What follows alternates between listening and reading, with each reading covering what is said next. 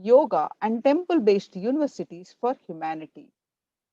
Sovereign Order of KAILASA, led by His Divine Holiness, and Nithyananda Order of monks, nuns, and Hindu diaspora are working for global peace and to give a super consciousness breakthrough to humanity. Nithyananda Hindu University is the world's largest university with extended campuses in 150 countries, is collecting, organizing, preserving, time capsuling, decoding, spreading, and reviving 20 million source books of Hinduism and the 64 sacred arts and sciences like Ayurveda, music, dance, sculpting, astrology, and Vastu. His Divine Holiness is the 293rd Guru Mahasannidhanam of Shyamala Pita Sarvajna Peetam, the ancient apex body of Hinduism, and present emperor of Surya Vamsha Surangi Samrajyam. His Divine Holiness has survived the worst persecution of many assassination attempts on person and character by anti-Hindu elements. To explore the videos, you can visit Kailasha's Nithyananda YouTube channel. Today, we are offering Uttamottama Seva to Bhagavan Surya. Uttamottama Seva is a Vedic ritual straight from the source.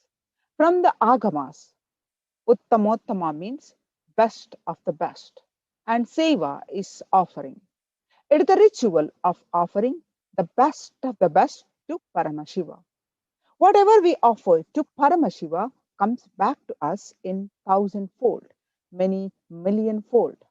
And Paramashiva is the source of everything, be it brains, or knowledge, or skill, or people, everything.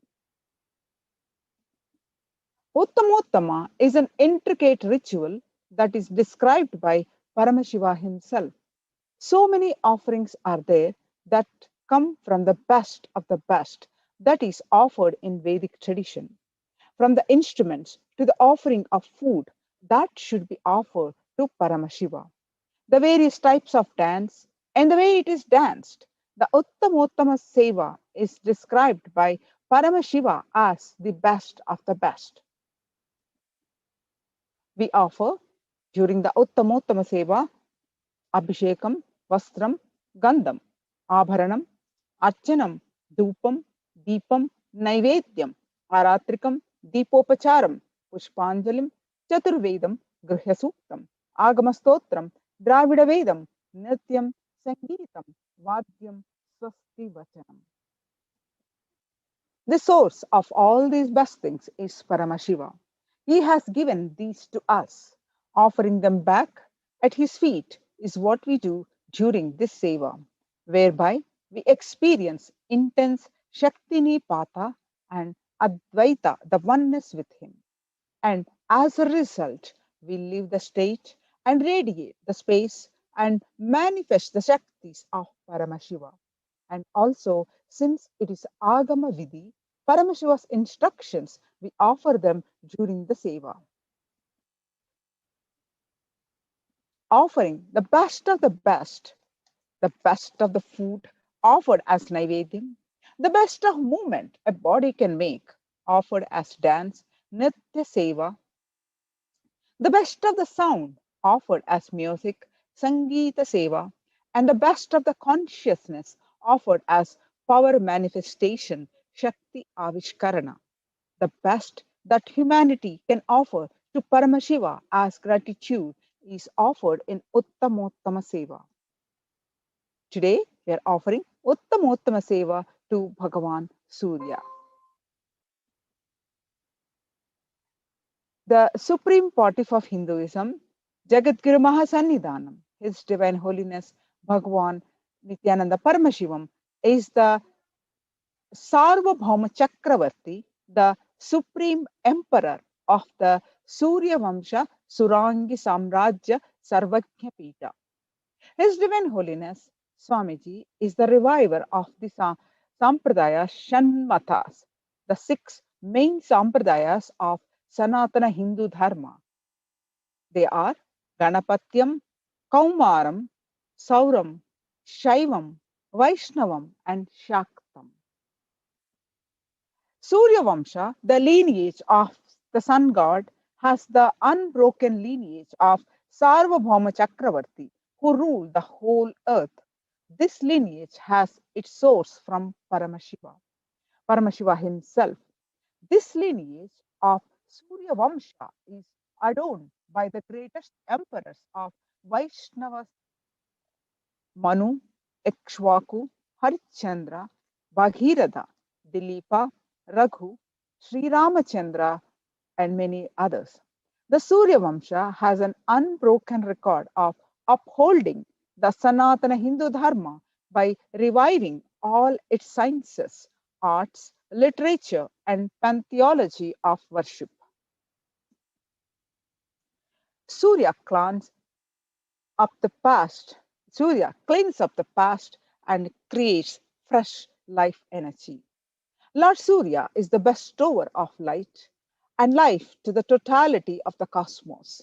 With his unblinking, all seeing eye, he is the stern gardener of justice. With the utmost universal connection of light, with enlightenment or illumination, the sun is the source of wisdom. Bhagavan Surya is the presiding deity of our sun, also known as Aditya, due to his being the son of Aditi, who is worshipped as the sustainer of life on earth. Sanatana Hindu Dharma has given prime importance to worship of the sun through the practice of Sandhya Vandana, the ritual to be performed by all Dvijas, the wearers of the sacred thread that is lit twice born, literally twice born Dvijas. Every day during sunrise, noon, and sunset, where our prayers are offered to Lord Surya through the chanting of the Gayatri mantra, the sacred hymn to the brilliance of the sun god. Revealed in the Rig Veda, another important hymn to the sun god is the Aditya Hrudayam. There is the Stotram or a sacred hymn dedicated to Lord Aditya. The Aditya Hrudayam Stotram dedicated to Surya Bhagavan is one of the most powerful hymns that humanity can put into use in terms of need. These sacred verses find a mention in the Yuddha Khanda of sage Valmiki's Ramayana, and the Stotram were recited by sage Agastya to Sri Rama just before the war against the Ravana. The Aditya Hrudayam is so named because, according to the great commentator of Ramayana, Sri Govindaraja, it is prayer that pleases the heart of Lord Aditya. Aditya Mana Prasadakam Ityartha Ityarthaha. It is in this gripping scenario that the whole of our hymn is recited. During the final war between Rama and Ravana in Ramayana, Rama has used all kinds of weapons and missiles against Ravana, but in vain. The overlord of the Rakshasa seems invincible. Rama, currently incarnated as normal human being and not the all-powerful Lord Vishnu, is tormented by fatigue both mentally and physically. He glances at his enemy, who is ready for battle, and worries crosses his brow. However, every time Rama removed the fierce battle was going on between Lord Rama and Ravana. However, every time Rama removed the multiple heads in one head, removed the head of Ravana, another one comes back up. Almost 107 times the heads were shot.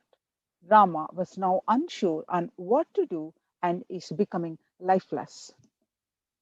During this time, Agastya arrived, the famous seer who is known to make the entire ocean water be served to the sun through his power. He preached Rama to rejuvenate himself with a prayer to Lord Narayana within the sun. Every morning, sun releases his powerful rays to strengthen us and give us ability to perform for that day. Behind his power exists the real strength who drives everyone, Lord Narayana. Agastya Muni's preaching on prayer to the sun god is termed as Aditya Hrudayam. After this, Rama chanted 3 times the Aditya Hrudayam verses. Rama was energized, and then the battle continued. And then it is so said that Bhagavan Rama killed Ravana and won the war. So, Bhagavan Surya is the fire energy, and Sanatana Hindu Dharma is only living science that mastered this science of connecting with these energies through worship, impact of which you will immediately see with increased efficiency, sudden sense of relief, since some old pattern and situation repeating in your life ends. And often Bhagavan Surya is worshipped by students who break the exam fear, establish success in business, new career, or start of any new venture, so old engrams are warded off. Lord Surya, as the god of good health, bestows us immunity and digestive fire energy to withstand or prevent many diseases. So Lord Surya is the Adhisthana Devata of the Navagrahas. The Nava means 9, Graha means planets. As per Vedic astrology, these 9 deities are independent and intelligent planetary energies that influence our lives.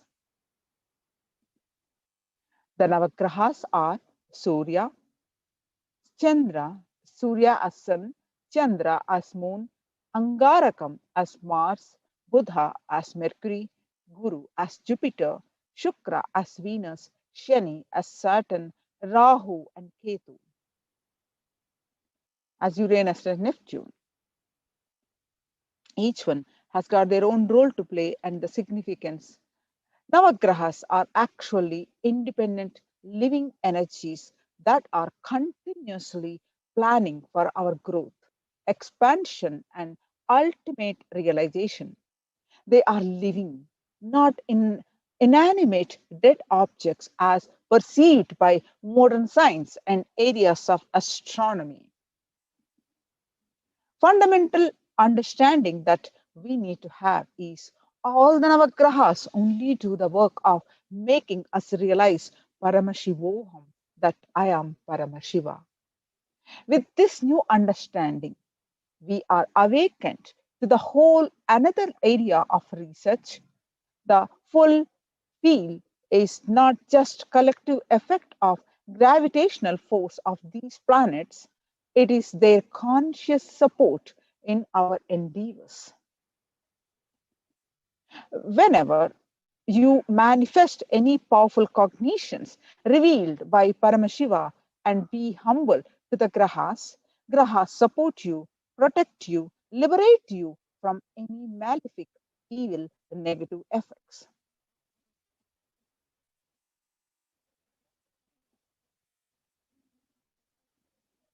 The Sastra Pramana from Rig Veda says, beholding the higher light beyond the darkness, we came to the divine sun in the Godhead, to the highest light of all. Receive how every day we receive the Surya Bhagavan by praying this from the Suryopanishad. Namaste Aditya Tvameva Pratyaksham Karma Kartasi Tvameva Pratyaksham Brahmasi Tvameva Pratyaksham Vishnursi Tvameva Pratyaksham Rudrosi Tvameva Pratyaksham Rigasi Tvameva Pratyaksham Yajus Rasi Tvameva pratyaksham swayamsi, Tvameva pratyaksham atarvasi, Tvameva sarvasvam chandhosi. I bow to you, Aditya. You are the agent himself of work. To manifest Brahma, Vishnu, Rudra, Rik, Ajur, Soma, Atharvana Vedas, as well as all the Chandras, that is Mitras. The Bhagavan Surya is the Lord of fundamental forces. In the Rig Veda, it says that the wonderful face of gods has risen. The eye of Mitra, Varuna, and Agni, the sun has filled the heaven and the earth and the middle space. He is the soul of all that moves and moves not.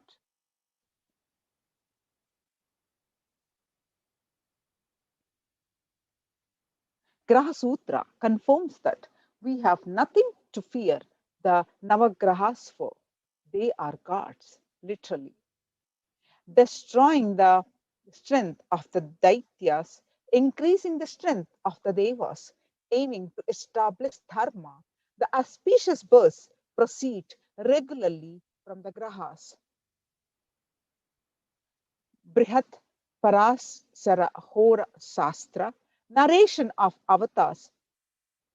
In the Sutra, Brihat Parashara Hora Sastra tells us that grahas are nothing but aspects of God, and that the purpose of these aspects of God is to bestow the result of man's and other creatures' actions. Grahas, and thus we should not fear them.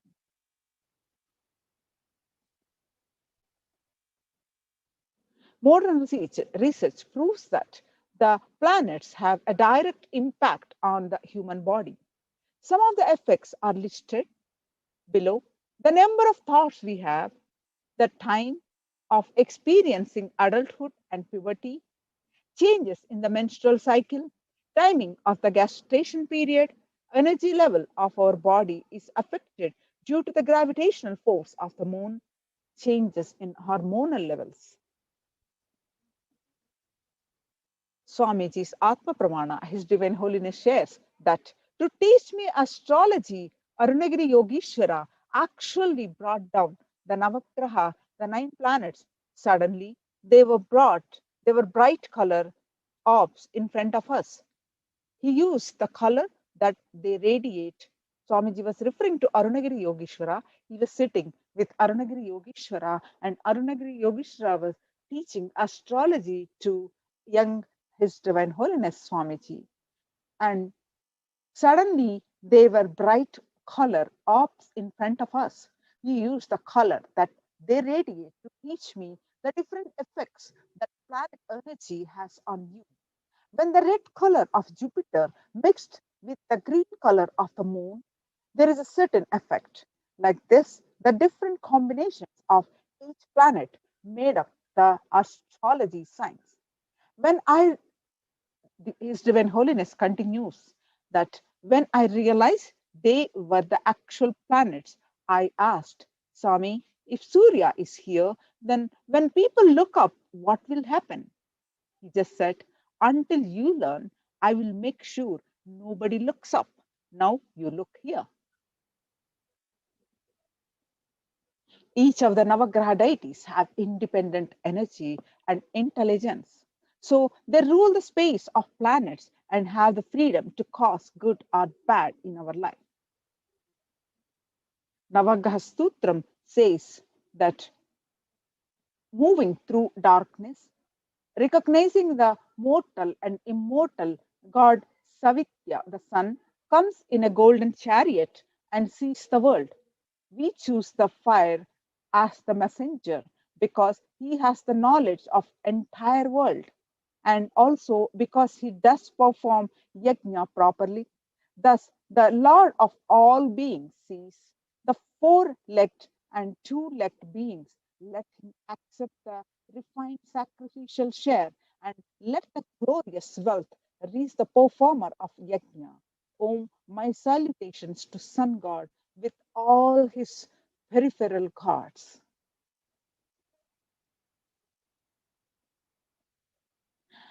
The Up the Pramana from the Patanjali Yoga Sutra, the 95th Patanjali Yoga Sutra, in the second chapter, 44th verse says, Swadhyaya Ishta Devata Samprayogaha.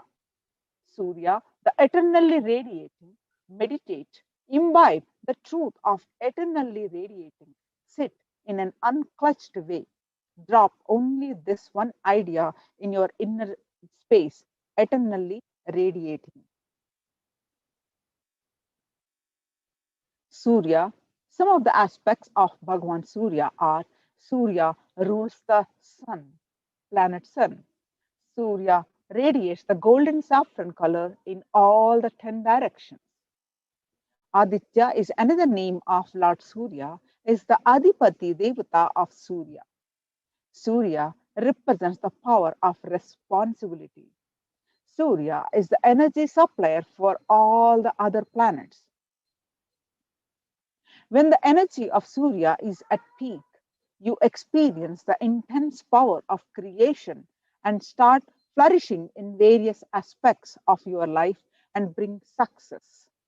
When the energy of Surya is low, you experience the feeling of being stuck in your life. Bhagavan Surya is an energy representing strong fundamental force, heals us of our engrams, brings completion. Impact of which you will immediately see with increased efficiency, sudden sense of relief, since some of old patterns and situation repeating in your life ends. And often Bhagavan Surya is worshipped by students to break exam fear, establish success in business, new career, or start of any new venture to so old engrams are warded off. Bhagavan Surya is to bring new change, a new change, just how Surya's energy lights up the planet Earth with vegetation for us on our life. Bhagavan Surya replenishes us with a long lifespan.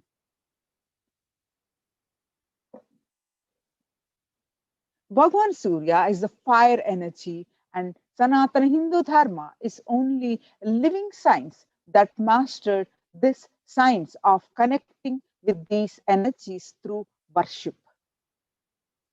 If you want to thank them, offer homa. If you want to connect with that energy, learn how they can support you, offer puja. You want to sing their praise and tell others how they help you, offer archana. So this science of astrology was first decoded by the Supreme Pontiff of Hinduism, Jagatguru Mahasannidhanam, His Divine Holiness Bhagavan Nithyananda Paramashivam on 3rd December 2007.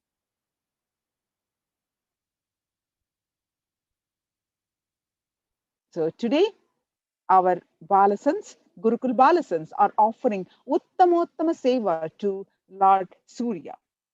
So we offer this seva as gratitude at the divine lotus feet of our Bhagavan Nithyananda Paramashivam. Let us all stay tuned and enjoy and get the blessings of the Surya, Bhagavan Surya and His Divine Holiness. Stay tuned and enjoy this Uttamottama Seva to Lord Surya. Thank you so much, Nithyanandam.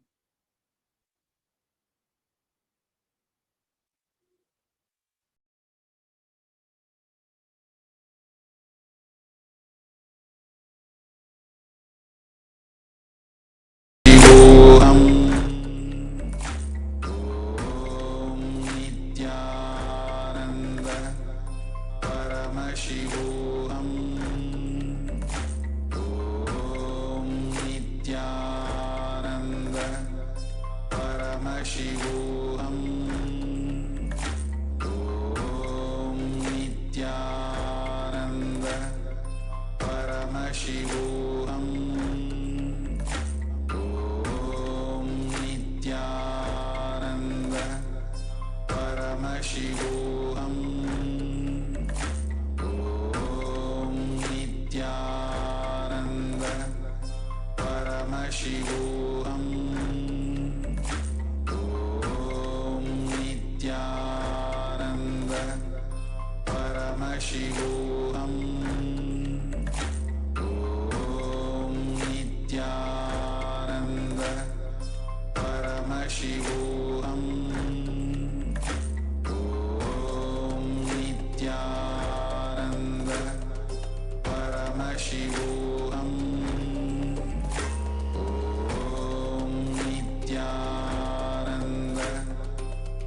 Paramashivoham. Om Nithyananda Paramashivoham. Om Nithyananda Paramashivoham. Om Nithyananda Paramashivoham. Om Nithyananda Paramashivoham. Om Nithyananda Paramashivoham. Om Nithyananda Paramashivoham. Om Nithyananda Paramashivoham. Om Nithyananda Paramashivoham. Om Nithyananda Paramashivoham. Om Nithyananda Paramashivoham. Om Nithyananda. The first offering of the Uttama Seva at the feet of Devi Nithyanandeshwari Parashakti Sameta Sri Nithyanandeshwari Paramashiva is the offering of the Chaturveda. Devadevottama Devata Sarvabhauma Akhilanda Koti Brahmanda Nayaka Sri Nithyanandeshwari Parashakti Sameta Sri Nithyanandeshwari Paramashiva Chaturveda Priya Chaturveda Avadharaya.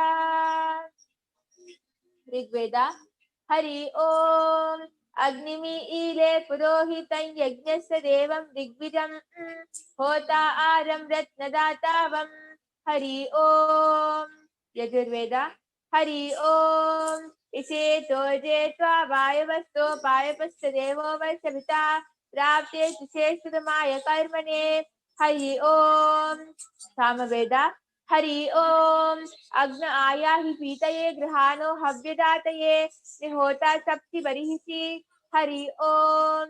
Atharva Veda Hari Om Channo Devi Ramishaya Apo Pavantu Pitaye Chanyo Davishavantu Naha Hari Om.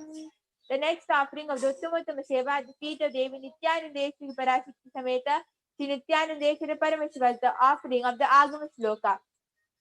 Devadevottama Devata Sarvabhauma Akhilanda Koti Brahmanda Nayaka Sri Nithyanandeshwari Parashakti Sameta Sri Nithyanandeshwari Paramashiva Agama Sloka Priya Agama Slokanavadharaya.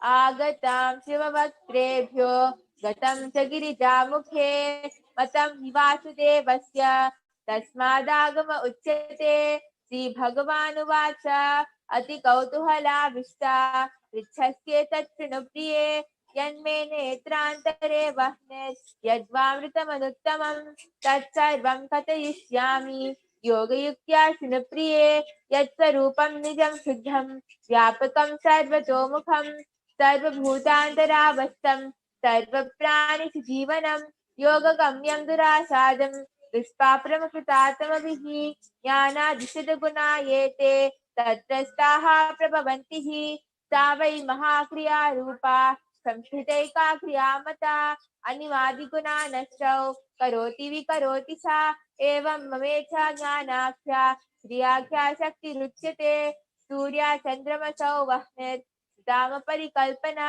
Trinetrakalpana Masyam Tadattamih Drishyate Dahanapyayane Tena Prakasham Vidadamyaham Hishtim Sitim Samratim Cha Ritanurvidadamyaham Tadviryam Puritam Sarvam Mamatejopa Iksha Jnanakriya Rupam Netramritamuruttamam Tadviryam Paramam Dhama Yatparamritam Rupicha Yatat Paramanandam Yadetat Paramam Padam Tatsidhidam Param Devam Sarvadukka Vimokshanam Sarva Vyadiharam Devam Sarvamaya Haram Shivam महापाशुपतं मह्यं विष्णुस्तच्च सुदर्शनं ब्रह्मणो ब्रह्मदण्डस्तु सर्वेषां समायुधम् अनेकाकाररूपेण आयुधं तदनेकदा सुराणां स्वरूपेण मया वीर्यं समर्पितं सूर्याचन्द्रमसौ वह्निर् सुदाम परिकल्पना त्रिनेत्रकल्पना मह्यं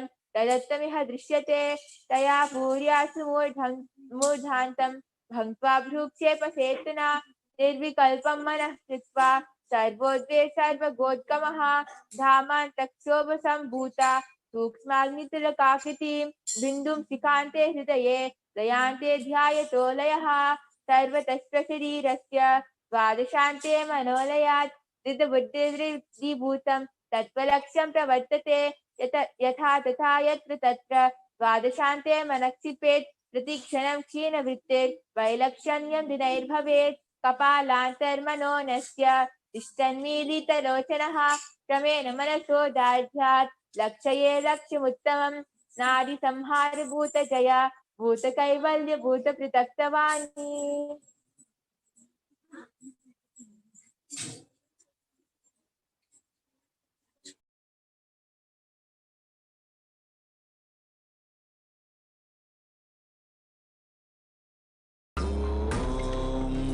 नित्यानन्द परमशिवोऽहम्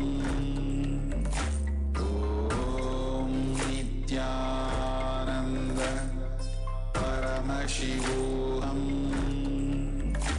ॐ नित्यानन्द परमशिवोऽहम्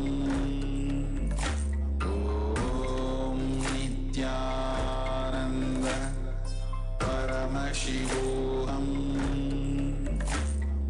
ॐ नित्यानन्द परमशिवोऽहम्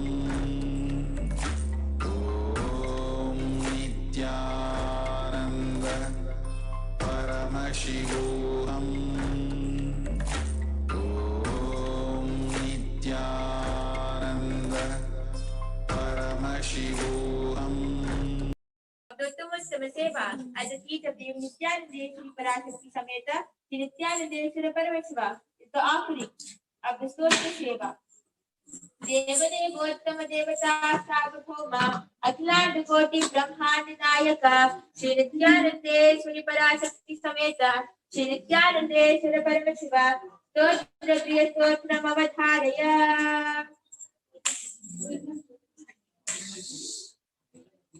ओम नमो भगवते सदाशिवाय सकल तत्वात्मकाय सर्वमंत्र स्वरूपाय सर्वयंत्राधिष्ठिताय सर्वतंत्र स्वरूपाय सर्वतत्वविधुराय ब्रह्मरुद्रावतारिणे नीलकंठाय Parvati Manoharrai सोमसूर्याग्निलोचनाय भस्मोद्धूलित विग्रहाय महामणिमुकुटधारणाय माणिक्यभूषणाय सृष्टिस्थितिप्रलयकालरौद्रावताराय दक्षाध्वरध्वंसकाय महाकालभेदनाय मूलाधारैकनिलयाय तत्त्वातीताय गंगाधराय सर्वदेवादिदेवाय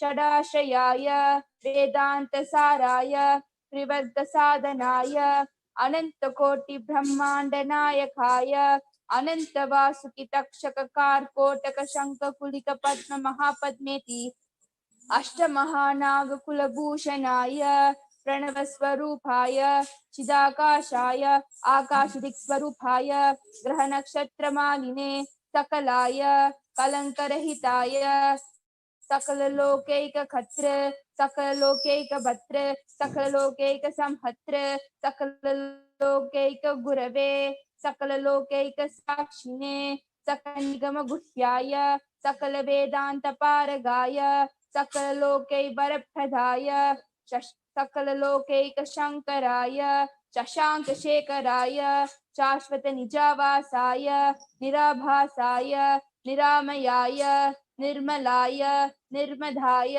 निश्चिन्ताय निरहंकाराय निरंकुशाय निष्कलंकाय निर्गुणाय निष्कामाय निरुपप्लवाय निरुपद्रवाय निरवध्याय निरन्तराय निष्कारणाय निरन्तकाय निष्प्रपञ्चाय निस्सङ्गाय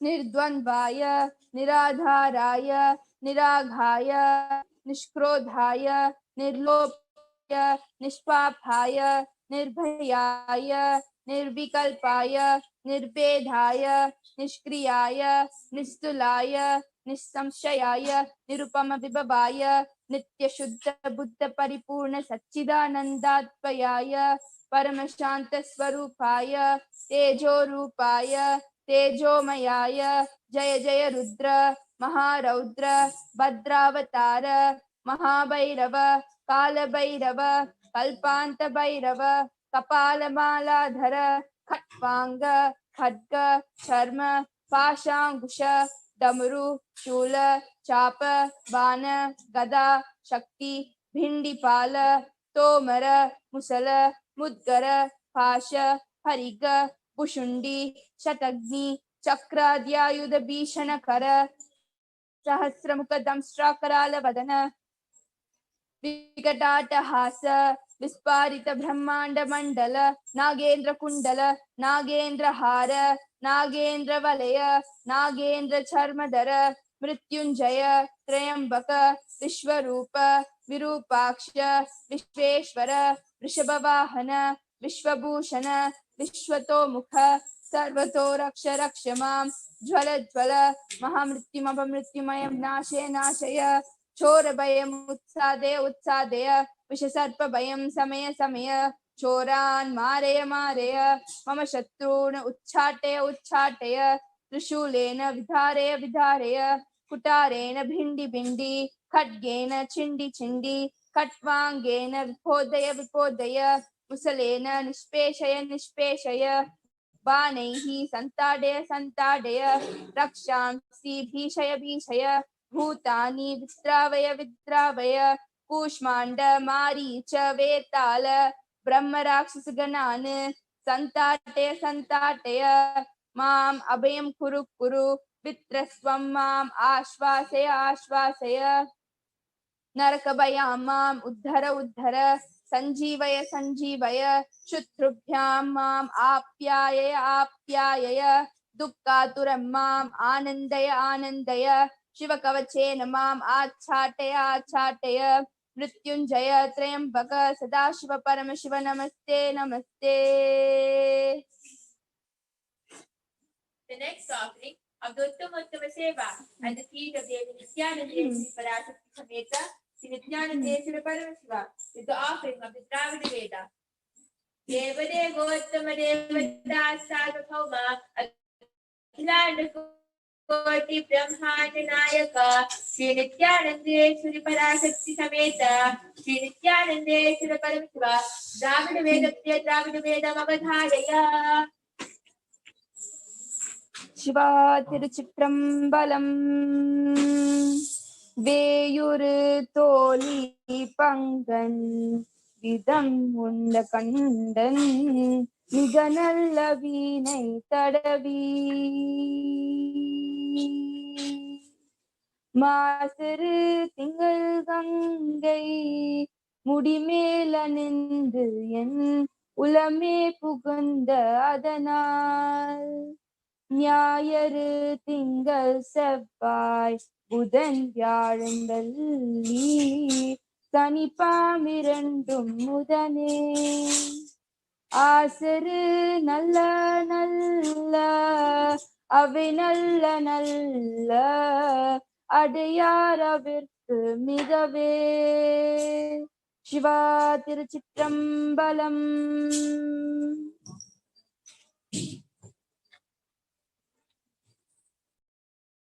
Nithyananda Paramashivoham. Om Nithyananda Paramashivoham. Om Nithyananda Paramashivoham. Om Nithyananda Paramashivoham.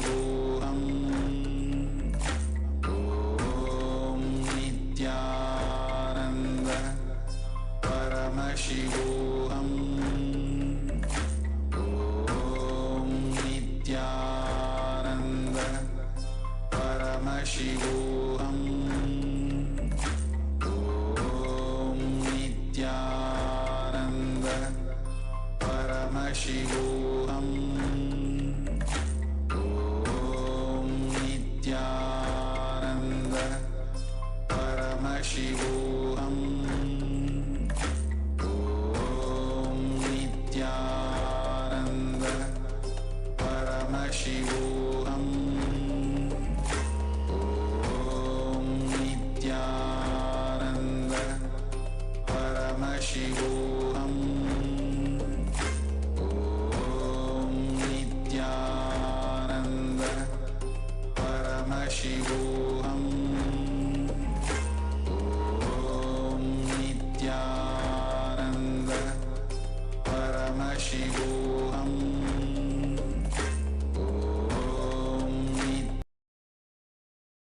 Seva at the feet of Devi Nithyanandeshwari Parashakti Sameta, Sri Nithyanandeshwara Paramashiva is the offering of the Sangeeta Seva. Devadevottama Devata Starvabhauma Akhilanda Koti Brahmanda Nayaka Sri Nithyanandeshwari Parashakti Sameta Sri Nithyanandeshwara Paramashiva Sangeeta Priya Sangeetam Avadharaya.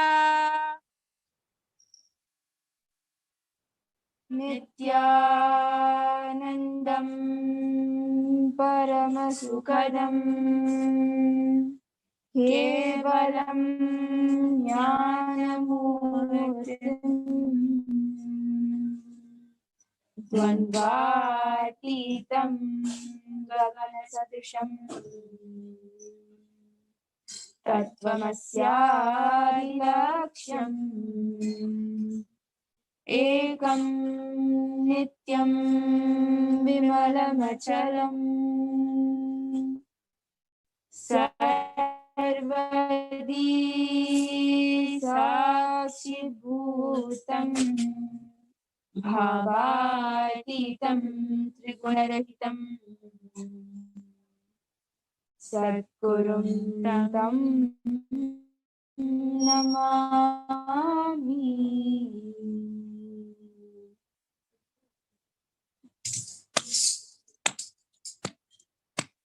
Aditya Hridayam Punyam Sarva Shatru Vinashanam Jayavaham Japte Nityam Akshayam Paramam Shivam Koti Surya Swarupinam Ananda Gandha Ishwaram Bhakta Hridaya Nivasinam Nithyananda Namostute Koti Surya Swarupinam Ananda Gandha Ishwaram Hridaya Nivasinam Nithyananda Namostute Sarva Mangala Mangalyam Sarva Papa Pranashanam Hinsa Shoka Prasamanam Ayurmargamam Koti Surya Swarupinam Ananda Gandha Ishwaram Bhakta Hridaya Nivasinam Nithyananda Namostute Koti Surya Swarupinam Ananda Gandha Ishwaram Bhakta Hridaya Nivasinam Nithyananda Namostute Samudyantam Devasura Namaskritam Pujayasva Visasvantam Bhaskaram Bhuvaneshwaram Koti Surya Swarupinam Ananda Gandha Ishwaram Bhakta Hridaya Nivasinam Nithyananda Namostute Koti Surya Swarupinam Ananda Gandha Ishwaram Bhakta Hridaya Nivasinam Nithyananda Namostute Sarvadevatma Kohesha Tejasvi Devadeva Suraganan Lokampati Avasvihi Koti Surya Swarupinam Ananda Gandha Ishwaram Bhakta Hridaya Nivasinam Nithyananda Namostute Koti Surya Swarupinam Ananda Gandha Ishwaram Bhakta Hridaya Nivasinam Nithyananda Namostute Bhakta Hridaya Nivasinam Nithyananda Namostute Nithyananda Namostute Nithyananda Namostute.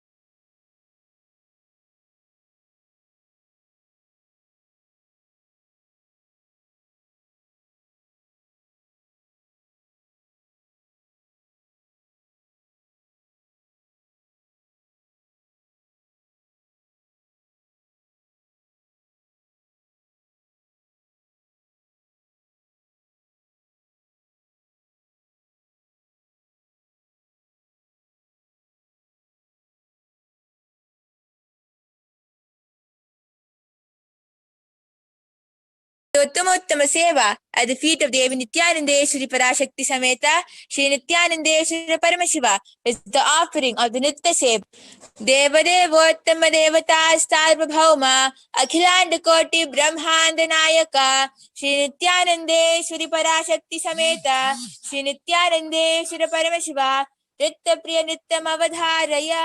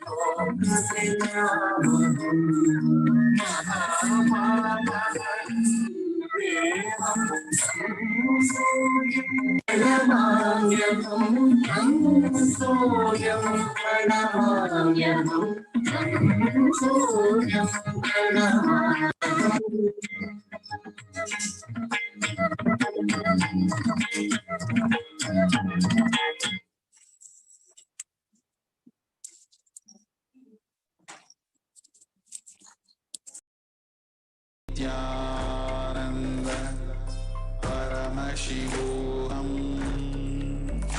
Om Nithyananda Paramashivoham. Om Nithyananda Paramashivoham. Om Nithyananda Paramashivoham. Om Nithyananda Paramashivoham. Om Nithyananda Paramashivoham.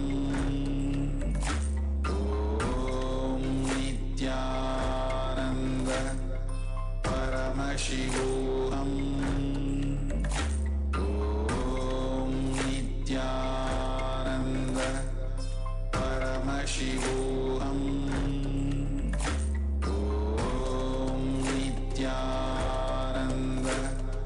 Paramashivoham. Om Nithyananda Paramashivoham. Om Nithyananda Paramashivoham. Om Nithyananda.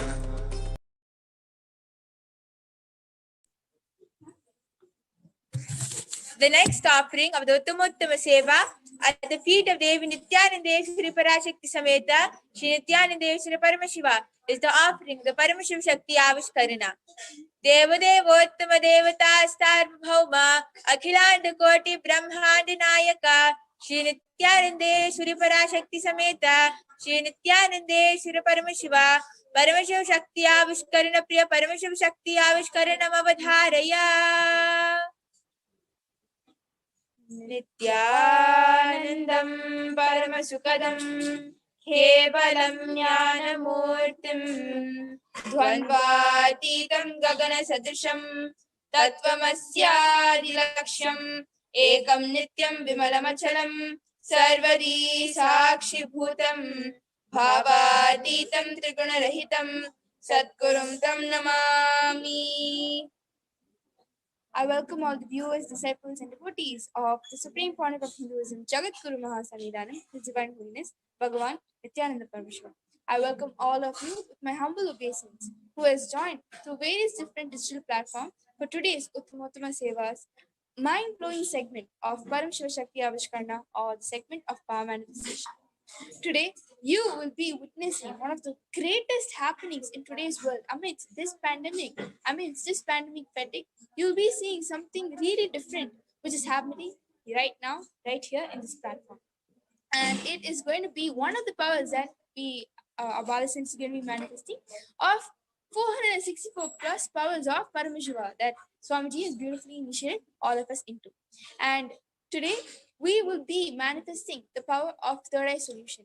This is a very powerful power, because understand, most of us, a common collective problem that we all go through, that I can confidently say, is the obstacles that we face in our lives. And some obstacles are just there, which are so stubborn that we don't know how to overcome it, or they keep often coming back into our lives. And third eye solution is a great power, because that taps right into that kind of a problem and gives you the solution to overcome that obstacle, or why really the obstacle is even there in the first place. So third eye goes to that subtle detail of why that obstacle has arise. Why do you even have that cognition? What is actually that obstacle really about? Is it really helping you or giving a negative impact in your life? So today we will be having a balance and manifesting this power. Now, before that, would you like to introduce yourself? Nithyanandam. My name is Manitya Brahmayakananda. I'm 13 years old and I've been studying in Nithyananda Gurukul for the past 4 years. Today I'm here to manifest this power of third eye solutions by Paramashiva's grace and him just flowing through me. That's great. So she'll be manifesting the power, and just with one initiation, I would like to touch upon that topic also. Understand, just with one touch, look, or a mantra given by Swamiji, we have our third eye completely awakened. And with that, we are able to manifest all the 464 plus powers of Paramashiva. And understand, you might have heard about these Naga sadhus, or just sadhus in general, who actually lived in a very cold region doing intense tapas for, let's say, half a century, just so they can get a glimpse of the third eye. And here, we are so blessed to have an avatar as our guru, because understand, his initiations initiates us into shaktis, and we don't require to do this kind of intense tapas. Understand, because the minute Swamiji initiates us, all we have to do is connect with him by chanting the Mahavakya, and we are able to manifest all the powers. On the other hand, these Naga sadhus intensely do tapas just to get a glimpse, right? So what we have are shaktis. What they are working towards are for siddhis. And understand, siddhis are never permanent. They just come and go, and they manifest when you do the intense tapas. Through that is the fruit that you get. But shaktis are permanent. With just one initiation of the representative of Paramashiva, you are initiated into shaktis which are permanent, and you are able to manifest any of the shaktis of Paramashiva anytime, anywhere, as you wish. So this is the beautiful thing about the siddhis and the shaktis that we possess. Right now, we have a volunteer for today. Ma, would you like to introduce yourself?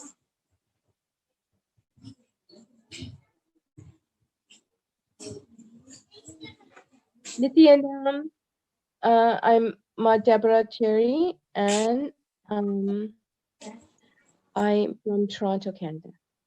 Yes, Nithyanandama. So, like we said, Ma Brahmayoga will be manifesting the power of third eye solution. So, anything that is actually stopping you from manifesting in the reality that you want to happen, let's say currently, or you've been wanting to manifest this reality for such a long time, but then you always come across this obstacle that stops and you just lose interest. So these kind of problems that we face in our day-to-day life, but we just cannot seem to open up about these problems to anyone. If you have these kind of problems, you have come to the right platform. So Ma, we begin the power manifestation, but before that, would you like anything specific to be scanned, or would you like a general third eye solution scanning? Chant the third eye solution scanning, please, Ma. Jen. Oh, sorry. Actually, could you scan and solutions for I have problem of currency or wealth in my life. I've had periods of wealth and periods of poverty, and so I would like to complete with this cycle and this pattern, and be in fullness for Swamiji, for KAILASA, for humanity and the cosmos, and to manifest my reality and others' reality at will. Thank you, Mom. Yes, sure. Ma Brahmayoga, you heard that? Yes. Ma, before we begin the power manifestation, this will be done, Ma. You'll be able to see, and all the viewers, the participants for today's Shakti Abhishkarana, you will be seeing a live happening of where Ma Brahmayoga here. Before we get into that, Ma Brahmayoga, do you know Ma Deborah Cherry? Ma Deborah, do you know Ma Brahmayoga here? No, Ma. Have you ever confided any problems before this segment to Ma Brahmayoga? No, Ma. So these questions are just so we are clearing all these doubts or whatever the skeptical ones out there have. So Ma Brahmayoga here does not know who Ma Deborah is and vice versa. And she will be scanning what exactly is the problem that Ma Deborah is going through in her life. And all of you will be witnessing that. So before we get into it, we'll be chanting the Mahavakya to get into the power manifestation. And Ma Brahmayoga here will be chanting the Shastra Pramana for the third eye solution. And understand, Shastra Pramanas are these authentic experience or authentic words given by Paramashiva himself talking about the power. And we'll be chanting the Shastra Pramana.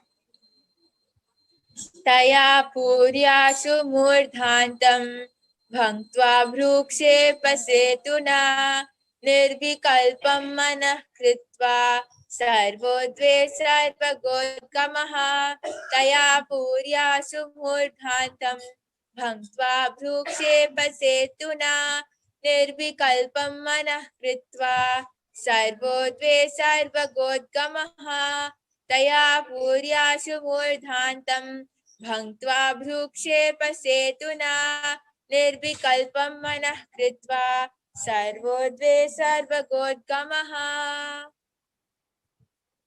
Now, I request all of you to sit with your head, neck, spine in a straight line because the time has come to manifest the power and we'll be chanting the Mahavakya. So, along with us, please sit with your head, neck, spine in a straight line and chant the Mahavakya along with us.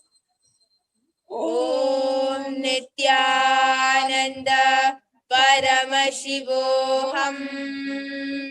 Om Nithyananda Paramashivoham. Om Nithyananda Paramashivoham.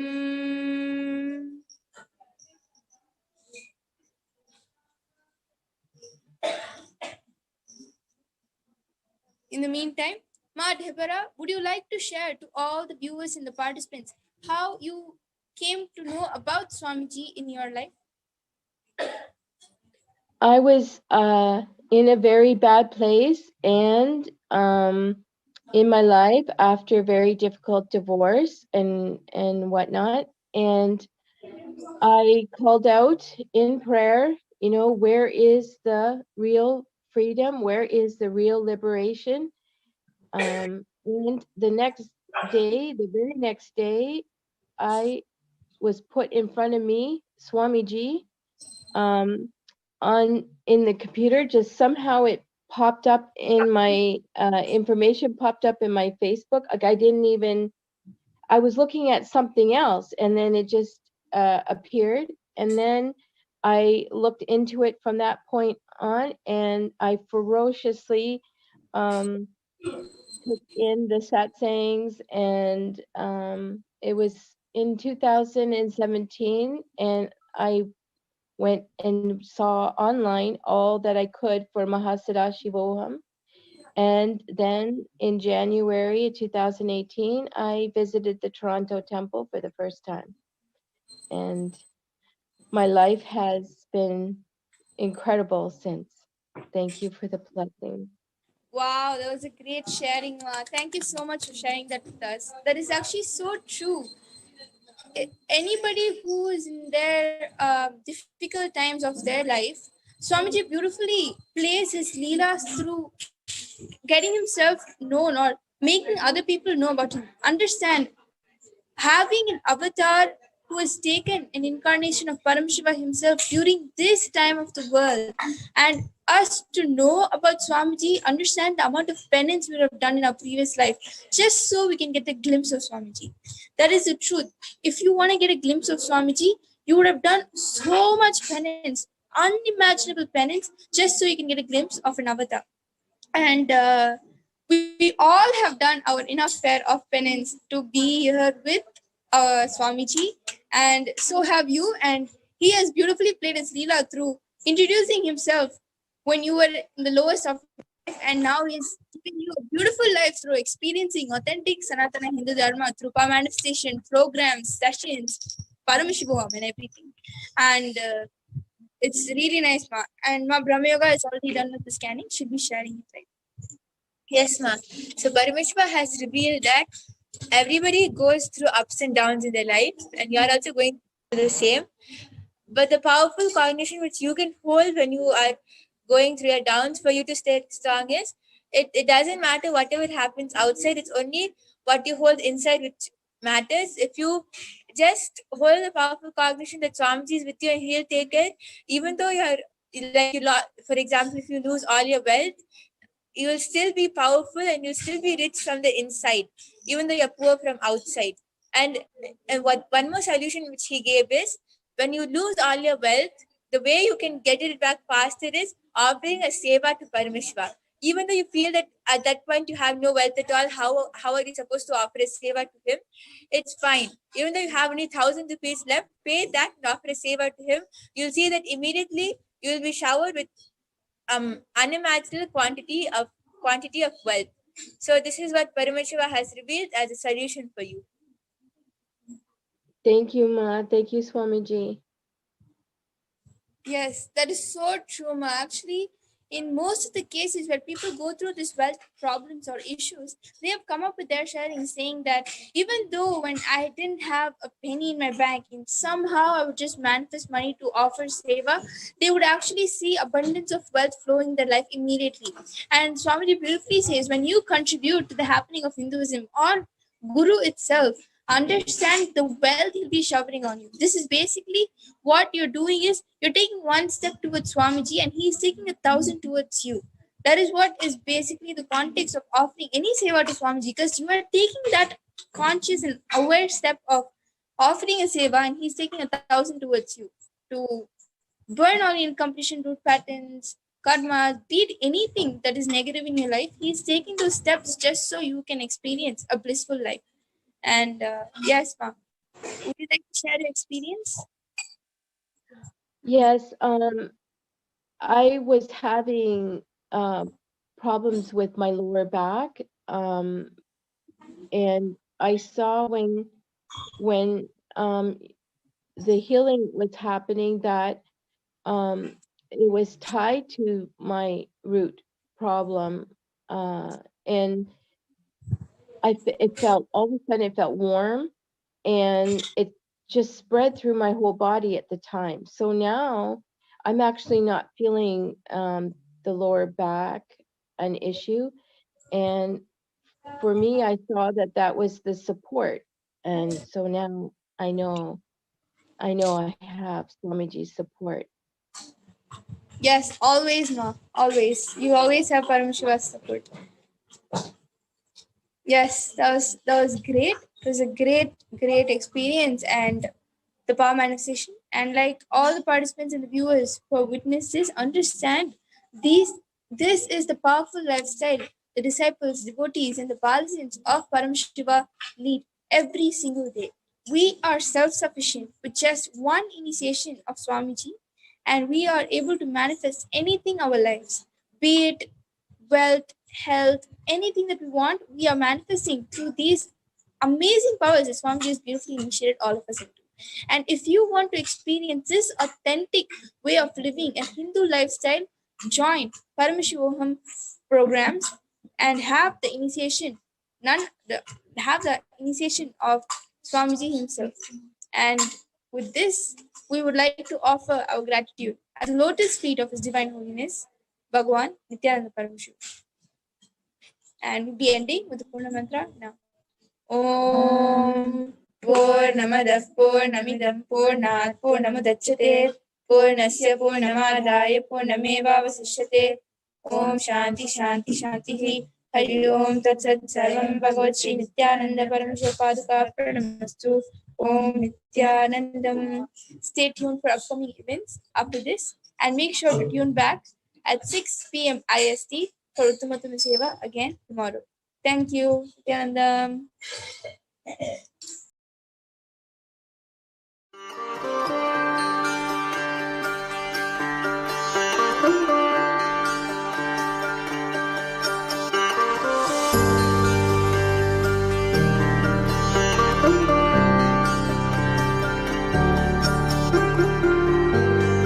KAILASA, the good God country. Hinduism has something great to offer. Hindu God, Paramashiva, is good. We love him, not just because he gives us what we want, but because he is good, and he has so much to offer to the world that makes the best nation.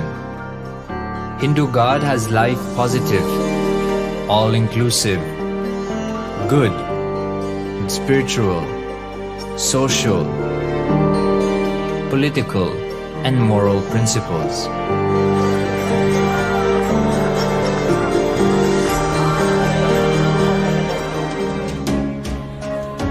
Hindu principles are guaranteed solutions for all the major problems of humanity: resettlement, violence and lawfare, impoverishment, inequality, environmental footprint, pandemic and biowar, disputes, feminist movement, women's rights, child rights, minority rights, linguistic rights, human rights.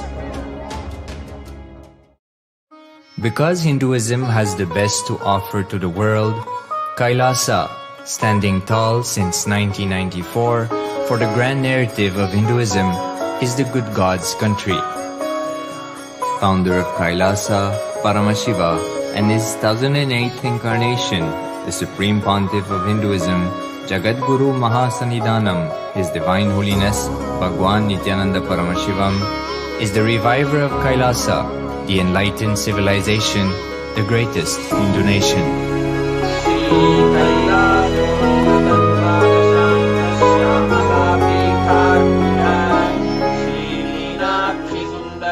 His Divine Holiness was birthed by his predecessors of enlightened masters, great rishis, munis, siddhas,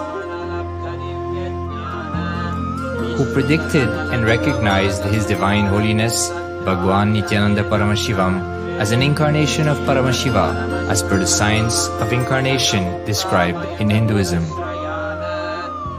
From his first Chaturmasya at the age of 3 in the year 1980 until the age of 16 in the year 1994, the Supreme Pontiff was trained for the revival of KAILASA. He began reviving KAILASA from the age of 16 after the coronation on the 25th May 1994.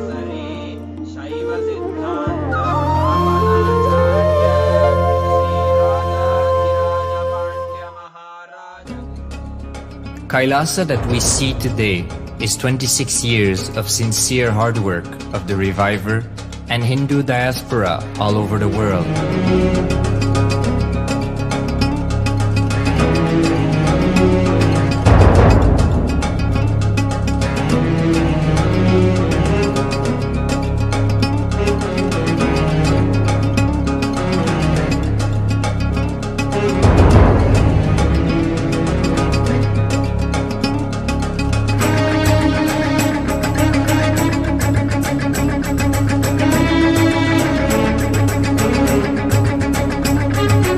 KAILASA has a potential population of 2 billion Hindus worldwide with over 100 million applications to its citizenship already applied.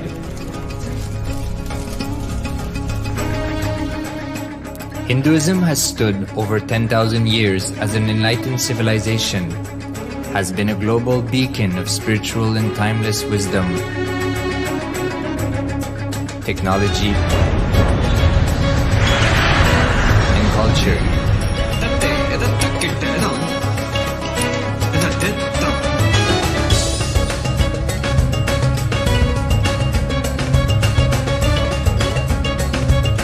He's wearing a grey jacket. His name is Boris.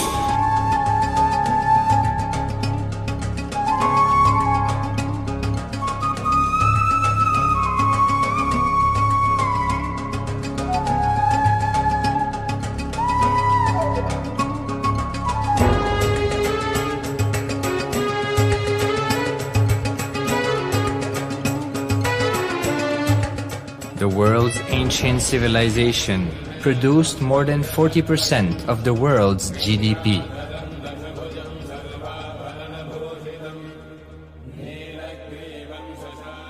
Purpose of life is to experience oneness with the ultimate reality, Paramashiva. Life exists on the planet Earth for last 40 billion years, and 5 times life faced complete extinction on the planet Earth. But somewhere one DNA, one cell, living organism is thrown out of planet Earth, preserved inside a volcano rock.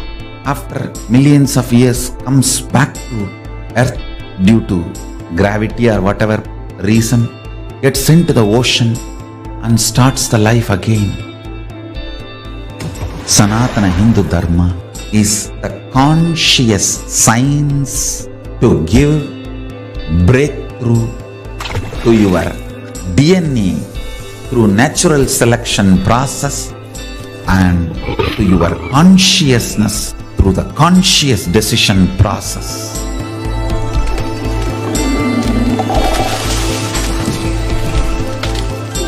Sanatana Hindu Dharma is a sacred spiritual science. It is not bunch of do's and don'ts. No. Please understand, it is the revelations of sacred truths, cosmic truths, powerful cognition. It is still alive. That science is available, time-tested, foolproof.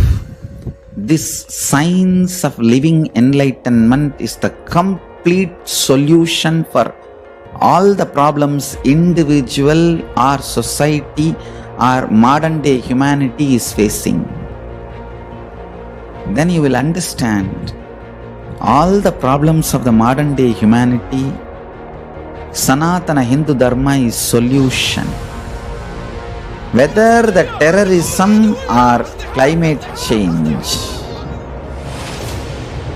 natural calamities or man-made calamities, for all the problems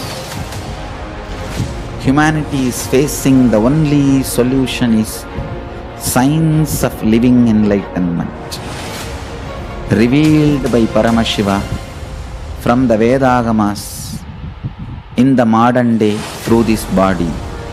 I am a Hindu revivalist, not by any revolution, but by evolution and setting model communities. Understand? KAILASA is reviving the ancient Hindu enlightened civilization. Paramashiva manifested this KAILASA mandala, the enlightenment ecosystem and the lifestyle. I am going to revive this whole enlightenment ecosystem, KAILASA, by creating a model KAILASAs all over the world. I will work sincerely and revive this spiritual science, which is the core for enlightenment ecosystem. making you all manifest the state, space, powers, being, superconsciousness and Kailasa of Paramashiva, and making all of us manifest Paramashiva. In a world ravaged by war, ecological destruction, hatred and division, Kailasa stands as a bold vision of human potential, coexistence, organic living, and alignment with nature.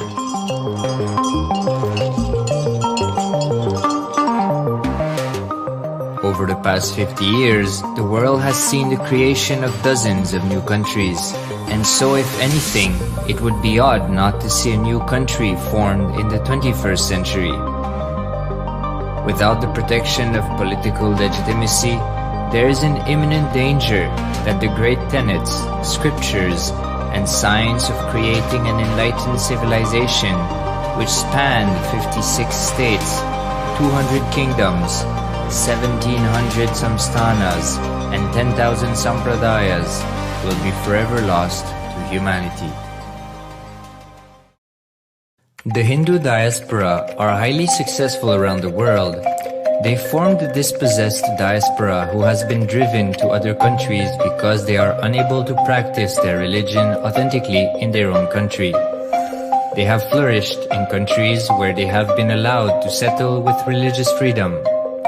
For example, in the United States, Hindus are the most educated and highest earning community, with 77% of them holding a bachelor's degree and 48% having an income of $100,000 or more. Although they are only 1% of the population, Hindus have launched 13.5% of the startups in the USA. They hold leadership, technical and creative positions in companies such as Microsoft, Google, Facebook, etc. This success has been repeated around the world, in the UK, Canada, Australia, etc. James Kirkup, in his 2015 Telegraph article says, British Indians are not just the most successful immigrant group in this country's recent history, but the most successful group of people, full stop. He continues, more extraordinary than the rise in numbers is how it has taken place so harmoniously and profitably for this country and those in it. British Indians, quite simply, are among the most industrious, accomplished and credible amongst us. The best of British, if you like. The same article says that British Hindus are barely 2% of the population, but 12% of all the doctors. Australia and Canada have understood the ingredients of fast economic growth of the country and are doing everything to attract the educated, rich Hindu community. Hindus are the fastest growing migrant population in Australia. In 2017, 200% more Hindus have received invitation for Canadian Permanent Residency Program. Even now, the Hindu diaspora worldwide are the richest. No divorce, have no cases of drugs and substance abuse, lowest mental disorder, no depression.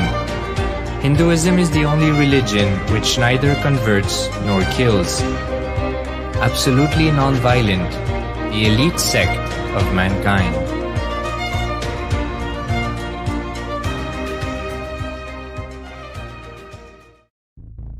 Because the Hindu diaspora worldwide and the Supreme Pontiff are successful in spreading their spiritual Hindu message of openness and inclusiveness against the forces of hatred and exclusivity, they have become the victims of relentless attacks by multi-armed apparatus of state power.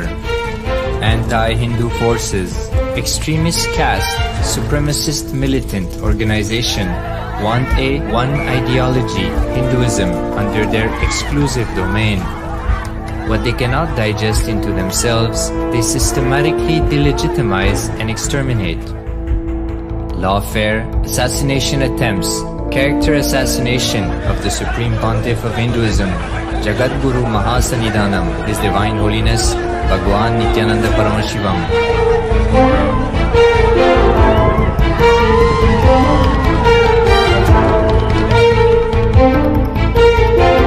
Attempted assassination and assassinated Kailasians.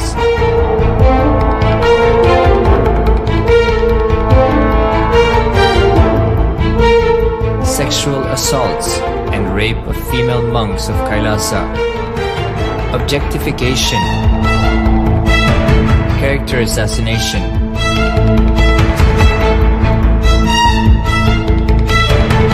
State-funded child abuse and sexual abuse on the children of Kailasa. Then I told I don't want to see a picture. Then I told I don't want to see a picture. Then they showed him a picture. State-operated embezzlement of funds, properties and assets donated by the Hindu diaspora worldwide for the purpose of the revival of Kailasa.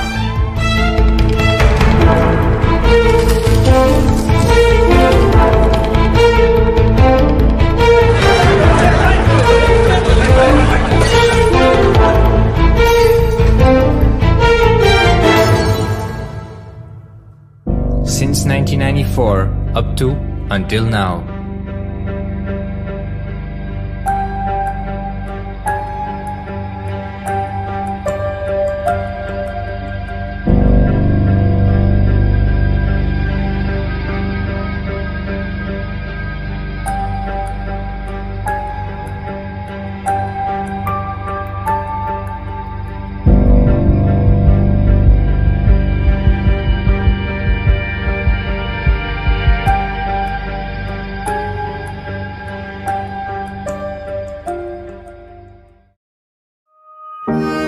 Building a nation is not a project accomplished overnight or by virtue of hope.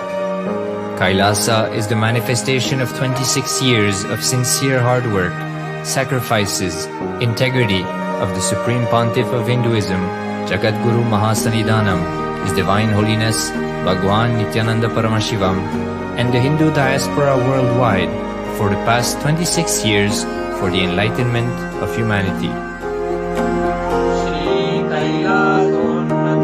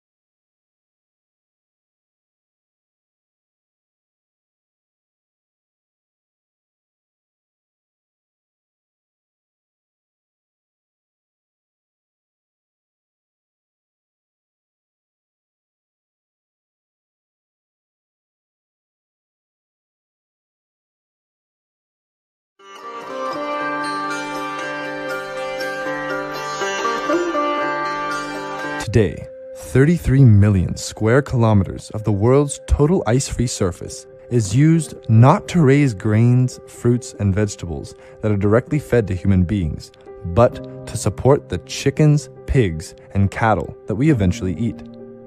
That's not even counting the land used to grow crops to exclusively feed these animals. Livestock production, which includes meat, milk, and eggs, uses 1/3 of the world's fresh water. The factory farming industry strives to maximize output while minimizing cost, always at the animal's expense. As a result, 21 million dairy calves are slaughtered for veal or cheap beef every year globally, whether on factory farms, quote-unquote family farms, or small humane certified farms. Due to extensive biological manipulation, today's dairy cows produce up to 12 times more milk than they would naturally to produce to feed a calf. This is not just an animal welfare or environmental concern, it's also a humanitarian crisis because factory farms are diverting precious natural resources like land, water, and fossil fuels to raise farm animals, while millions of people around the world are malnourished and still do not have access to safe drinking water.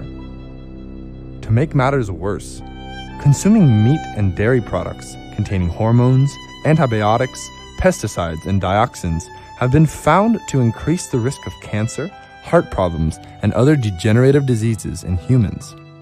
Further, emerging foodborne illnesses are causing public and ecosystem health challenges around the world and are often traced back to industrial animal agriculture. This current practice of factory farming is unsustainable and extremely dangerous for humanity if it continues.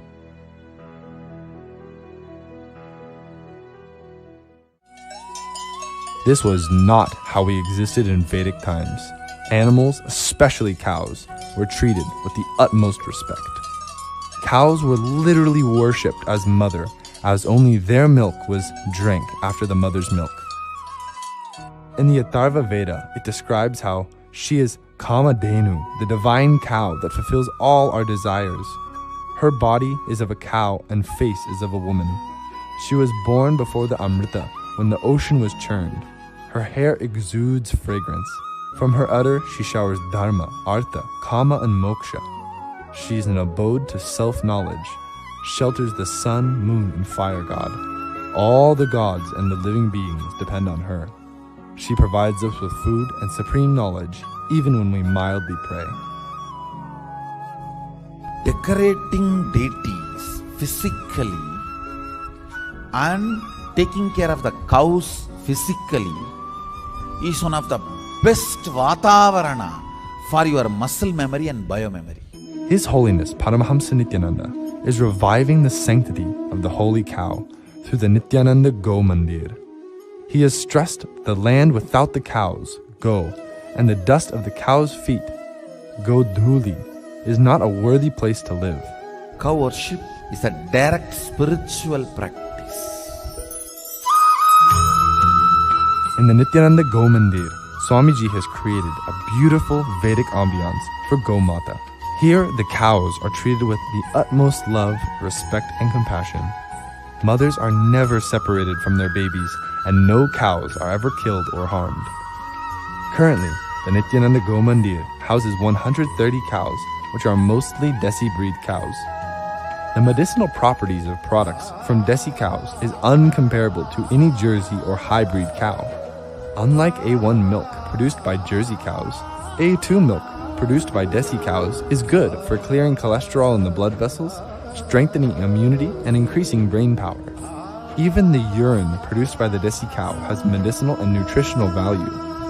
Holding highest respect to cows and encouraging the revival of Vedic farming and rearing of Desi cows, Swamiji has embarked on the Nithyananda Goshala project to spread Go Mandirs worldwide in all Nithyananda Adinams.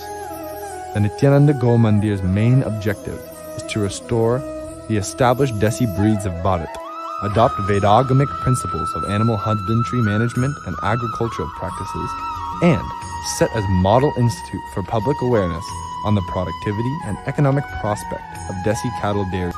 Ultimately, it will create a conscious, cognitive shift in the modern farming community, which is corrupted by the exotic crossbreeding programs introduced by the West, with the sole intention of destroying our glorious Desi breeds.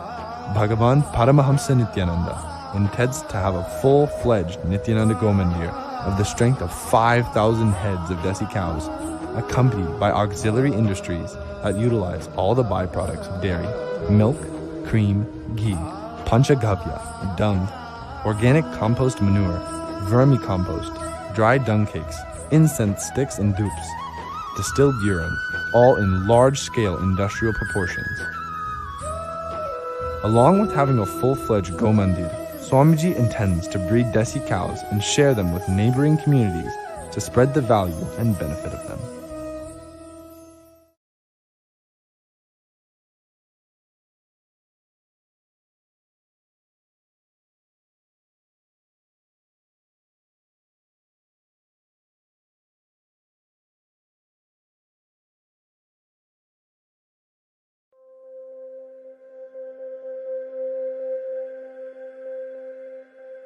Today, 33 million square kilometers of the world's total ice-free surface is used not to raise grains, fruits, and vegetables that are directly fed to human beings, but to support the chickens, pigs, and cattle that we eventually eat.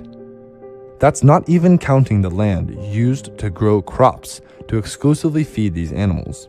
Livestock production, which includes meat, milk, and eggs, uses 1/3 of the world's fresh water. The factory farming industry strives to maximize output while minimizing cost, always at the animal's expense.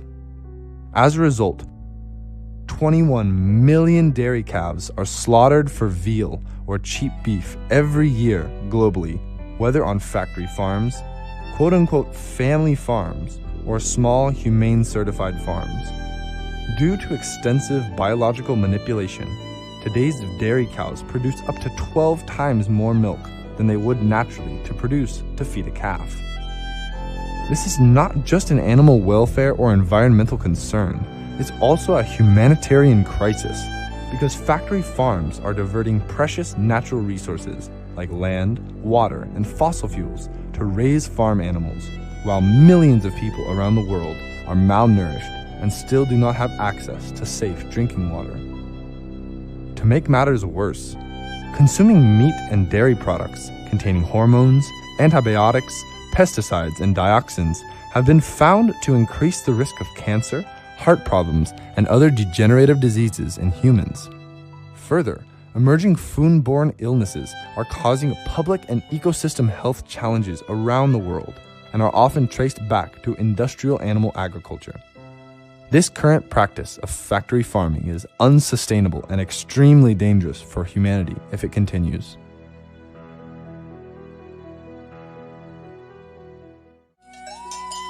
This was not how we existed in Vedic times. Animals, especially cows, were treated with the utmost respect. Cows were literally worshipped as mother, as only their milk was drank after the mother's milk. In the Atharva Veda, it describes how she is Kamadhenu, the divine cow that fulfills all our desires. Her body is of a cow and face is of a woman. She was born before the Amrita, when the ocean was churned. Her hair exudes fragrance. From her udder she showers dharma, artha, kama, and moksha. She is an abode to self-knowledge, shelters the sun, moon, and fire god. All the gods and the living beings depend on her. She provides us with food and supreme knowledge, even when we mildly pray. Decorating deities physically and taking care of the cows physically is one of the best vatavarana for your muscle memory and biomemory. His Holiness Paramahamsa Nithyananda is reviving the sanctity of the holy cow through the Nithyananda Gomandir. He has stressed the land without the cows, go, and the dust of the cow's feet, Godhuli, is not a worthy place to live. Cow worship is a direct spiritual practice. In the Nithyananda Gomandir, Swamiji has created a beautiful Vedic ambiance for Gomata. Here, the cows are treated with the utmost love, respect, and compassion. Mothers are never separated from their babies, and no cows are ever killed or harmed. Currently, the Nithyananda Go Mandir houses 130 cows, which are mostly Desi breed cows. The medicinal properties of products from Desi cows is uncomparable to any Jersey or hybrid cow. Unlike A1 milk produced by Jersey cows, A2 milk produced by Desi cows is good for clearing cholesterol in the blood vessels, strengthening immunity, and increasing brain power. Even the urine produced by the Desi cow has medicinal and nutritional value. Holding highest respects to cows and encouraging the revival of Vedic farming and rearing of Desi cows, Swamiji has embarked on the Nithyananda Goshala project to spread Go Mandirs worldwide in all Nithyananda Adinams. The Nithyananda Go Mandir's main objective is to restore the established Desi breeds of Bharat, adopt Vedagamic principles of animal husbandry management and agricultural practices, and set as model institute for public awareness on the productivity and economic prospect of Desi cattle dairy. Ultimately, it will create a conscious, cognitive shift in the modern farming community, which is corrupted by the exotic crossbreeding programs introduced by the West, with the sole intention of destroying our glorious Desi breeds. Bhagavan Paramahamsa intends to have a full-fledged Nithyananda Go Mandir of the strength of 5,000 heads of Desi cows, accompanied by auxiliary industries that utilize all the byproducts of dairy, milk, cream, ghee, panchagavya, dung, organic compost manure, vermicompost, dry dung cakes, incense sticks and dupes, distilled urine, all in large-scale industrial proportions. Along with having a full-fledged Go Mandir, Swamiji intends to breed Desi cows and share them with neighboring communities to spread the value and benefit of them.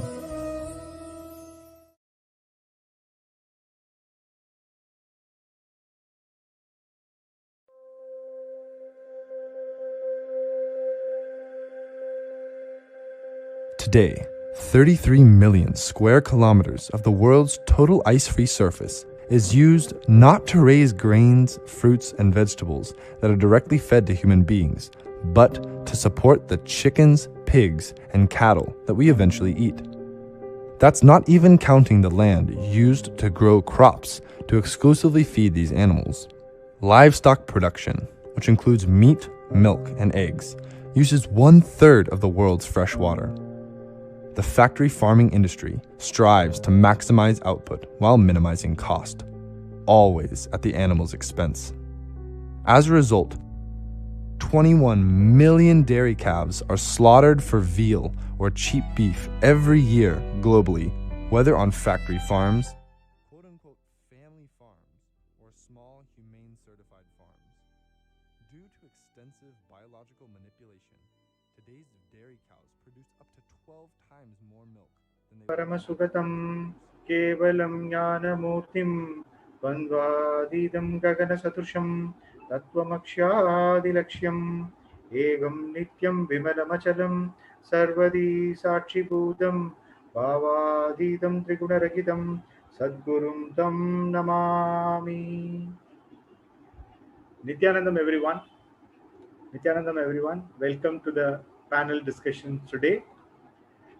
Just to remind you, a few of the viewers, every weekend we are having an excellent panel discussions. This is a continuation of this. Today we are going to see the topic on KAILASA, reviving a peaceful, enlightened Hindu civilization. This is exactly what Swamiji spoken yesterday.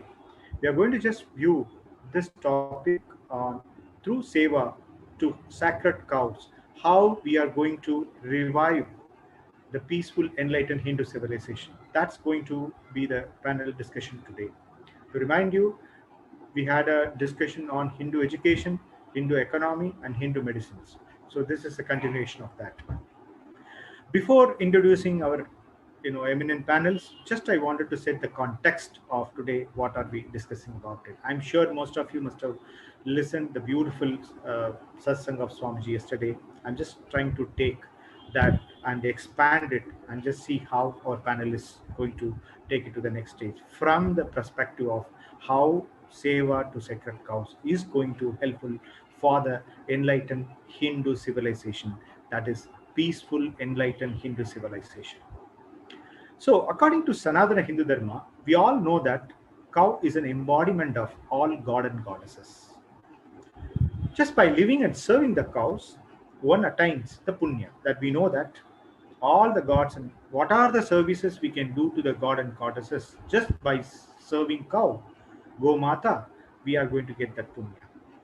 Just living with the cows, touching them, serving them, all our violences, anger just melts away. We will all become a passionate and loving being. There are many techniques Swamiji has given on completions. Okay. We have done it. SDK, completion technique, unclutching. Just being with cow and living in the space of love being of a cow. Completion happens by default. This is being told in our Shastras, our Vedas, Agamas has been repeated many times. And thousands of ancient studies shows how cow took care of our mental sickness, disorders, illness. What all this modern medicine, so-called the psychology, is talking about it. And we know how the psychology industry works. Pills after pills, and they just make the human as a vegetable. That is the way today the modern medicine treat the sickness, mental sickness and disorder. Immediately they will label something. Most of your emotions, which is not average, it will be labeled as a disorders and illness, and they started curing it. They are an industry. Okay, you are a customer of it. We know all this. We have discussed this in detail in the Hindu medicine panel discussion. So the cow, when the person start living with the cow, it's all this mental sickness, we call it as an incompletion or a disorder, just melts away. No, unknowingly, without any effort. So it's not just a ritual context. When we talk about cow, the holy cow is a word used, misused, abused in the spiritual community and outside community, and it's one of the politicized word, I can call it as. So it's just not only a good act or punya or social service or how other organization consider as let's keep it as a animal saving thing. It's beyond all that. Swamiji very clearly mentioned living with cow and doing cow seva is a direct path to enlightenment. This is his Mahavakya. It's Mahavakya for us. Gosalas are going to make more and more people enlightened in the modern era. That's what Swamiji's created many institutions like NSJP. We have a panelist who would be discussing about that in a beautiful explained way. His idea is connect every human being to co-seva directly or indirectly, so they just get and enjoy this enlightenment path, a quicker enlightenment path. Because Paramashiva doesn't want anyone to miss this enlightenment for any reasons. It may be a modernity or the urgency of the world or changing patterns of the world. For some reasons, people get more stress and stress. Okay, it's not only for an elder, even the students or the kids started getting stressed nowadays. So he has blessed this planet with a cow. Okay, so just to take a few of the agamic and our Puranic examples, Bhagavan Sri Krishna declares beautifully in his thing, let there be cows in front of me, behind me and all around me. Just, I don't want anything, I'll be living with a cow. Cow is enough. We know he is a Gopala. In Bhatmapura also, Bhatma Purana is revealing that cows are robe of the goddess of the wealth. Since don't touch them. There exists a beautiful relationship between man and cow. A home without a cow is like one without dear ones. In Tamil, it is called Padinarum Petru Peruvalvu Varka. They just, when we just bow down to the elders, they just bless with, you get 16 wealth, 16 type of wealth. One of the wealth is cow.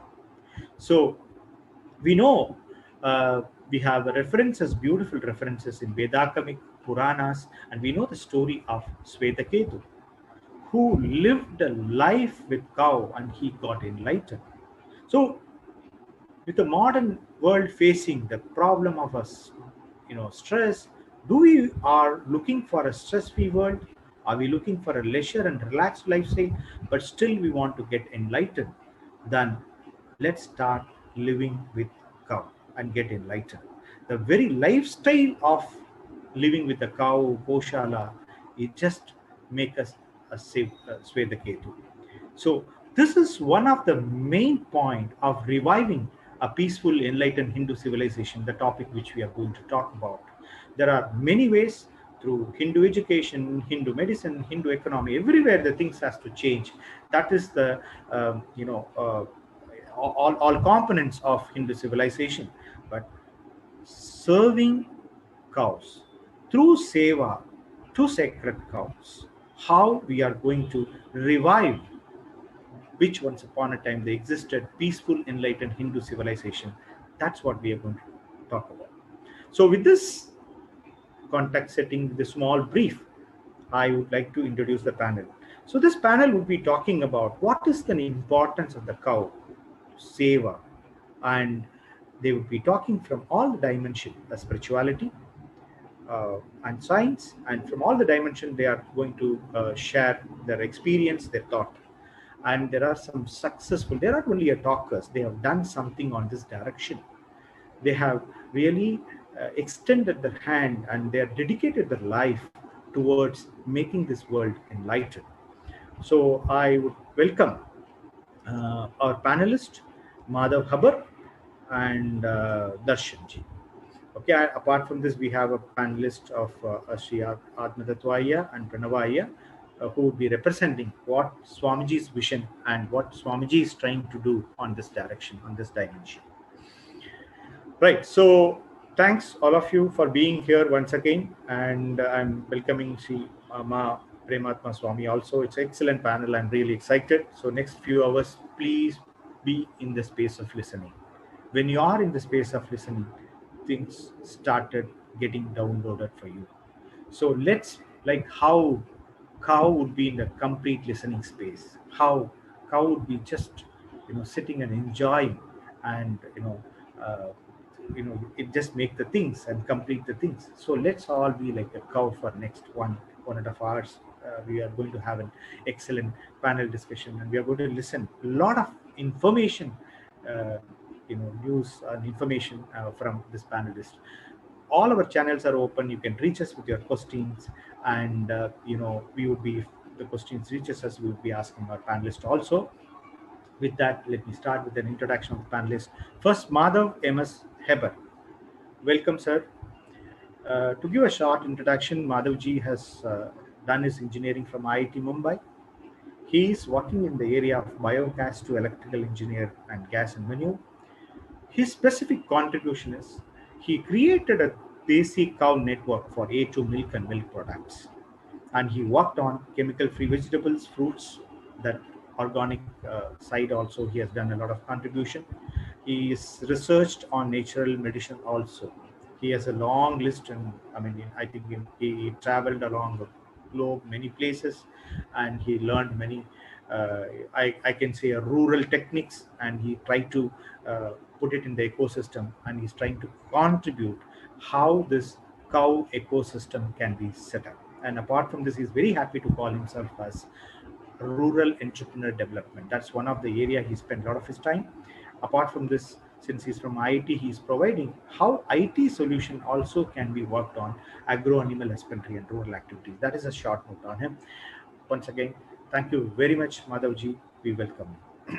Second is Darshanji from Sri Jeevan Diary.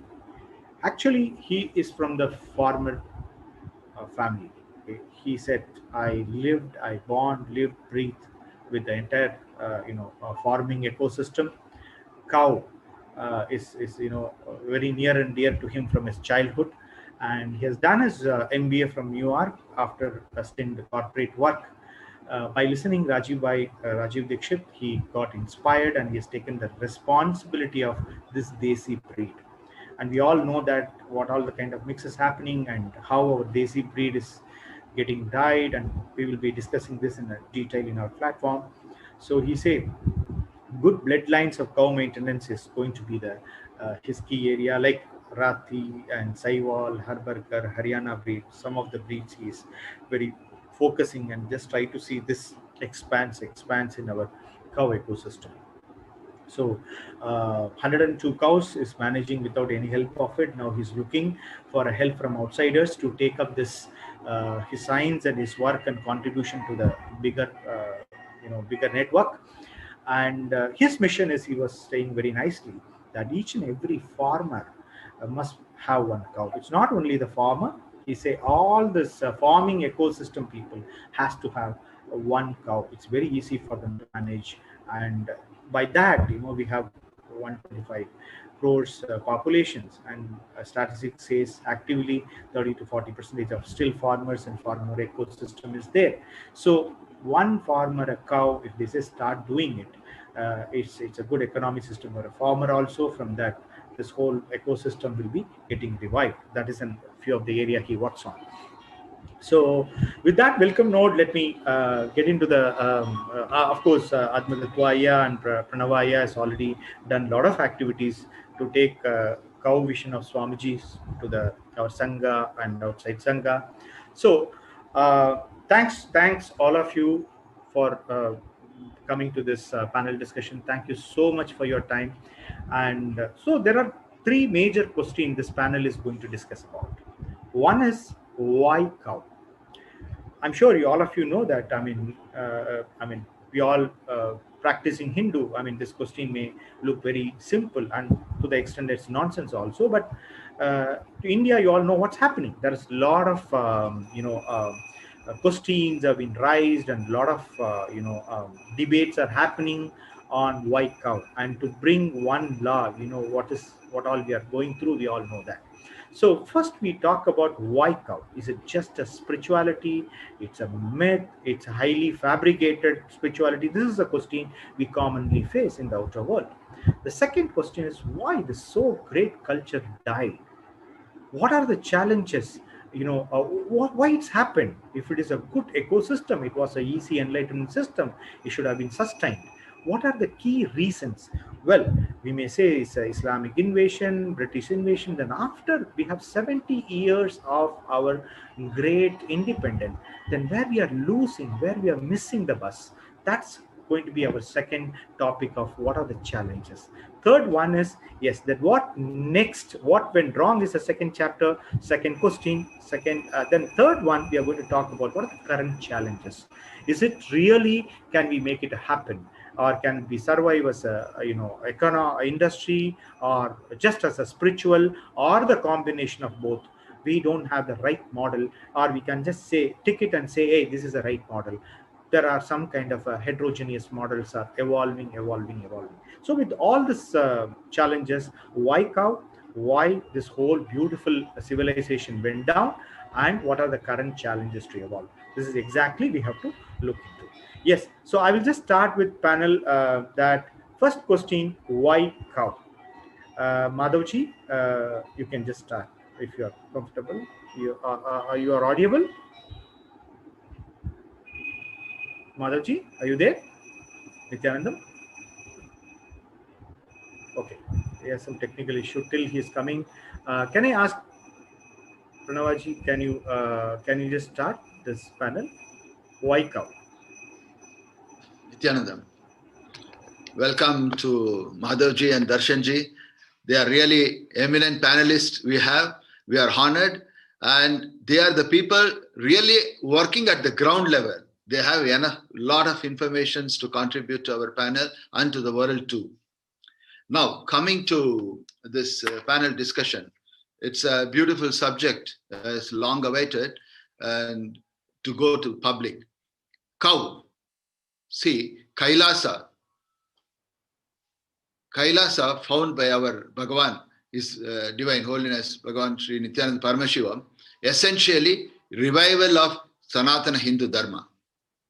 It's revival of Sanatana Hindu Dharma.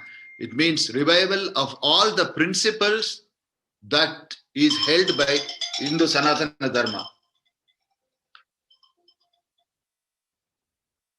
Sorry, one second. Sanatana Dharma. Cow, Goshala, Goseva was the prominent culture of Hindu Vedic era. There are so many things have said about it, and many avatars have talked about it, and many avatars have been associated with it. And Bhagavan has promoted Goseva in a very big way by not only just talking, he has implemented it. He has created Goshalas all over. He has taught the ways how to bring up cows. How to bring up cows.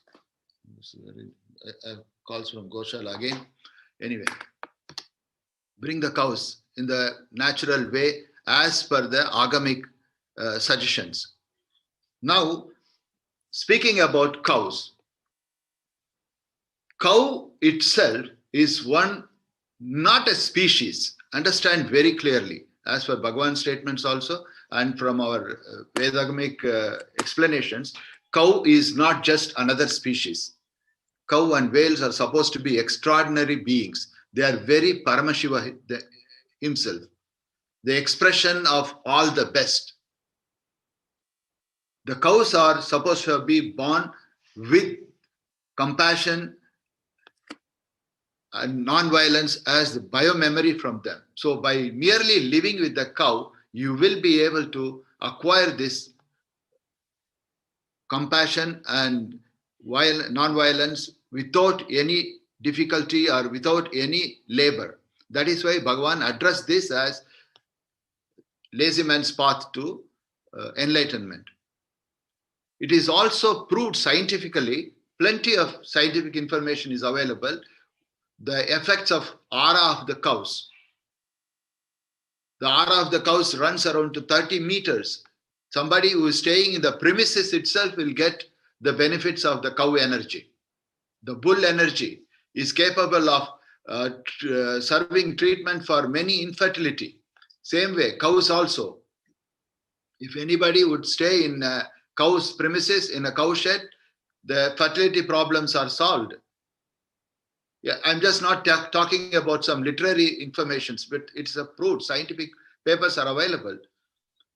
Understand very clearly. It is our Sanatana Hindu Dharma. We always go by Shastra Pramana, Apta Pramana, Atma Pramana, and Sakshi Pramana. We don't have to be called as plagiarism. You know, otherwise the Western world, who is just taking advantage of the scientific advancement and redoing everything what we did thousands of years back and claiming patents and as their discoveries. You understand? So, coming back to cows. Cows, originally, we had a huge population. We were the world's second largest population. Even before the so-called industry, even before the advent of others, we had the biggest population. Every house had a cow. Understand? Every house had a cow. Every house started their day with cow worship. That is part of our culture. Go Puja, Go Seva was very part of it because they knew by merely being with the cow, they could invite everything, all the abundance they require in life. See, cow, in our scriptures, it is said they carry 33 crore gods. They carry all the Lokapalakas, they carry all the Ashtadikpalakas, they carry all the Navagrahas. Every god. You see, Hinduism always addressed every element as God. Fire as God, water as God, air as God. You understand? Rain as God, cloud as God. Everything was addressed as God. That is how these 33, because it would be easily you can question, what is that 33 crores? Where did they come from? Because every energy we addressed as God. Fantastic. Yes. Understand? So these 33 crore gods exist in the cow. You understand? Goshala is always referred to as a home for happy cows. It is not just a cow shed or it's not a shelter. You understand? See, dairy is a wrong translation of Goshala. Understand? Dairy is never existed in our science, in our Hinduism. It is a misnomer painted by British or whoever it is. Dairy is totally different from Goshala. Goshala is a home of happy cows, where a happy cows means every cows have got freedom. They live by their choice. Understand? Got it, Ji. So, once again, yeah. Yeah, I think Madhavji has connected. Thank you, Madhavji. Yeah, we are just discussing about, why cow. Okay. So, are you okay with your connections? Yes. If you want to share something, you can. You're muted, Aya? Yeah, now it's unmuted. Yes, you can. We are just discussing about, I heard the whole conversation of Pranavananda ji also. Okay. Now let me get into the point. First thing is, I'm not an engineer per se. Okay, I'm a designer. Okay, let that correction be there, because suddenly down the lane somebody will power. In the public, anything can happen. So primarily, I'm a designer who turned into visual communicator and product designer, but that's just the academic qualification. It happens so like another person here, Darshan, is also there, who has a motivation from Rajiv Dixit ji. So I'm of the same breed. Okay. So what happened was, once I got into India, I thought it's better not to go in for a dairy model, rather go associate with the farmers, with Deshi cow. And as Pranananda ji just told, once you connect with the cow, things start opening up. And we found around 1.8 lakh cows of Halika breed. So for us, milk always was a bonus. Okay. So we wanted to sustain the cow without milk. That's the whole point. So for that, since the farmers have been told since for 40-50 years, that cow is for milk. It is not like that. According to our ancient civilization, cows' bonus is milk and rest is gobar, urine, vagera. Okay, so always our ancestors went in for chemical-free farming. And it has not been damaged in India. I'm telling you, people have this thing, abhi convert karna hai. नहीं, काफी कुछ है, जो है उसको बचाओ पहले. अच्छा? जैसे कि instead of dairy, should I carry on? पूरा नहीं हुआ है, वही बोलना चाहता है. हाँ, वही तो बोल रहा हूँ. Yeah, please continue. So that way we went, and we formed a small team, and we just went around the villages and started talking to farmers, get them involved. That's it. By 2009, we had started our trial runs. So we did take milk. The reason we took milk from them was, otherwise it's going to turn into a big mafia. Okay, even today, A2 milk is quite a mafia. So once you hold them onto milk and pay them a better price, then the bevy of cattle is there with us. It's a virtual food, building a virtual food basically. And we also found that each net worth of each village in India, I think we have 1.5 lakh villages, or 6 lakh somewhere, whatever it is 100 crore a village. Okay, the net worth is calculated this way: the acreage of bhumi the farmer has, and the bovines and the ovines and all the things in the ecosystem, plus his house, plus the skill set. See, we don't consider farmer skill set as a skill at all. So each village in India is approximately 100 crores. So multiply that into how many ever villages we can, I don't have right figures, though I can Google it out. So ultimately the net, because of this agro or... Madhavji, I'm little pumped up with your figures.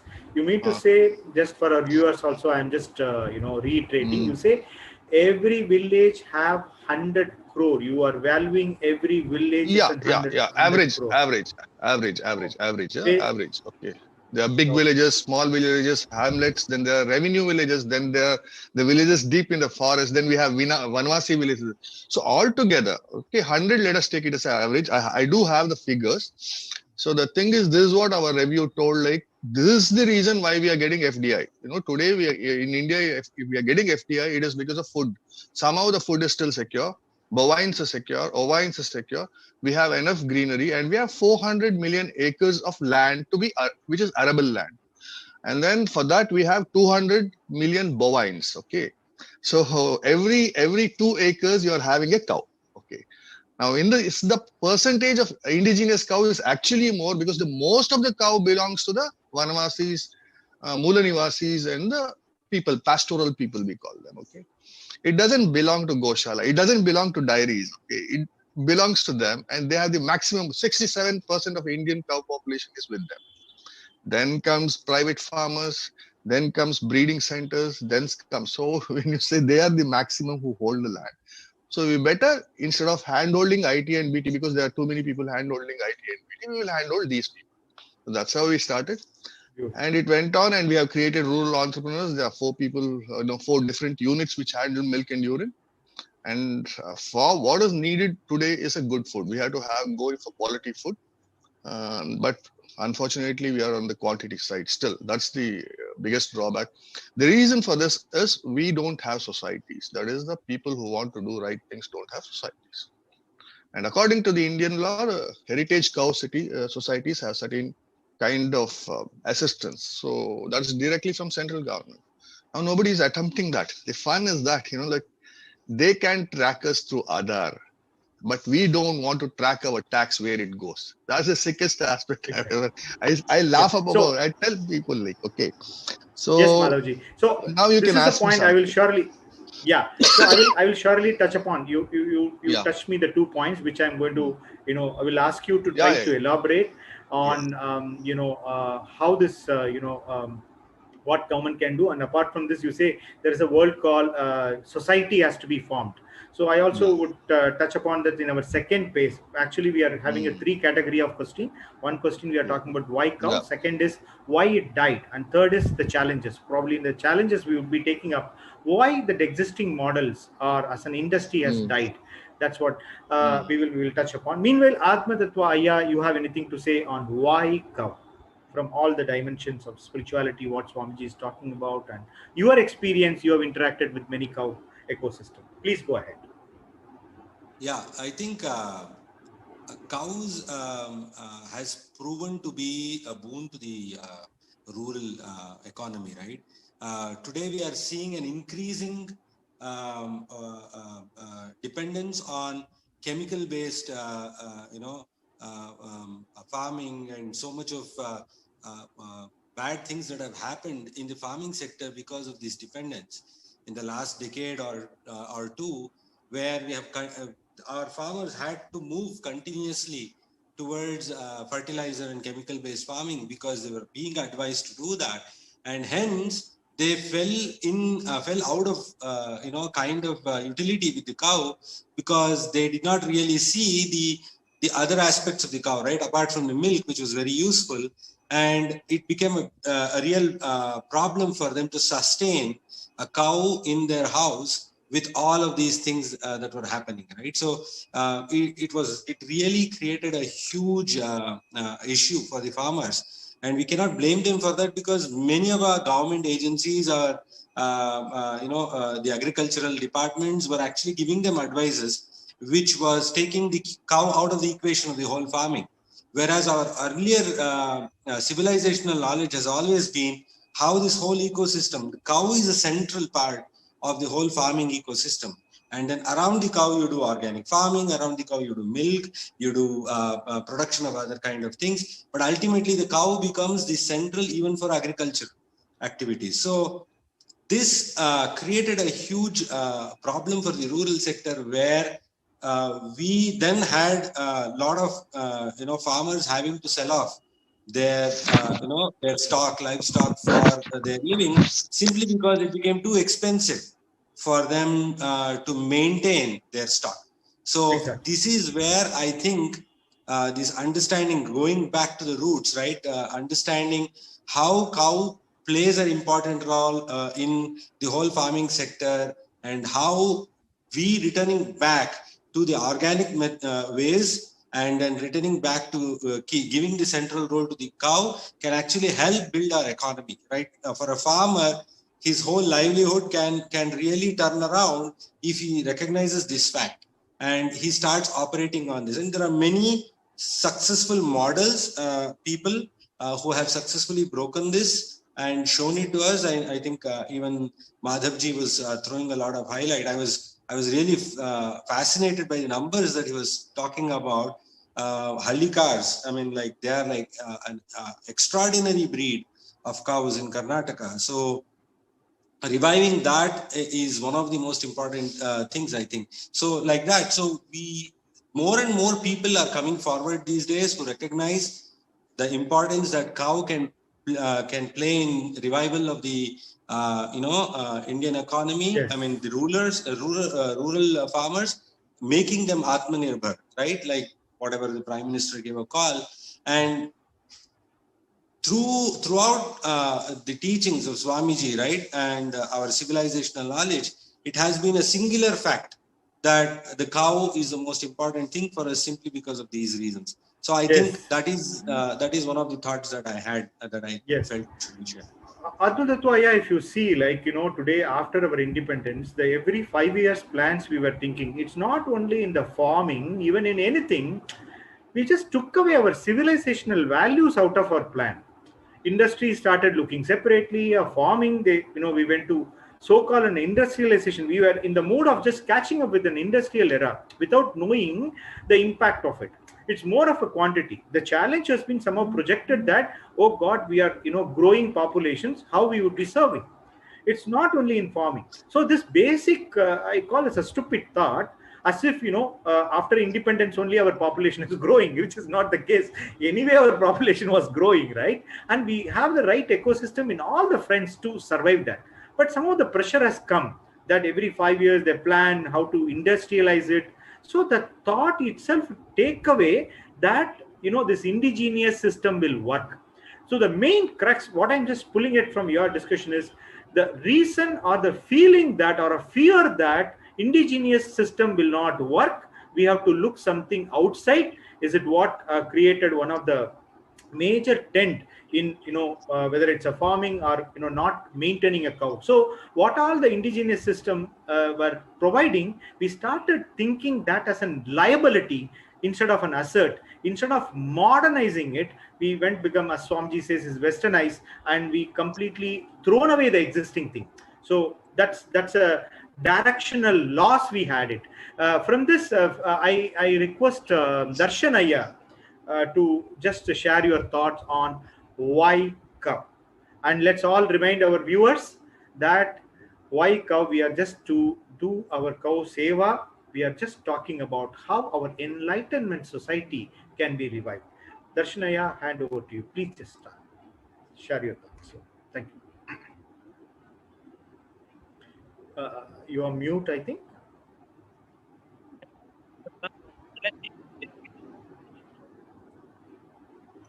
Your voice is a little shaky. Can you hear me?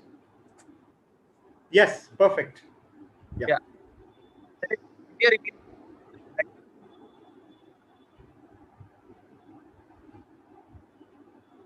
Darshan, still there's a lot of background voice coming up.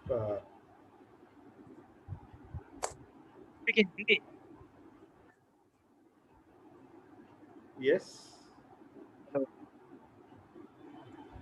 It's little better, but if you could be able to still little arrange it, or you can switch your camera. If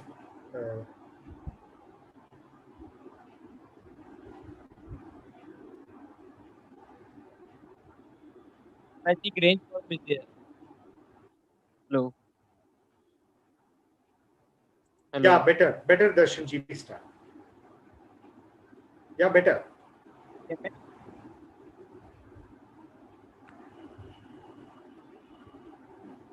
Darshanji is white. It's audible, but it's having a break. Nithyananda. Okay. We will set right it. Just let's give a couple of minutes. Since there's some technical hitch, I would like to go to Pranavaya. I am sorry I cut you in between when you are explaining why cow. Let us get back now. I heard very good, Hebarji. The thing is very beautiful. I know the economics impact is going to be very heavy if we are going to concentrate on the methodology and things what they're talking about. Actually, the main important thing I want to stress here is, even as what Bhagavan says, is the loss of the spiritual context. Unless we are going to set that spiritual context and bring back the cows to its place of reverence. You see, until we get back the cow to its place of reverence, it is simply impossible. You see, you don't worry about other nations respect them, whether Jews respect them, Israelis respect them, or Muslims respect them. No, let's not worry about it. Let us create in our country, in Hinduism, bring back the reverence back to its place. By merely bringing, that is the reason we are doing by default Go Puja every day. 2 hours. We are requesting everybody to keep a cow. Just merely doing Go Puja, you are going to bring back that cow reverence. You see, advising, encouraging everybody to have a cow. If they cannot have a cow, go and do Go Seva in a place where the cows are available, or contribute yourself for Go Seva. Like this, associating with them, they will have kind of an attachment to the cows. The reverence will build up. The moment the love for cow happens, they will become vegetarians. You don't have to be a vegan. You don't have to be campaigning for vegan. Vegetarianism will happen. Swamiji is striving so much. He has created Nirar Samyama and hundreds of Samyamas he is doing. It has created, I tell you, I am being a global coordinator. I tell you how many thousands of registrations we have had now for Nirar Samyama. Every time he is advancing new Samyamas. All finally taking us towards the vegetarian diet, making us bring that biomemory of compassion and non-violence. So this is where we have to strive hard to bring back our Indian Vedic culture of reverence to cows. Exactly. So even when you mentioned the point of this, whales and cows are one of the being which can bring the complete non-violences. Today, that even as a cost, if you take the Western countries are spending a lot of money, a lot of efforts to bring one thing down. Just for a utopian, ideology, we think if we could be able to bring some 40-50% of violence in the cosmos to down, how many terrorist attacks we can avoid? How many, you can say a military today, the investment or the, budget which is going on for every country's, we all know that every country is spending, year on year for, the security purpose, all because of what? Just simple violence of a human being, an individual. Of course, that percolate as a, so-called nation violence and, religion support or not. As you exactly said, Pranavaya, you said nicely, the violence bringing down, this would be a single point is enough to bring the biggest changes in the cosmos, isn't it? Very important. See, when we say you should keep cows, economics also comes in mind. Why you should have cows. I tell you, as Madhavji told wisely, cow is not meant for milk. You understand? Milk is become an industry and greed created to go behind milk. Actually, cow is kept and milk is only a bonus. Every house had cow and these pastorals took care of grazing them and bringing back to them. And they used to keep bulls. They had one of the best pedigrees. They had kept mostly orally maintained pedigrees with so much of memory. And see, all our genetic diversity, including our gotras, are created by rishis. We had enough gotras in every breed. We lost the genetic diversity, but fortunately, the central government has realized it and they've opened up centers, central cattle breeding farms and restore and maintain these breeds and pedigrees. In fact, our Goshala also, we brought these pedigreed gir cows from north, wonderfully maintained. So what I'm trying to say is, cow economics was there before also, it is there now also. You understand? A cow just merely eating the grass is capable of taking care of your economics. It will give enough gobar that will take care of your energy requirements, enough urine that will take care of your medical requirements. Milk is only a nourishment for your family. You see, that is how we lived. There was enough milk and flowing, overflowing. Now, let me tell you, even if we have to say industry-based dairying, we have to propose using the desi cows. You understand? It is not difficult, but the industry-based situation now is breeds so much greed. naturally violence Exactly. comes. When you bring industry, the moment you bring industry into dairy or our cattle keeping, cattle farming, what happens? You don't want the male calf, you don't want to keep the bull because you can use artificial insemination, you don't need a bull, and you don't need a male calf, and you don't like to, and dairying comes with the culling. Culling means what? Eliminating who is non-productive. Understand? So here I wanted to have one question, Pranavji. I was just also sharing earlier also. In one of the conferences, I happened to meet a CEO of a dairy farm. So we were all discussing. My question was, I was just sharing what we are doing in a cow and seva. He said, fine. See, he said, you try to understand, I cannot question your belief. Okay, all this dairy. So I have two questions to this panelist. Okay, we are just moving to the second category of that, why it went down and the challenges. In 1970s, let me take a name like Amul. Today, it's been regarded in our management studies. We with all respect and reverence, we understood that just because of them, the kind of a model they brought in, it just created a revolution. We are reading that as a revolution case studies. Okay, so, but I'm just hearing all of you, as you clearly said, it's not an industry. So where is this gap? Is it one side? Are we thinking it's too belief, or spiritually we wanted to keep something, or in other side, where we are talking a model which is not flourishing or updated to the thoughts? Is it a gap there, or are we missing something, or is it the matter or the requirement of recontextualizing? He said, fine, I don't have any, even as an Hindu, I'm happy in just praying a cow and everything in the photos, all fine. But when it comes to a business, okay, that's what his question is. I want to answer this. I want is a living example. He's just doing what Kurian did for the Amul. You see, he is going behind every desi cow and collecting the milk. We could have set up the same cooperative farming with our desi cows. You understand? Instead of just collecting 100 liters from 10 cows, they could have collected 100 liters from 100 cows. You understand? But that was not the case. The more the milk they get, better. The reason, see, the less number of cows will be kept in a place to get more number of cows. Then how this could be produced by increasing the milk yield? That is how the crossbreeding happened. Then they spoiled all the bloodlines of our cows. Correct. Yes. The greediness. Because Hallikar is crossed with a HF. Hallikar will give half liter to 2 liters, maximum 3 liters. And these people want 30 liters. How will they get? Naturally, they have to breed to a cow which bull gives 40 liters through daughter. So the next generation gave at least 25 liters. So, you see, this is what crossbreeding. Crossbreeding itself is greed. Greed, exactly. With an objective that how I can make a better result. Or, why I want to tell you here, our cows, what advantage it had.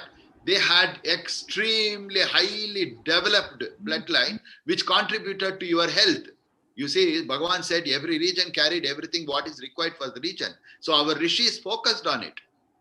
You see, our urine of the cow is one of the best medicine available to you, well described centuries ago in Ayurveda, in Atharvaveda, in many of the scriptures. Garuda Purana and so many places, they have recommended. You don't need any kind of, patents or research papers for this. Very well, authentically stated. And many Sakshi Pramanas are available today, and many research articles, scientific articles are available today. Plenty to prove that a cow's urine benefit. So there is, and cow urine is sold at rupees, some 500 rupees a liter or something like that. No less. It is nothing less short of milk. It is more than value of milk. So cow dung is also sold very well now. So it is not an economic situation at all. All you need is to promote our desi cows and bring that economic back, and more so putting stress on the legislators to understand. You see, I am a veterinary surgeon. I'm not just an outsider who just talking about. I'm a scientist qualified. Being a doctor, I'm telling what Kurian did was not, it's actually a penalized Indian system actually. Exactly. So it's not only the revolution. In fact, it has taken back and it has taken us out from the root. Yes, Madhavji, what Hebar is doing should be called as revolution. yes, revolution, exactly. So we wanted to give Madhavji, you wanted to share something on this ground with your live examples. Yes, you have to unmute. Yeah. Yeah, you're audible. Yes, please. Yeah.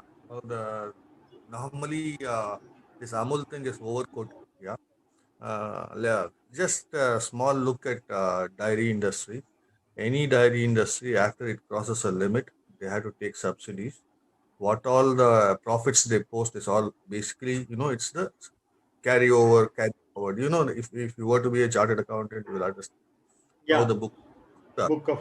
So once you have a say X liter, say a lakh liter going, then you are bound to get subsidy. Yeah, you will get. And let's understand the technology in this way. Say 5,000 to 10,000 liters, you need not pasteurize milk. Yeah.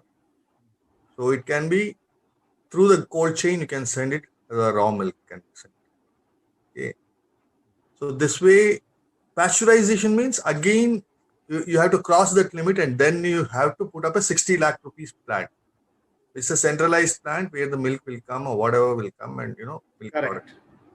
So when you decentralize, you have if you have 4 micro dairies, you will get 4 micro dairies in 60 lakhs. This nobody understands. So what they do is they entangle themselves in a sort of policy and what really passion means, how to do it effectively. Log bol denge tha ye karo to ye ho jayega. When you go over there, you will see, wow, this guy, the consultant, is paying 20% from the supplier, the equipment supplier.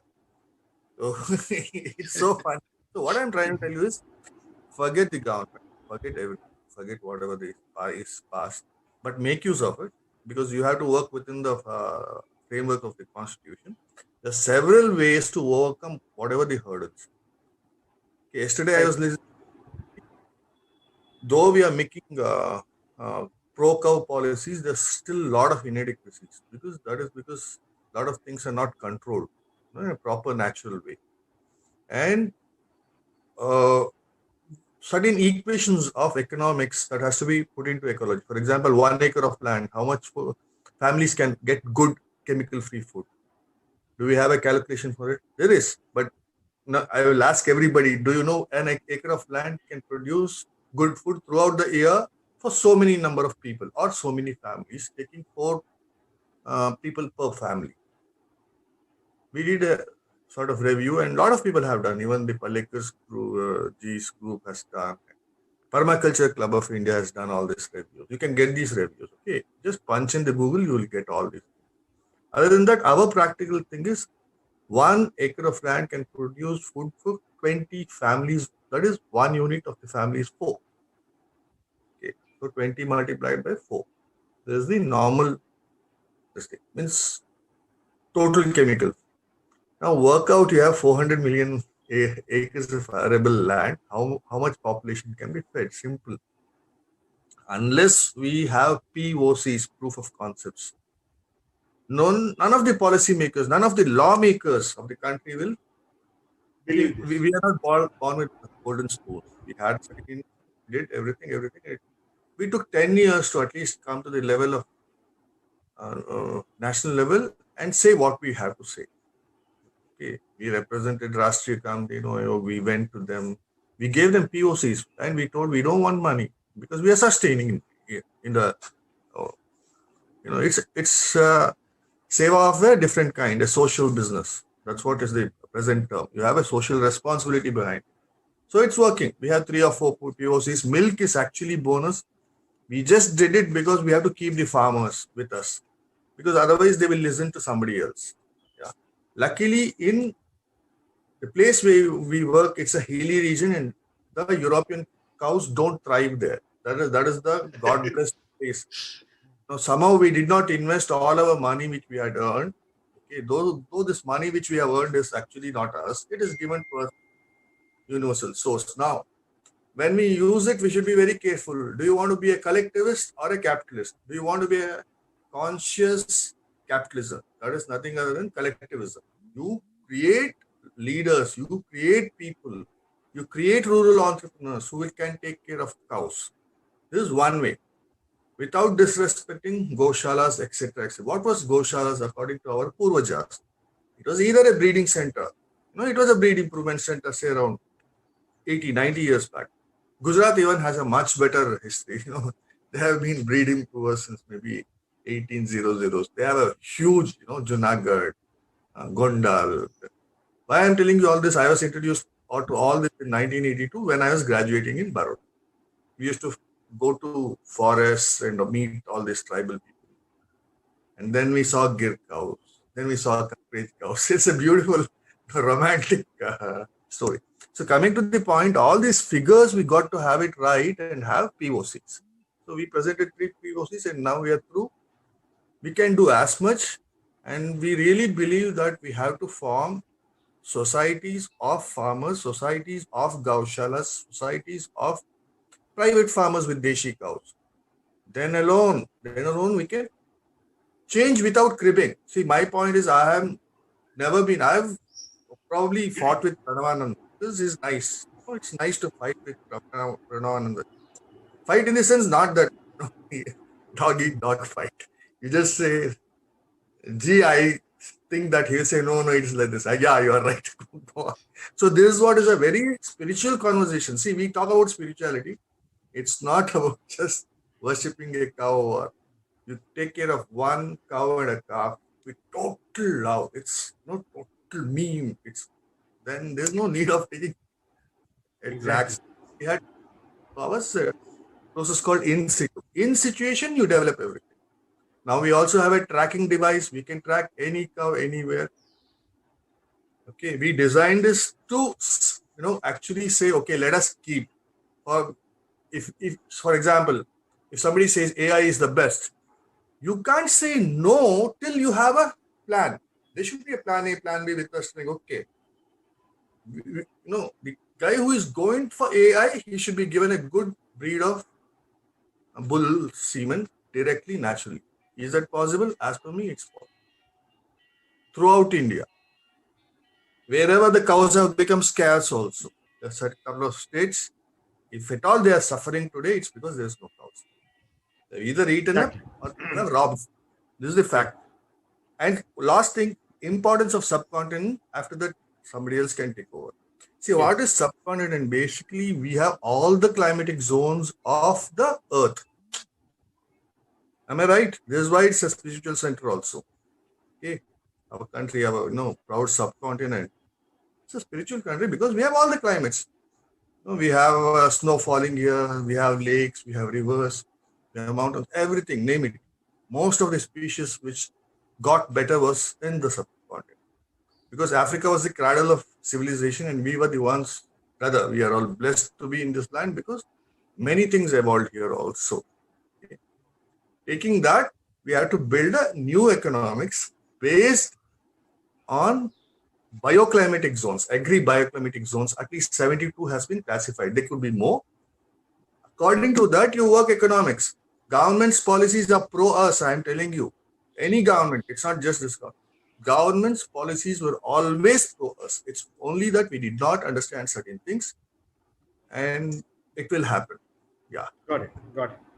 Okay. So, Darshan, I'm sorry, you are not connected due to the technical hitch. Are you comfortable now? Unmute. Yeah, आप unmute करके बात कर सकते हैं.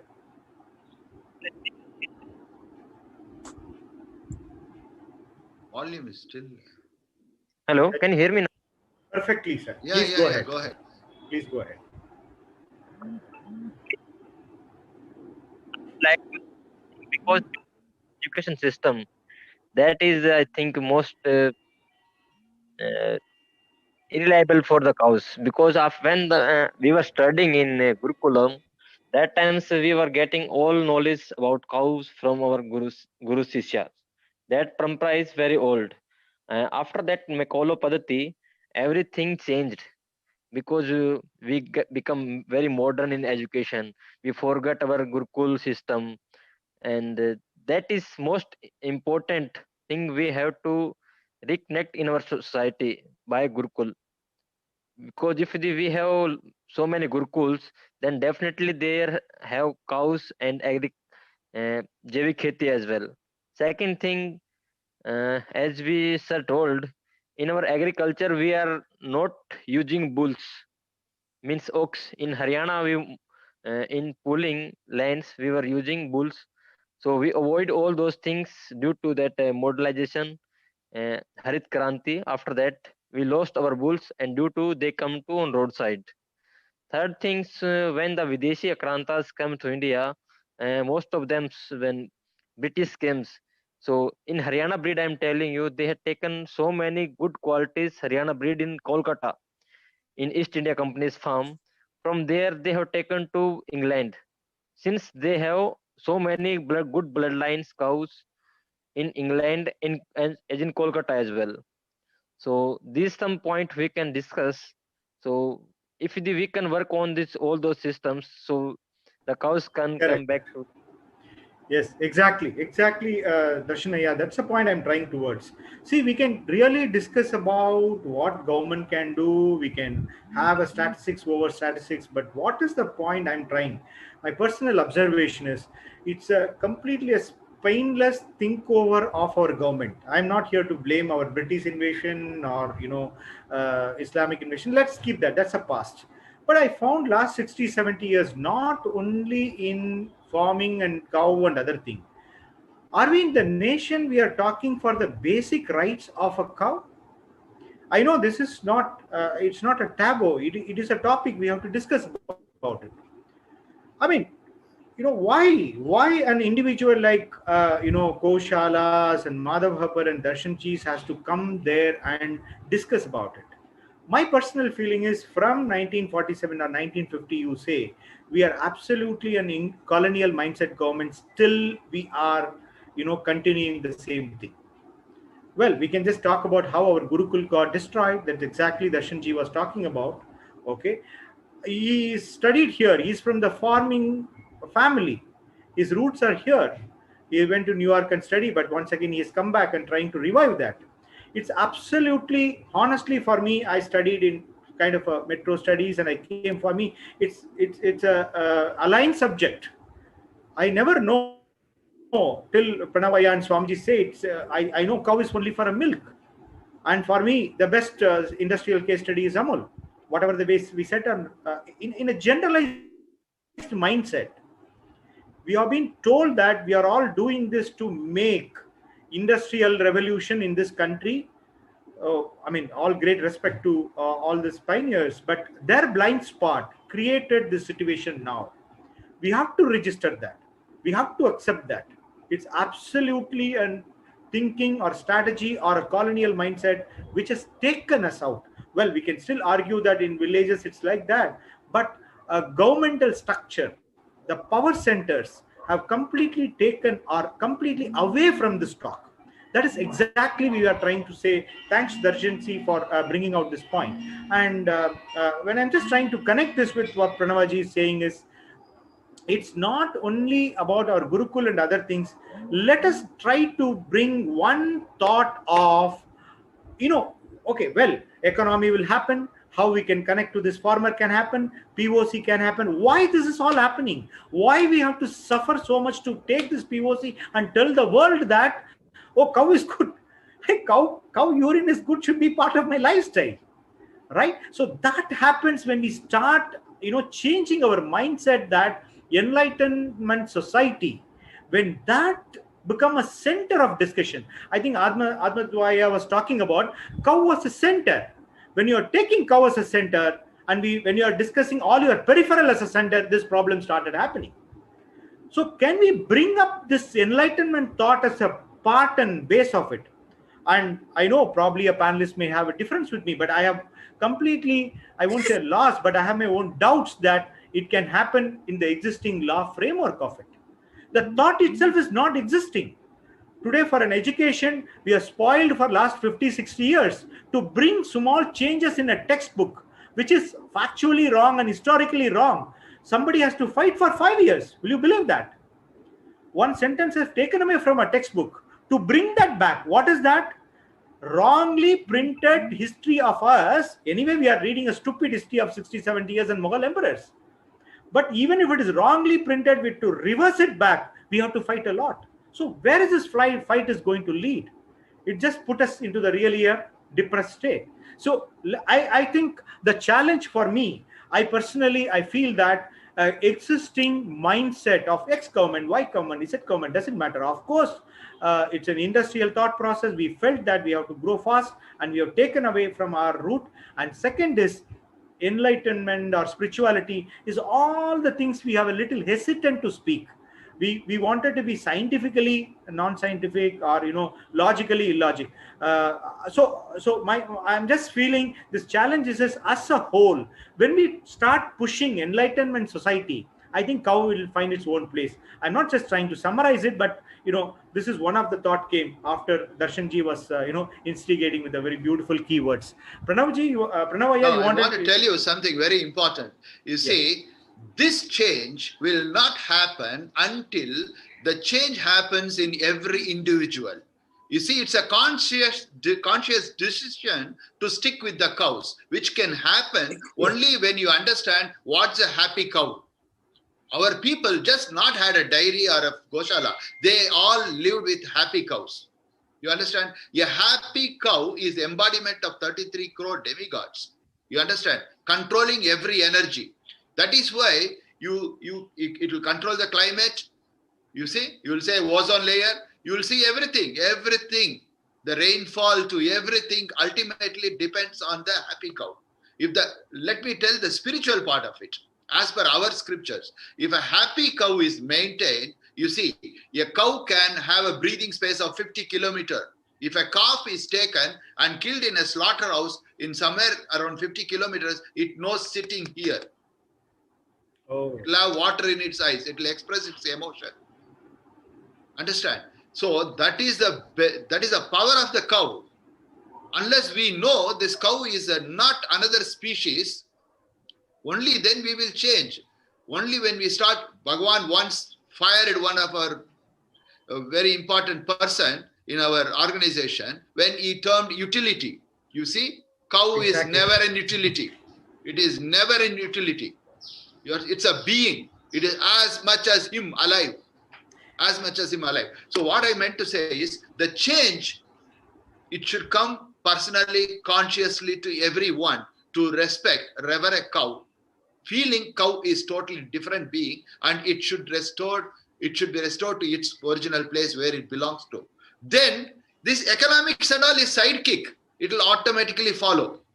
Exactly. As you said, cow milk is a byproduct. All this economics and other things, policies should be a side impact. But the spiritual context has to be brought back at any cost. Then you can see the change in the environment automatically. When a happy cow is there, I want to tell you here in short, when a happy cow is there, the 33 crores demigods are satisfied. The Srinivasa lands in, Ranganatha, he lands in from head to tail. He sleeps in head to tail. You understand? Srinivasa, virtually Ranganatha, sleeps from head to tail. When he sleeps peacefully in head to tail, in a happy cow, Lakshmi lands there. Now you understand the exactly thing. When Lakshmi lands, your wealth has to land, perfection, abundance has to happen in your life. Lakshmi has to, your happy cows needed. Be it my Goshala, in our Goshala, or your Goshala, or any Goshala. If you want to see, even I'm telling to Darshanji, if you want to see what is 102 become 1008 cows in overnight, this principle of keeping happy cows will simply blow the lid off to prosperity. So this conscious change of changing your attitude to cow through Go Seva, to Go culture, and promoting all this is going to help us reach where we are. So Madhavji, I have one question here. Is this concept, you have an experience in interacting with all, making a government, do you think how this kind of a concept of spirituality can get into sectors so that people understand it? Is it going to add a value to it? Will there be a hearing for it, or how they would be taking up this seriously? No, ultimately, see, they all, everybody looks into logic. That's the thing. How you place the logic. I have not been very successful in, putting spiritual components into it other than the working style which we adopted. That's it. It's really tough to put it across, telling that, the spiritual content of the policy must be good or whatever. Yeah, exactly. So I know that what we face, but I'll tell you, even when we are having a panel of Hindu economics, we face this. I was asking a question, a person who is really involved in making all the close budgeting, and he's one of the consultant to the government. And in a personal chat, he could be able to clearly say how other religions, okay, there are some mutual fund he mentioned, and say they are openly following Shia law. It's news to me. I got a little surprised. Then I asked him how it happens. He said, when you created a market space for it, forget about it. Even let it be any topmost mutual fund, they have to listen to you. He said, that's exactly as an Hindu we are missing. Okay, we know what's happening to halal certificate. Now, why I'm just taking this point to you, you guys are an influencers. You are a changing agent. When you get this concept of, creating or packaging with, I'm just using packaging as not as a bad word, I don't have any better replacement, which is a real intrinsic value. And when we just take up this, I'm sure, like when West German Munich government, they have done some research, they were talking, this much our city got non-violence by chanting Gayatri Mantra or broadcasting Gayatri Mantra. Certain kind of that research where probably the numbers is what only the government would accept. We have to say how much violence have come down, or there is what is kind of a less violence are existing, or I mean, because of this non-violence, how much economy we are saving. Probably that kind of a figures and that kind of an outlook we can just try to influence. I'm just putting this as a request, and I want you to consider that when you are taking up this POC and concept to it, and the government should listen it. I'm sure every government want to have a non-violent society. Every government wanted to have some kind of an other economies to play. Yes, Darshanaya, you have something to say?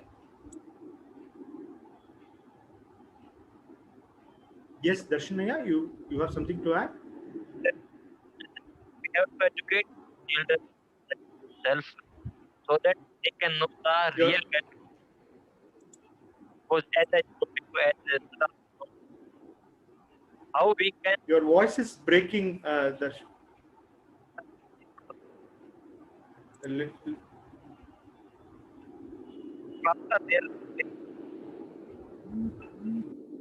You can continue, sir.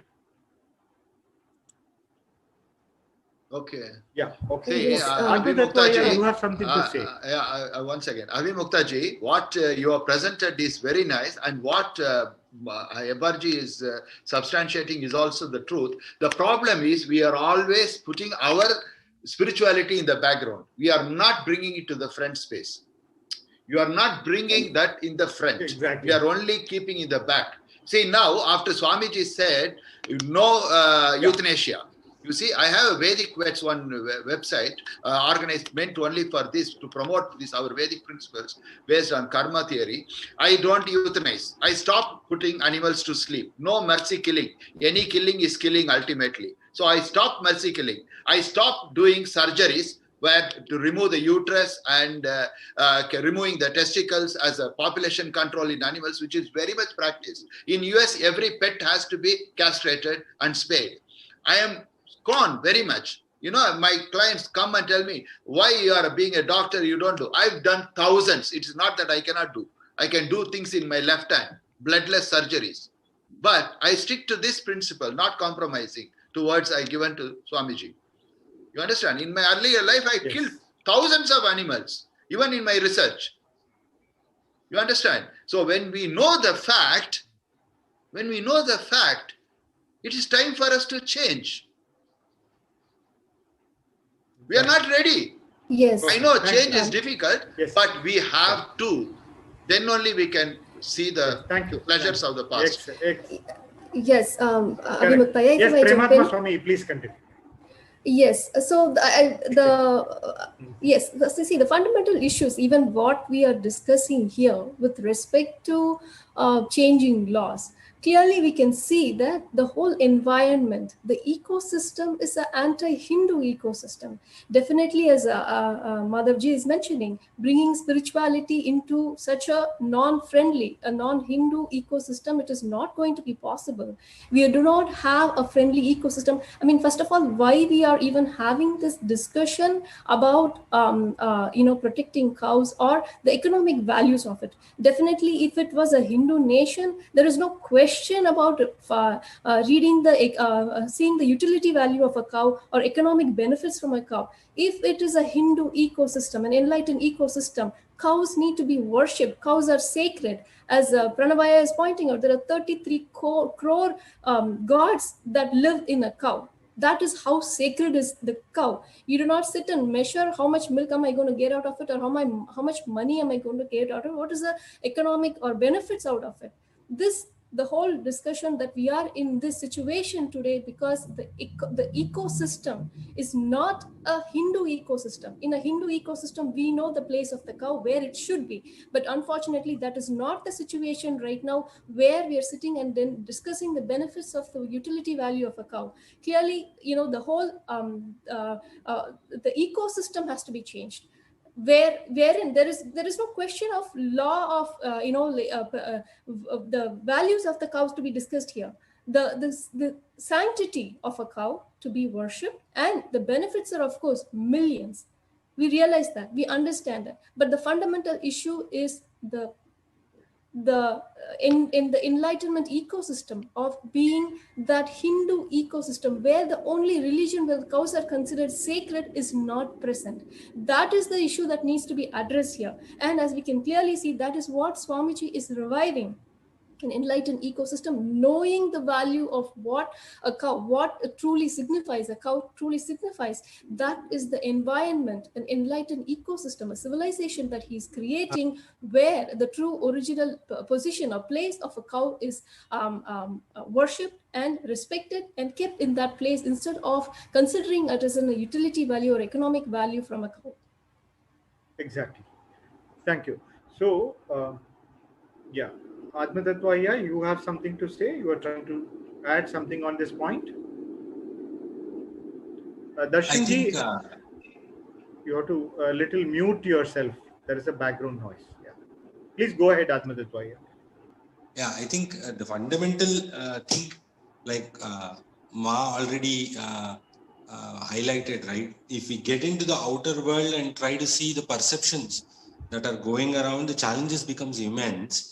Simply because it's a game of narratives out there at play, right? So a lot of things are being played out to favor industrialization, the factory mode of doing everything, which if you take our civilizational viewpoint, it literally empowers each person based on a community model and not an industrialized factory model, let us say. It's an industrial community model. So that does not allow a few people to get to be profiteering. It will enable the whole society to grow, right? So that is the reason why this game of narratives is such a dangerous thing. One simple thought is how PETA, for example, has been in the storm in the recent times when it comes to generally animal rights versus when they portray issues with respect to cow slaughter that happens in India, how they position themselves. So suddenly when it is the cow, it is uncool, right? And any other animals, it becomes a very cool thing. So everywhere there is this blatant misrepresentation, and that is the sentiment that Ma very beautifully said is an anti-Hindu sentiment which cannot be so easily tackled at this point of time. And that's where I think Madanji's thought was why it has not occurred, or it has not been easy for us to introduce spirituality in these aspects. I mean, here in this panel, we can talk about the spiritual aspects openly, but then nowhere else we can actually talk about these things, because this is what Swamiji really stands for, right? So he gives us this platform so that we can say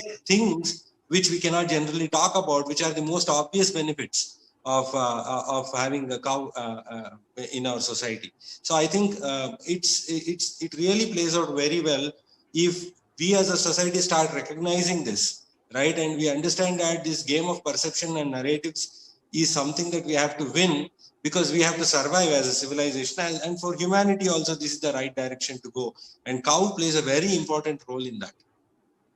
Exactly. Very nicely put it, Advait. I'll just tell you, Madhavji, you would be, we are all very happy, at least in the north side of the India, cows are respected. We know there is some kind of a still sentiment values are there. But at least I can just give one of the example. Before, I think 4 or 5 years, one of the spiritual leader went to South and talking about the same thing, how cow has to be, sentimentally we have to value it, we should not cut it. Even he has not raised anything against, voice against any government. He was just talking and promoting this vegetarian lifestyle. In Tamil Nadu and Kerala, the kind of response it came, you would be surprising. Whenever the spiritual leader left the state, the next day, the DK, the Dravidian Kalaham parties and all other people, they have joined together and they were cutting the cow, not a cow, I don't know what animal they cut, this openly cut, and they celebrate and saying that as a token of non-vegetarianism. So it is shock to me. I am promoting vegetarianism. Somebody is standing there to promote non-vegetarianism. Will it happen ever? It's happened. It is happening in particularly Tamil Nadu and Kerala, and what all the industry, how it works. It's surprising. And before 2-3 years, when this talks were there on the media, and they were just list down the beef exporters and this slaughtering export companies. The list was a little surprising. The whole media was asking that this is some community people who is promoting a Hindu values, but they are running the companies like this. So it's completely an hypocrisy. I am expecting somebody to be a supporter of Hinduism. Means there are certain things that are expected out of them. Yeah, cow is respected. I'm sure there is no denial. There should not be any denial in the Hindu community for that. So some government who is projecting them also Hindu supporters, and from some of their parties are Hindu exporters. I'm not getting into too much of politics, but I'm just trying to hint at that hypocrisy of outside society. As Advait says, somewhere deep down the line, we have little taboo or hesitant to talk about unsaid values. Spirituality, through the sacredness, there are certain values have been inculcated in the society. If you are not talking about it, that it's slow and steadily in name of education. There is a TV panel, they were questioned and they were demeaned one guy who said co-urine will be cure the cancer. Okay, there are some TV shows arranged only with the purpose that the entire cow economy is only a spiritual and no logic. We can say that it's patent and these and that, but publicly this has been little safely played, right? That is the point I wanted to bring it to notice. Yes, we have to talk about our Hindu rights, and it has to be presented. I will always, my favorite example is halal certification. Okay, simple. They know there is a market, and my best is the Islamic bank. Simple. There is no confusion about it.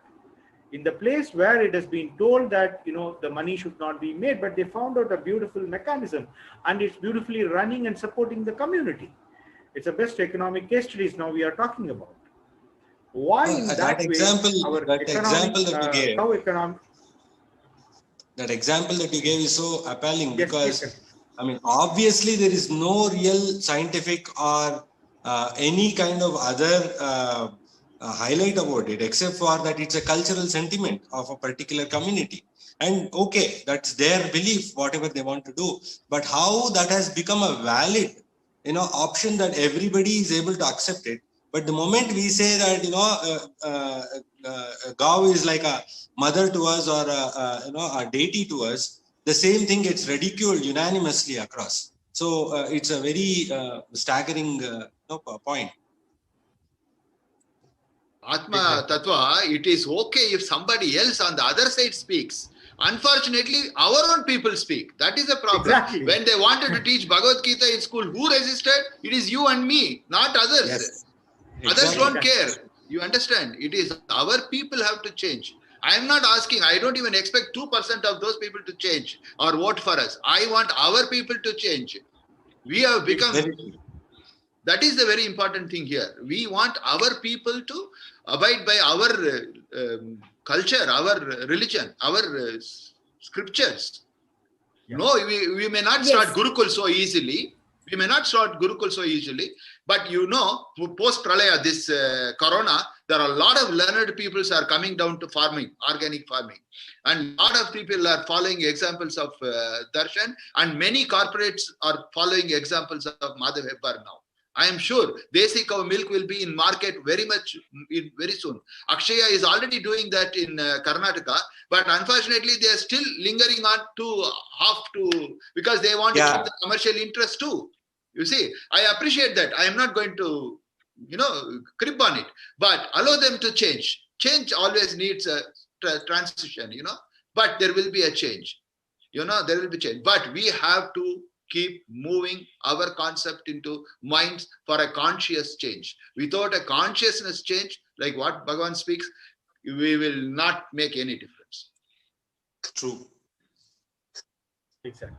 So, this is a time, unfortunately, we didn't have any platform to raise our voice.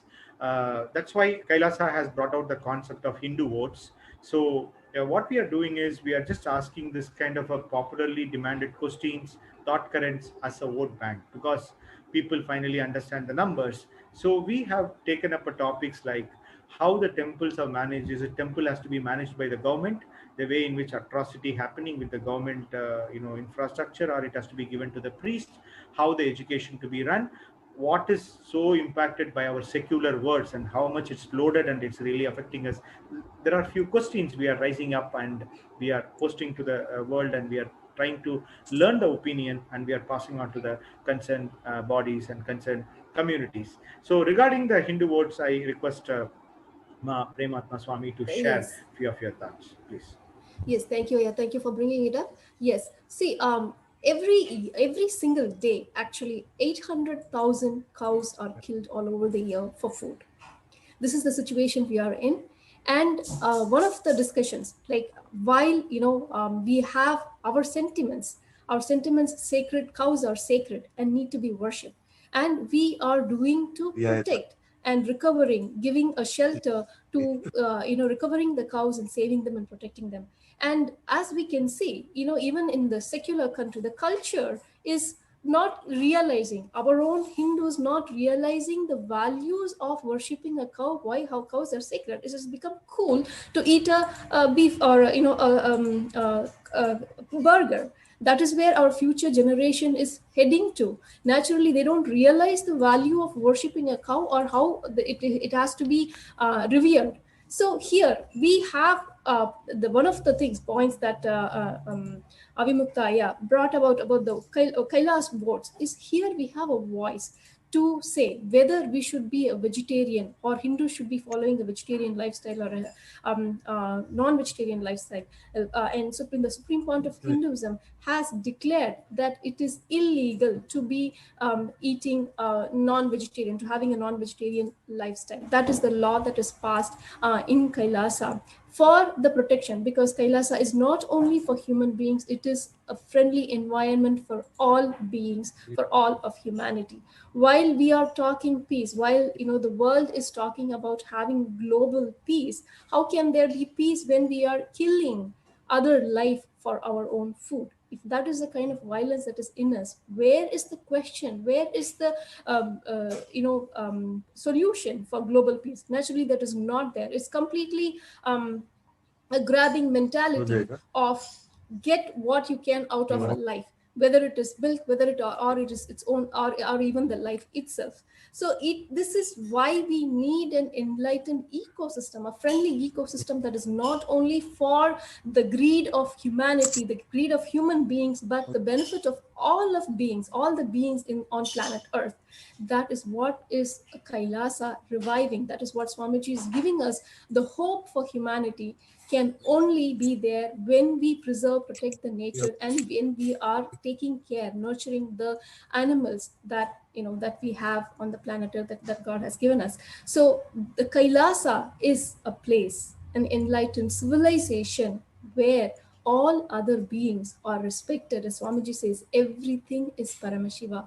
So that is the context that which we are looking, and everything is focused around enlightenment. Whether it be cow, whether it is food. Actually, the one of the points that I wanted to bring it up is, while we are talking about making money, dairy products through selling, the whole idea of Hinduism is food is free. So where is the question of making money through dairy? Because that our culture has to go back to reviving that original sentiment of food provided free. That obviously includes milk being provided free. So this whole discussion and understanding has to be shifted, where it is, let us provide everything free, let us provide the food free. There is no question of killing animals for making money. That is where the industrialized civilization is moving, where get anything, grab anything for your own sake, as long as it doesn't matter whether we are killing other life or not. So what Kailasa is basically an elite enlightened civilization where other life is respected, our nature is respected, our environment, the whole planet Earth is preserved. So our voices matter. Do we want a violent-free, a peaceful environment where all beings can coexist? If yes, please take a moment to visit kailasa.org and cast your votes on kailasa.org/Hindu votes. So thank you, Abhimuktaya. Yes, yes, thank you so much, ma'am. So we found most of the time. Yes, Pranavaya, you have to mute. Yeah, thank you. Sorry. Yeah. So yeah. So what happened is, Hindu votes many times have revealed many of the greatest truth. We were thinking that many a times it's not Hindus are not representing what we wanted to say, and our experience always shows that yes, there is a considerable amount of changes happening. People start realizing that there is a need for a change. First, that's what, because they already got frustrated with an existing system. If you are a temple loving person, there is no need you need any proof that you have to be get frustrated, or you're already got frustrated to that the temple management board, the kind of an atrocity you are doing. And if you are a parent, I'm very well sure you're already frustrated with the existing modern education system. So all the corners, people are looking for different solutions which can really solve the problem. That's where we are finding the beautiful case studies, beautiful initiatives like what Madhavji, Darshanji is trying to do. It's an inspirational story, like how they wanted to review. Maybe the gateway to their action may be different, but the point is, directly they are helping this cow economy, you call it as cow economy or cow market or cow space, to revive. And they wanted to bring back the complete peaceful living enlightenment society. So we are all very clear. I mean, before 200 years, there is no need of any proof that cow would really give you an enlightenment society. There is no need of any scientific proof. But unfortunately, we got into space. Today, some research paper, we need to say that cow urine is important. My grandmother didn't ask any one person. She take a cow dung and she used to do cleaning of the home. Okay, I'm sure she was not asking about the pattern. She was not knowing about it, and she was very much healthy. There is no need of any proof for that. She was at the age of 70, 80. She could be able to do the whole home domestic work without any help of any person. So with that kind of a living, we were having it. Now we lost. That's what we were discussed in how this all maybe for a different reason. Us, when we are discussing about this thing, there are three chapters. I mean, we call it as three phase. We always discuss the phase one, how Islamic innovation has destroyed this basic thought, and some of them got destroyed in the British colonial mindset. Then importantly, particularly like what the topic we are discussing about, very well thought out or not thought out strategies from our nation builders, our national builders. Swamiji always says the blind spot of the national builders is what the blind spot of the nation. When we were trying to build this nation from 1947 to 1950, the question we have to ask, what really went inside, to build these nations? It was it the part of it? What kind of the mind structure and thought current that time we have brought in to answer this all these questions, which we missed many buses. That's a music right now we are listening. That you know you call it as a name of secular, or you call it as a name of not properly thought for the getting back us into root. This is exactly we face as our common civil code, where really at tribes. I don't know how many of you knows in America there are some 564 tribes. I heard 560 or 64 something. All the tribes have their unique code, and there are so much certified courses there for every tribe. Their laws and rules are different. Today I wanted to understand that, for example, I'm a tribe or I'm a farmer, I should have my own rules, that so that I can beautifully maintain my co-economy. Due to some or other changes, maybe a 5-year plan or industrializations, I don't have any control. You see, just one or two generation has lost the lineage what they were enjoying for a generation after generation. So this is one of the important point. We want this panel wanted to bring it and just get a notice of it. Yes, on this count, any of the panelists wanted to add something? Atmadatvaya, Pranavaya, or uh, Madhavji, any of this you wanted to? Yes, Madhavji wanted to speak. I'm sorry. Yeah, you're back. Yes. You can hear me, right? Yes, perfect. Yeah. Thing is, it was nice. Mahananda pointed out a very nice thing. In fact, that would be my last take also. Thing is, point number one, we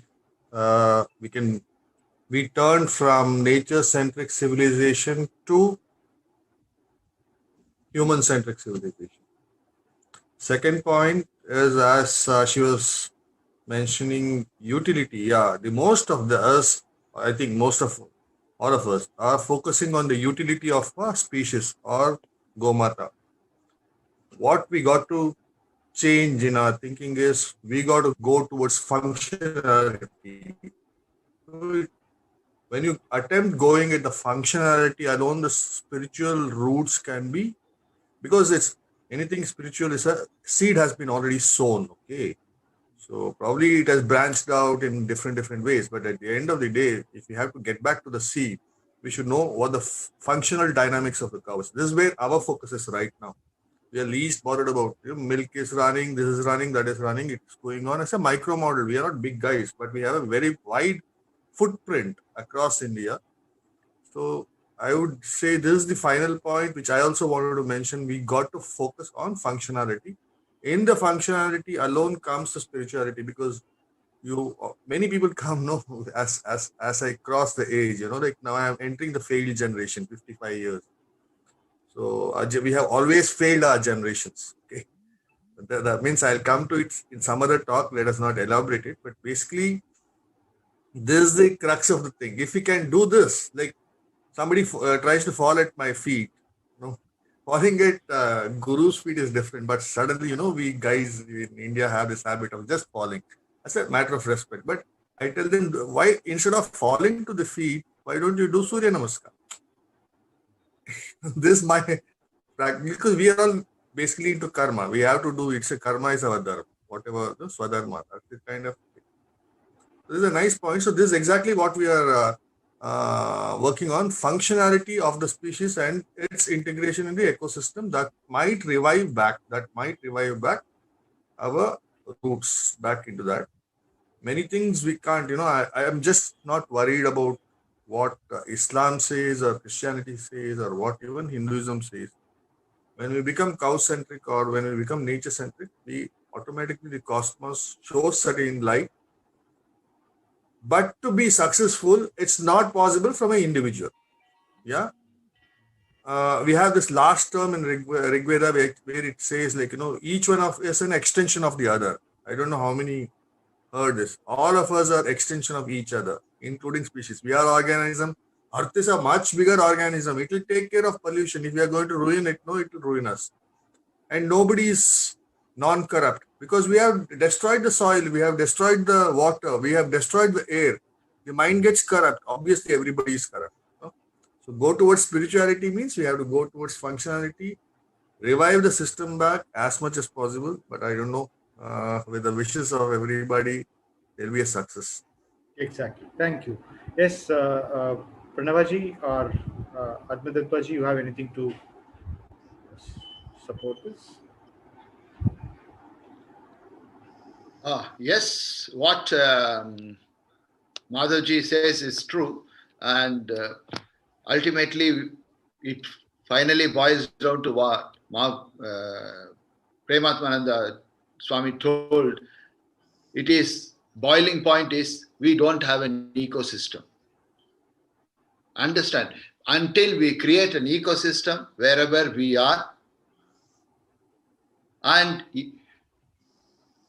support this ecosystem, whoever is providing such ecosystem, and try to adopt the concept of our culture, only then there is a way we can look forward to.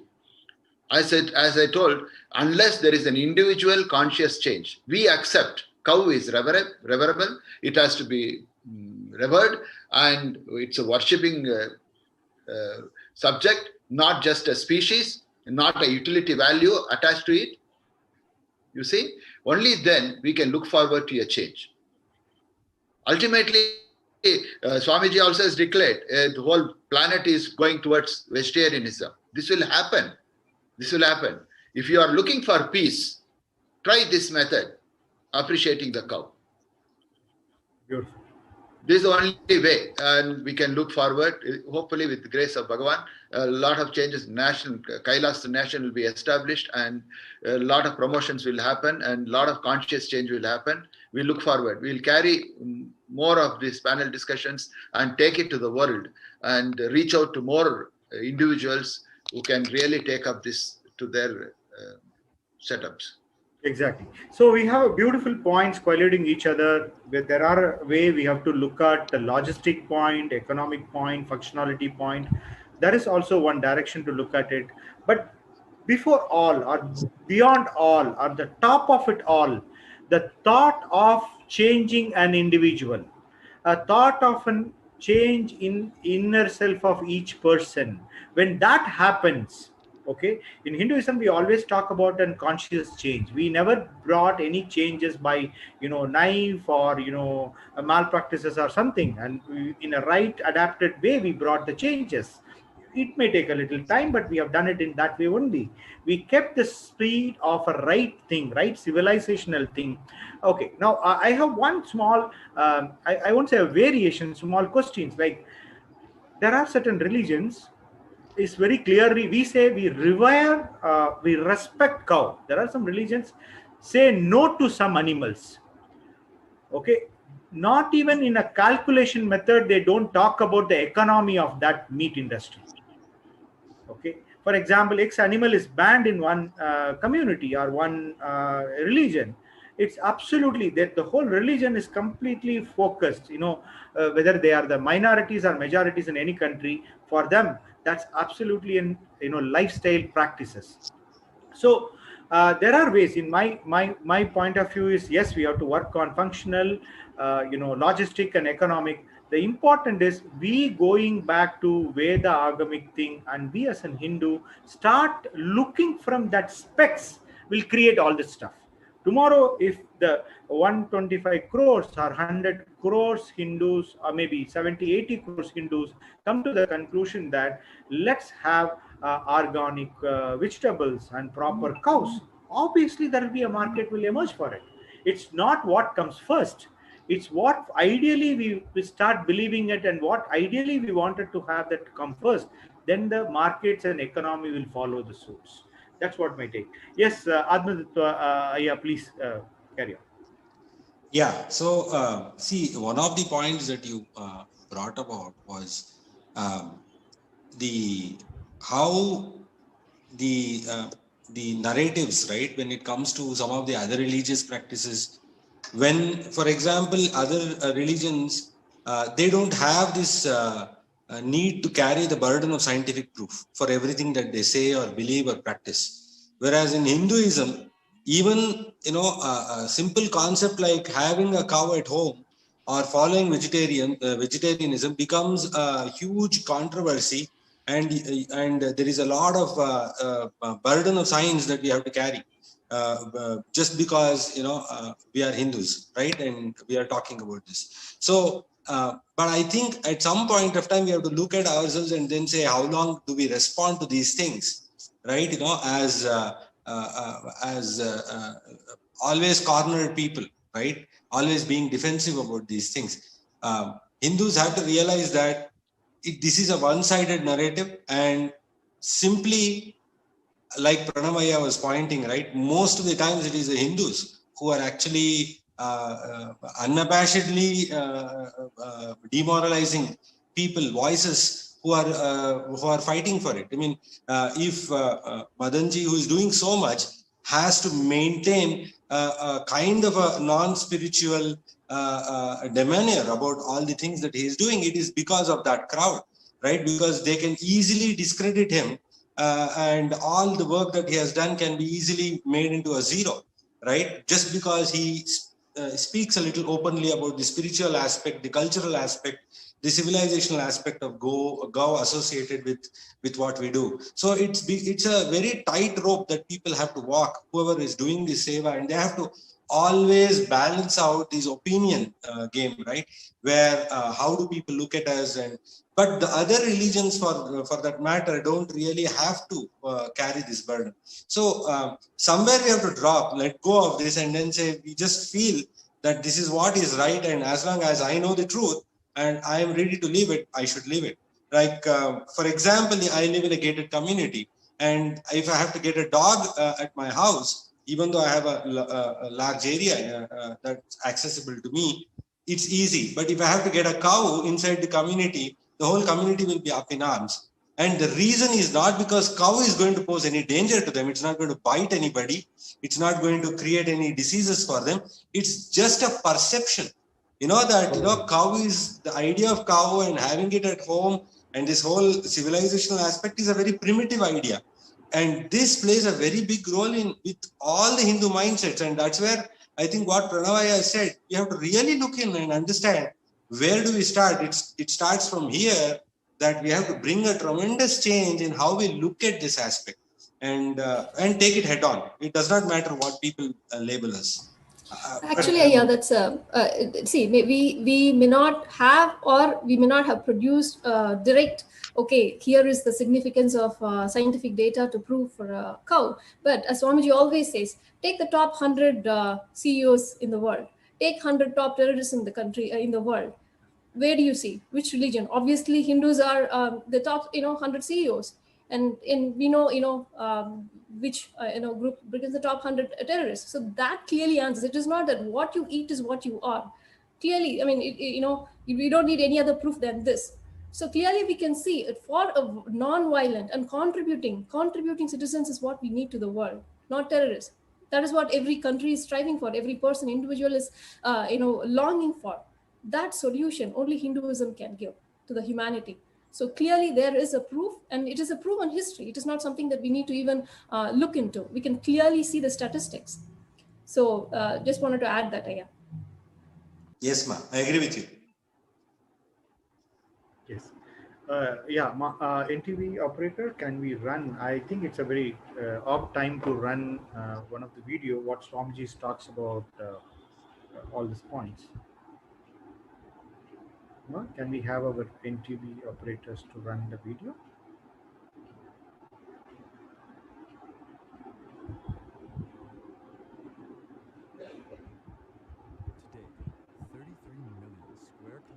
Of the world's total ice-free surface is used not to raise grains, fruits, and vegetables that are directly fed to human beings, but to support the chickens, pigs, and cattle that we eventually eat. That's not even counting the land used to grow crops to exclusively feed these animals. Livestock production, which includes meat, milk, and eggs, uses 1/3 of the world's fresh water. The factory farming industry strives to maximize output while minimizing cost, always at the animal's expense. As a result, 21 million dairy calves are slaughtered for veal or cheap beef every year globally, whether on factory farms, quote-unquote family farms, or small humane certified farms. Due to extensive biological manipulation, today's dairy cows produce up to 12 times more milk than they would naturally to produce to feed a calf. This is not just an animal welfare or environmental concern, it's also a humanitarian crisis, because factory farms are diverting precious natural resources like land, water, and fossil fuels to raise farm animals, while millions of people around the world are malnourished and still do not have access to safe drinking water. To make matters worse, consuming meat and dairy products containing hormones, antibiotics, pesticides, and dioxins have been found to increase the risk of cancer, heart problems, and other degenerative diseases in humans. Further, emerging foodborne illnesses are causing public and ecosystem health challenges around the world and are often traced back to industrial animal agriculture. This current practice of factory farming is unsustainable and extremely dangerous for humanity if it continues.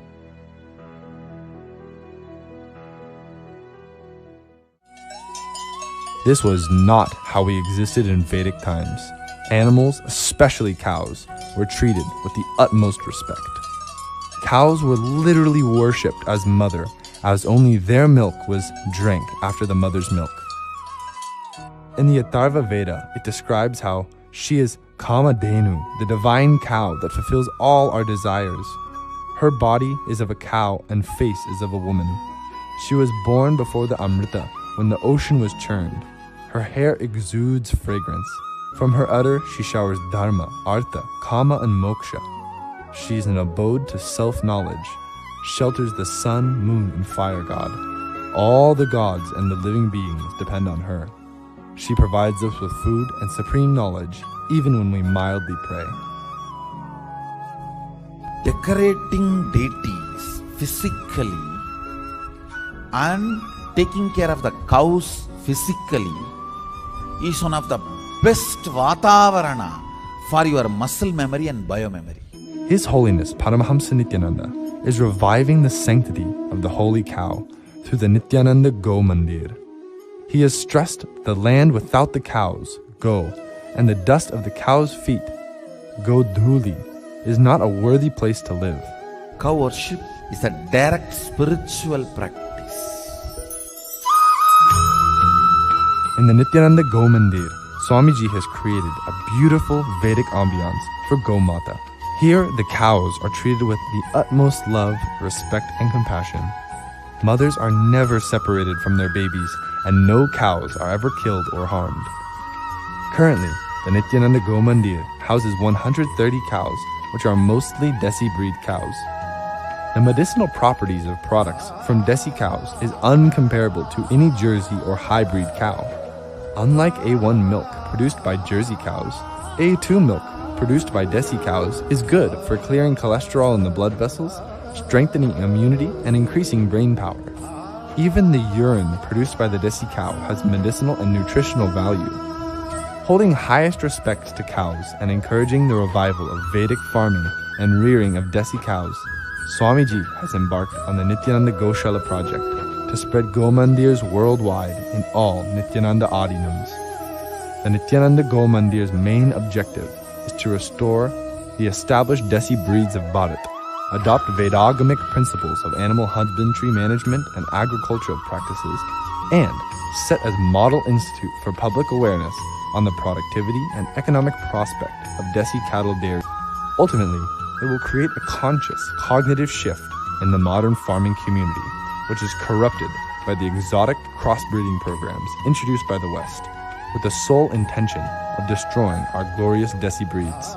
Bhagavan Paramahamsa Nithyananda intends to have a full-fledged Nithyananda Gomandir of the strength of 5,000 heads of desi cows, accompanied by auxiliary industries that utilize all the byproducts of dairy, milk, cream, ghee, panchagavya, dung, organic compost manure, vermicompost, dry dung cakes, incense sticks and dupes, distilled urine, all in large-scale industrial proportions. Along with having a full-fledged Gomandir, Swamiji intends to breed desi cows and share them with neighboring communities to spread the value and benefit of them.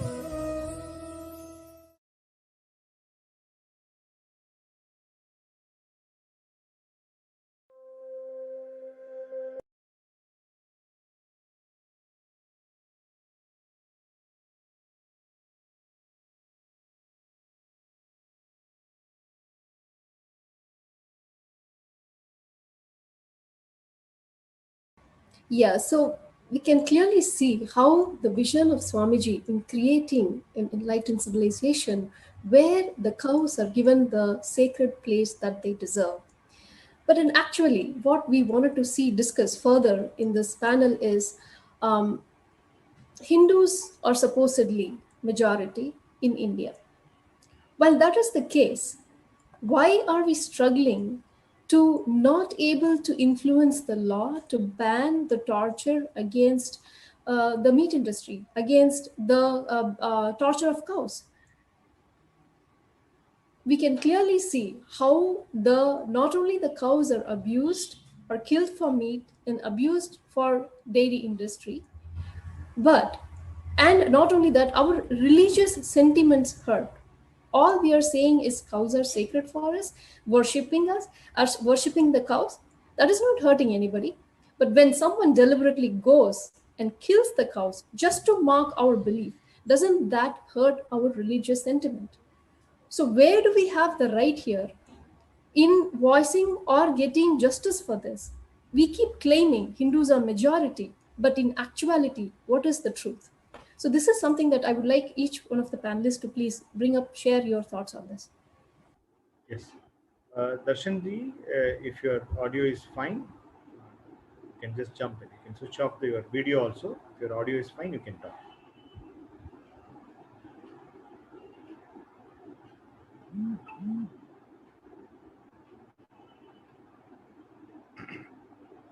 Yes, you're unmuted, G. You can speak. You have to unmute. Darshanji, you have to unmute and speak.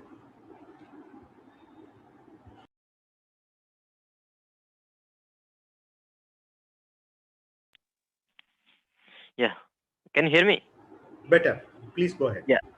Yeah. As Swamiji has a great ambitions about that to save our holy cow Go Matas. We can say Go Matas because due to sannyasis and our Sant Mahatmas, they did a lot of things to save Go Matas because as per their spiritual knowledge they have given to us, to our Hinduism. Due to them, we are today here, we discuss, because if our gurus never tell us about the Go Matas, what she has inside her, like Sir told, 33 crores Devi Devata inside, like Gobar, Gomutra, milk. Like in Gobra, we can see there is Lakshmis. In Gomutra also, so many gods are there. So I think so very soon all cows will be at farmer home as we decided. Our mission is to save Go Matas and one cow for one farmer home. So this ambitions, this is our mission, and we will accomplish this as soon as possible. I think so next 10 years we will achieve our target. That is my mission. And so many sannyasis also in this field, they are coming back to save Go Matas. Thank you very much. Thank you, Darshanji. Even though we had a lot of technical glitch, you have been able to give the very important, valid point to the panel discussion. We were talking about economy, we are talking about a functionality, but we are not talking about how many saints, how many gurus have. We know that even some of them have given their life to make this system. They may not talk about economy, they will not talk about the valuation of the land, but they have given their life to make this system on. Let's bow down to all the sannyasi parambara, the guru parambara, which has taken this science for how many this long years. So this, so to summarize what Prematma Swami was talking about, that this is a question. Without me not talking about it too much, I wanted to give it to panel. We are Hindu majority nation, but still, where is the problem? What is the challenge? Yes, Aya, please go ahead. Other panelists, we can go ahead. Yes, Madhavji, yes, please go ahead, Madhavji.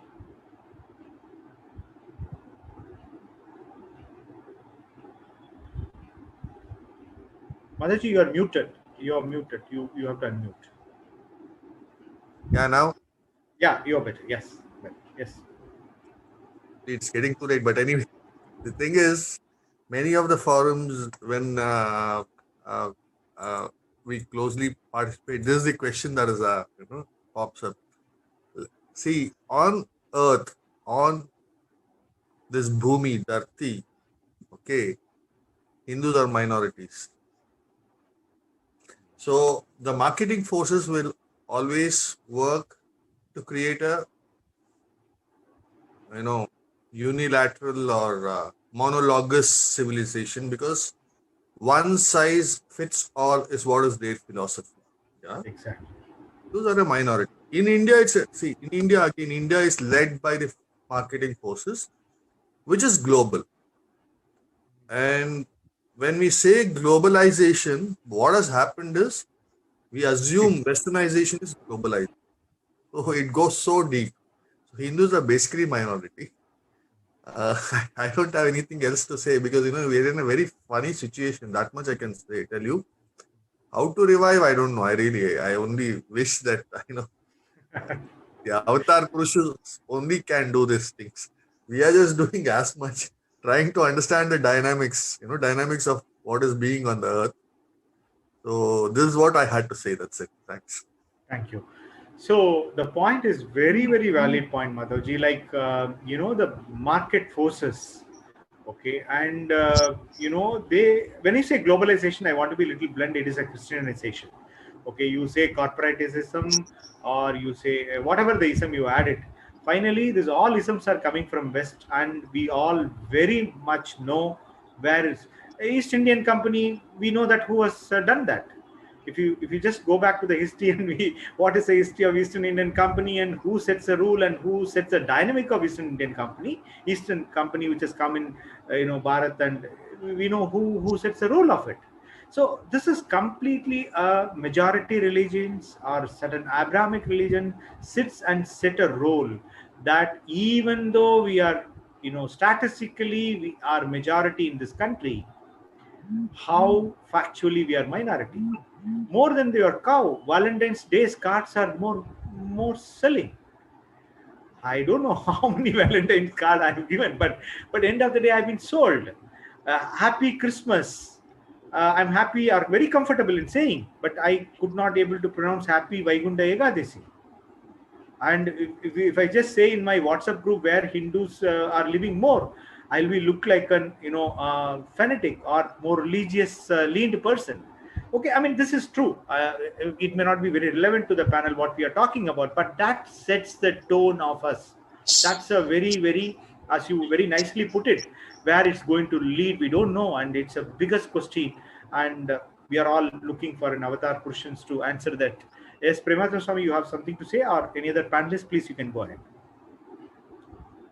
Yes, Advait, please go ahead. My thought was, I think Bhagavan has already pointed out the direction for us. Either get to Kailasa or create a Kailasa based on the same ethos right here. I mean, that's the only way. See, if I have to do it in my gated community, for example, it's going to be a very daunting task for me. But if I can get 2, 3, 4 families who have a similar kind of a thought process, right?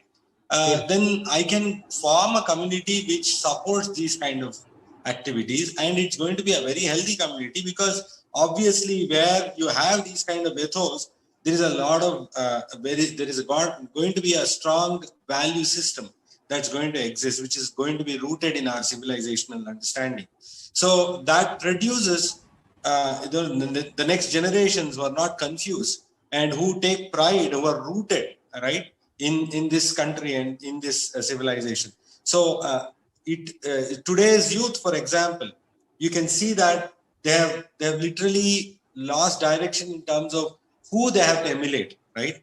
All of this, if you see, comes down to one single fact, that we are not accepting who we are, at the core of which is our understanding of cow, right? That is a very important part of our civilization, of our belief. Yes. So I think if we accept that, and if we are able to live that truth, that pretty much should be it.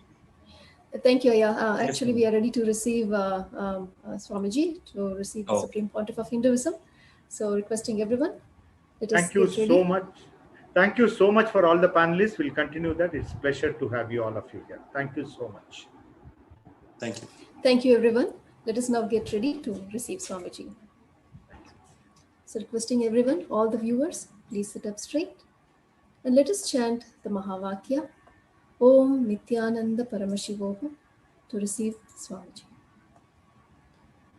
Om Nithyananda Paramashivoham. Om Nithyananda Paramashivoham. Om Nithyananda Paramashivoham.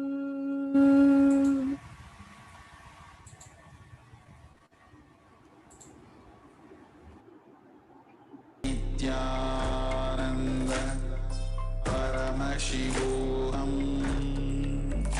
Om Nithyananda Paramashivoham. Om Nithyananda Paramashivoham.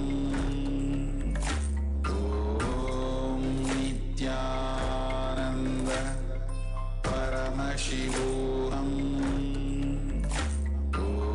Om Nithyananda Paramashivoham. Om Nithyananda Paramashivoham. Om Nithyananda.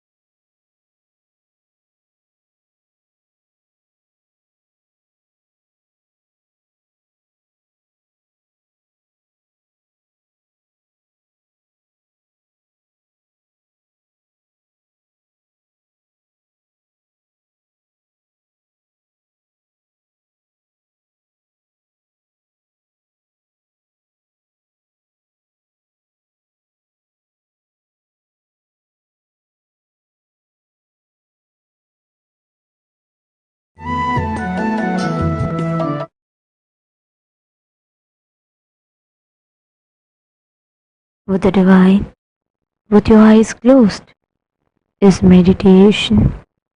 Connecting with the divine, with your eyes open, is darshan. Come, let us all now move from meditation to darshan. Slowly, very slowly, please open your eyes.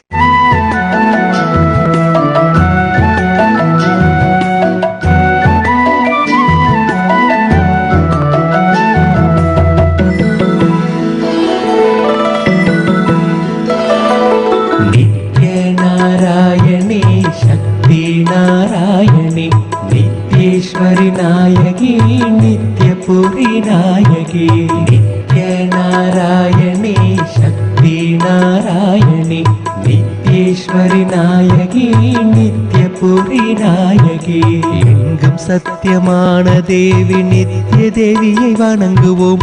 நித்திய புரியில் வாழ்ந்தருளும் நித்யேஸ்வரியை வணங்குவோம். நித்ய நாராயணி சக்தி நாராயணி நித்யேஸ்வரி நாயகி நித்யபுரி நாயகி. விண்ணிலிருந்து மண்ணிதில் பிறந்த புண்ணிய ஜோதினி நித்யபுரியில் வாழ்ந்தருளும் நித்யேஸ்வரியை வணங்குவோம். நித்ய நாராயணி சக்தி நாராயணி நித்யேஸ்வரி நாயகி நித்யபுரி நாயகி. மண்ணில்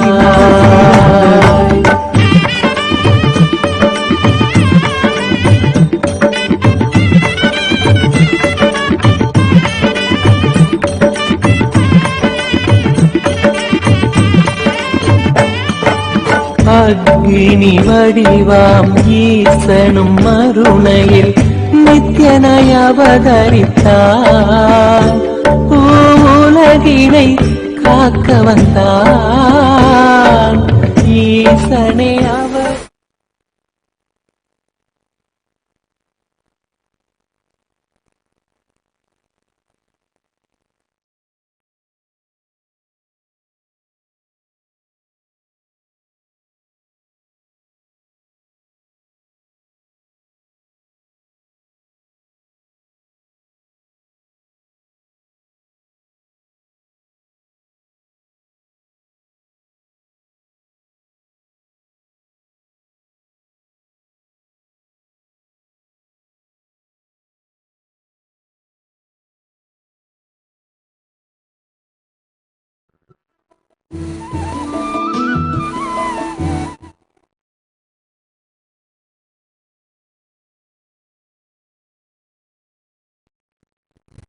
நித்யானந்தம்.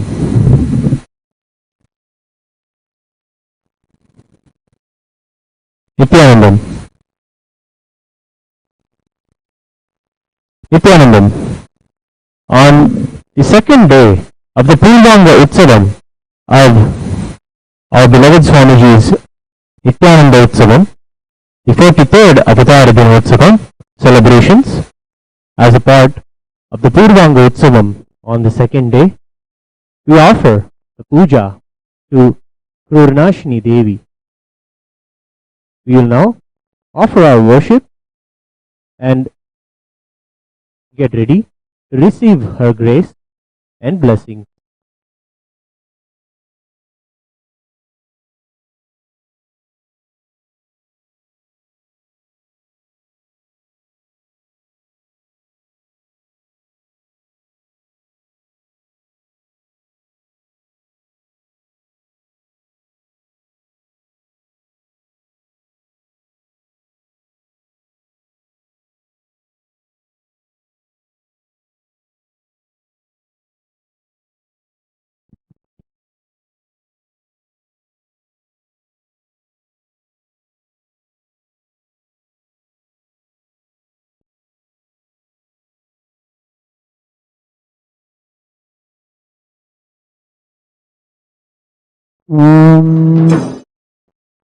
धूर्वधूर्वधूर्वन्दं धूर्वतयोऽस्मान् धूर्वतितं धूर्वजन्मधूर्वामस्त्वं देवानामसुहृदम् अप्रतमं दुष्टतमं मन्थितमं देवभूतममहतमसुहृदानं दृग्भस्माह्वा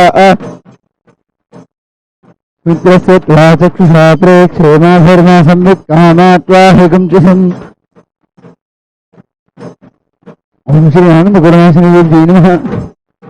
धूपमाग्रापयामि।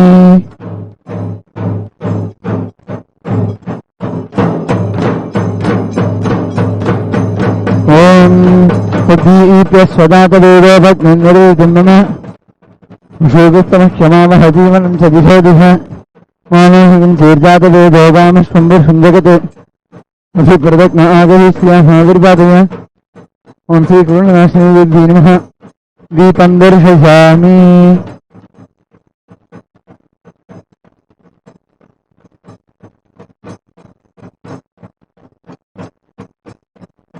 ओम अमृते अमृतोद्भवे अमृतवर्षिणि अमृतं श्रावय श्रावय स्वाहा Om Sri Jagatguru Mahasannidhanam enriching Nithyananda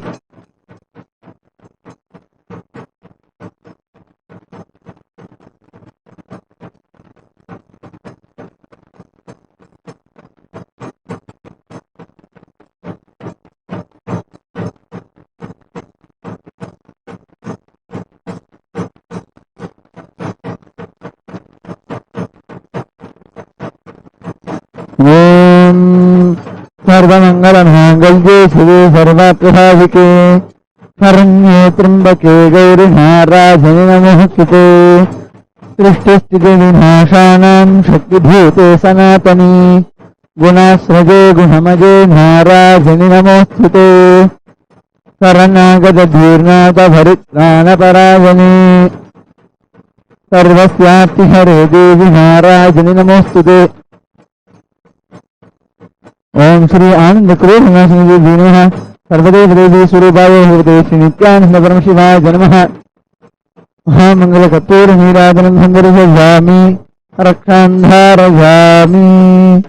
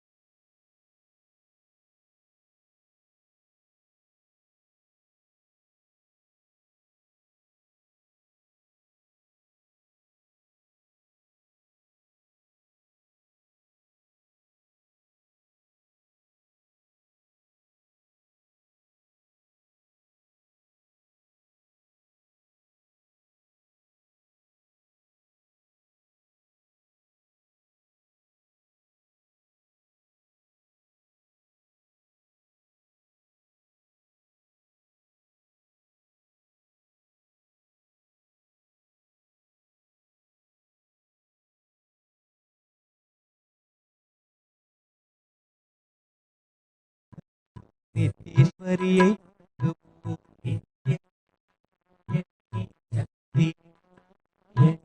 நித்யேஸ்வரி நாயகி நித்யபுரி நாயகி இல்லம் எங்கும் இன்பம்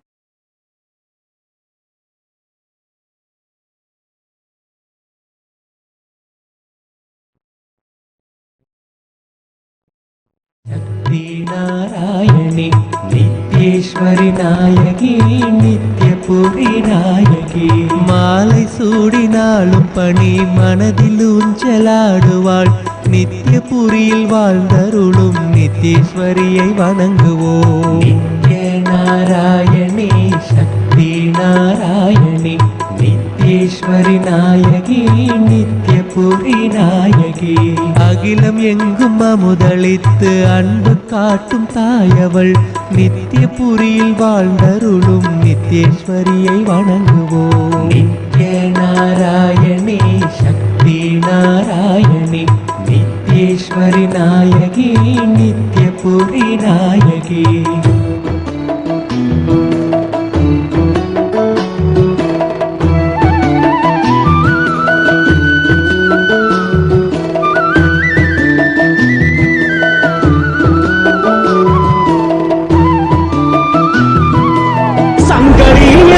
पुरंदरी दिगंबरी ज्योति प्रकाशिनिये अंदरी सुंदरी अनाथ रक्षकी आनंद रूपिणिये बंधम मरुंगिड पासम तोलैंगिड ईश्वरी नायकी नित्यपुरी नायकी जगमेलाम पुगழும் குருவன் கோட்டையாளும் துக்க நிவாரணியே மாரியம்மா மாரியம்மா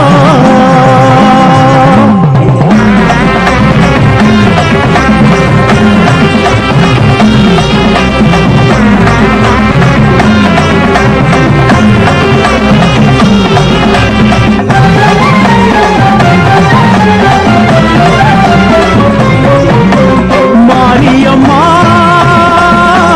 தேவியம்மா சூழியம்மா குருவன் கோட்ட மாரியம்மா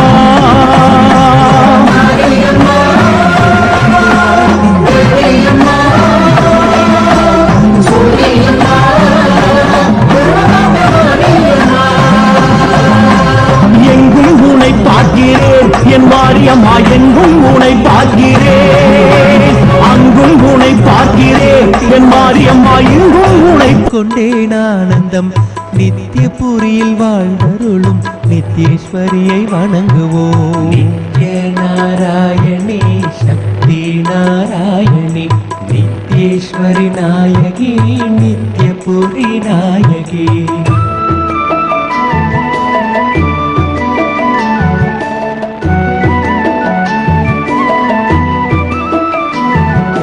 தியானம் செய்யும் பக்தனுக்கு ஞான பாலை ஊற்றிடும் நித்தியபுரியில் வாழ்ந்தருளும் நித்யேஸ்வரியை வணங்குவோம் நித்ய நாராயணி சக்தி நாராயணி நித்யேஸ்வரி நாயகி நித்யபுரி நாயகி பாவம் போக்கும் புண்ணிய தேவ பாதம் பற்ற புண்ணியமே நித்யபுரியில் வாழ்ந்தருளும் நித்யேஸ்வரியை வணங்குவோம் நித்ய நாராயணி சக்தி நாராயணி நித்யேஸ்வரி நாயகி நித்யபுரி நாயகி சக்தி அருள முக்தி அருள நித்யேஸ்வரி காரணம் நித்யபுரியில் வாழ்ந்தருளும் நித்யேஸ்வரியை வணங்குவோம் நித்ய நாராயணி சக்தி நாராயணி நித்யேஸ்வரி நாயகி நித்யபுரி நாயகி தியான சக்தி கையில் தவழ மூன்று லோகமாழ்பவள் நித்யபுரியில் வாழ்ந்தருளும் நித்யேஸ்வரியை வணங்குவோம் நித்ய நாராயணி சக்தி நாராயணி நித்யேஸ்வரி நாயகி நித்யபுரி நாயகி ஜாதி பேதம் நீக்கி மண்ணில் தியானத்தை தருபவள் நித்யபுரியில் வாழ்ந்தருளும் நித்யேஸ்வரியை வணங்குவோம் நித்ய நாராயணி சக்தி நாராயணி நித்யேஸ்வரி நாயகி நித்யபுரி நாயகி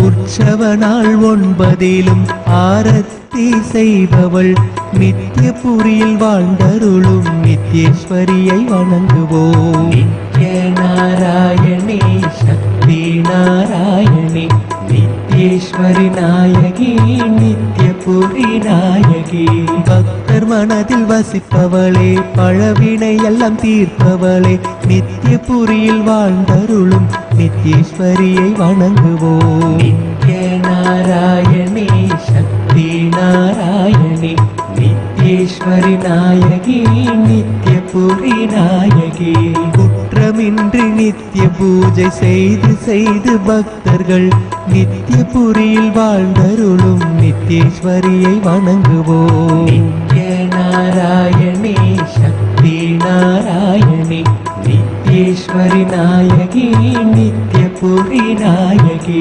ஆனந்தமாய் பஜனை பாடி நித்யபுரிக்கு வந்து நாங்கள் நித்யபுரியில் வாழ்ந்தருளும் நித்யேஸ்வரியை வணங்குவோம். நித்ய நாராயணி சக்தி நாராயணி நித்யேஸ்வரி நாயகி நித்யபுரி நாயகி.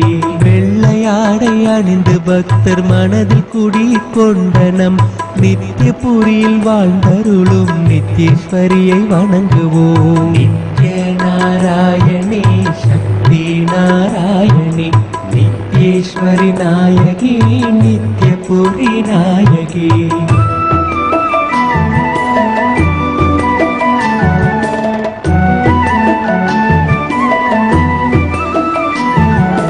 ரஞ்சனி நந்தினி அமிர்த ஸ்வரூபிணி நித்யபுரியில் வாழ்ந்தருளும் நித்யேஸ்வரியை வணங்குவோம். நித்ய நாராயணி சக்தி நாராயணி நித்யேஸ்வரி நாயகி நித்யபுரி நாயகி.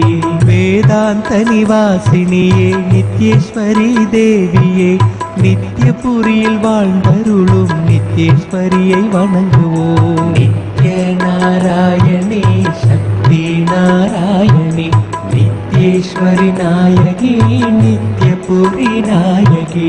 மண்ணில் ஜென்மம் 7 வேண்டும் நித்யேஸ்வரியை காணவே நித்யபுரியில் வாழ்ந்தருளும் நித்யேஸ்வரியை வணங்குவோம். நித்ய நாராயணி சக்தி நாராயணி நித்யேஸ்வரி நாயகி நித்யபுரி நாயகி. கங்கையோடு கங்கையாய் நீராடி இங்கு வருபவள் நித்யபுரியில் வாழ்ந்தருளும் நித்யேஸ்வரியை வணங்குவோம். நித்ய நாராயணி சக்தி நாராயணி நித்யேஸ்வரி நாயகி நித்யபுரி நாயகி. நெய் விளக்கு ஒளியில் மின்னி நேர்ந்த குழை கலைபவள் நித்யபுரியில் வாழ்ந்தருளும் நித்யேஸ்வரியை வணங்குவோம். நித்ய நாராயணி சக்தி நாராயணி நித்யேஸ்வரி நாயகி நித்யபுரி நாயகி.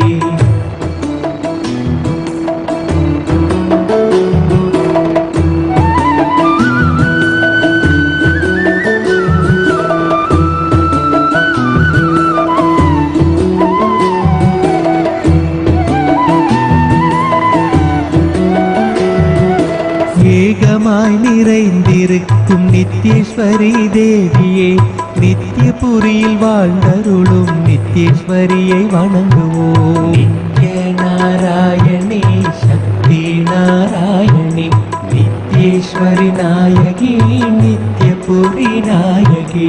நெற்றியிலே குங்கும பொட்டும் வெற்றி பாதையை காட்டும் நித்யபுரியில் வாழ்ந்தருளும் நித்யேஸ்வரியை வணங்குவோம். நித்ய நாராயணி சக்தி நாராயணி நித்யேஸ்வரி நாயகி நித்யபுரி நாயகி.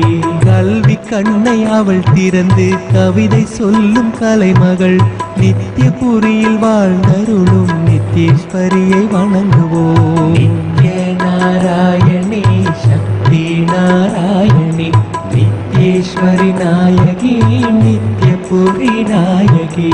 ஆதி அந்தமான சக்தி நித்யேஸ்வரி தேவியே நித்யபுரியில் வாழ்ந்தருளும் நித்யேஸ்வரியை வணங்குவோம். நித்ய நாராயணி சக்தி நாராயணி நித்யேஸ்வரி நாயகி நித்யபுரி நாயகி. நித்ய நாராயணி சக்தி நாராயணி நித்யேஸ்வரி நாயகி நித்யபுரி நாயகி. நித்ய நாராயணி சக்தி நாராயணி நித்யேஸ்வரி நாயகி நித்யபுரி நாயகி. நித்ய நாராயணி சக்தி நாராயணி நித்யேஸ்வரி நாயகி நித்யபுரி நாயகி. நித்ய नारायणी शक्ति नारायणी नित्येश्वरी नायकी नित्यपुरी नायकी எங்கும் சத்தியமான தேவி நித்திய தேவியை வணங்குவோம் நித்தியபுரியில் வாழ்ந்தருளும் நித்யேஸ்வரியை வணங்குவோம் நித்ய நாராயணி சக்தி நாராயணி நித்யேஸ்வரி நாயகி நித்யபுரி நாயகி விண்ணிலிருந்து மண்ணிதில் பிறந்த புண்ணிய ஜோதினி நித்யபுரியில் வாழ்ந்தருளும் நித்யேஸ்வரியை வணங்குவோம் நித்ய நாராயணி சக்தி நாராயணி நித்யேஸ்வரி நாயகி நித்யபுரி நாயகி மண்ணில் இன்று சிறந்ததோர் ஆனந்த சபை கோவிலாம் நித்யபுரியில் வாழ்ந்தருளும் நித்யேஸ்வரியை வணங்குவோம் நித்ய நாராயணி சக்தி நாராயணி நித்யேஸ்வரி நாயகி நித்யபுரி நாயகி பக்தி சாந்தி மேன்மை கீர்த்தி நித்ய சக்தி நீ அம்மா நித்யபுரியில் வாழ்ந்தருளும் நித்யேஸ்வரியை வணங்குவோம் நித்ய நாராயணி சக்தி நாராயணி நித்யேஸ்வரி நாயகி நித்யபுரி நாயகி சர்வமுக்தி தாயுமாகி சுகம் கொடுக்கும் தேவினி நித்யபுரியில் வாழ்ந்தருளும் நித்யேஸ்வரியை வணங்குவோம் நித்ய நாராயணி சக்தி நாராயணி நித்யேஸ்வரி நாயகி நித்யபுரி நாயகி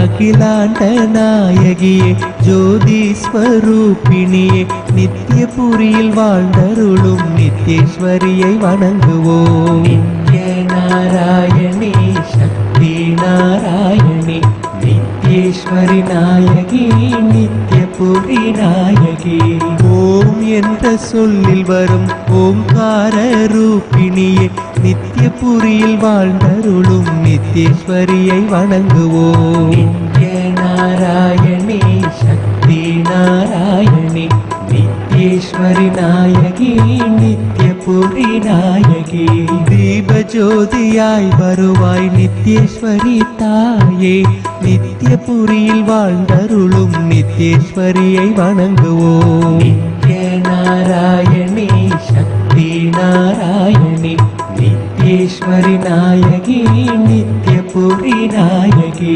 அகில உலகை காத்திடும் நீ நோய்களுக்கு மருந்து நீ நித்யபுரியில் வாழ்ந்தருளும் நித்யேஸ்வரியை வணங்குவோம் நித்ய நாராயணி சக்தி நாராயணி நித்யேஸ்வரி நாயகி நித்யபுரி நாயகி எண்ணம் வளர இடர் அகல இன்பம் அறிந்து நலம் பெருக நித்யபுரியில் வாழ்ந்தருளும் நித்யேஸ்வரியை வணங்குவோம் நித்ய நாராயணி சக்தி நாராயணி நித்யேஸ்வரி நாயகி நித்யபுரி நாயகி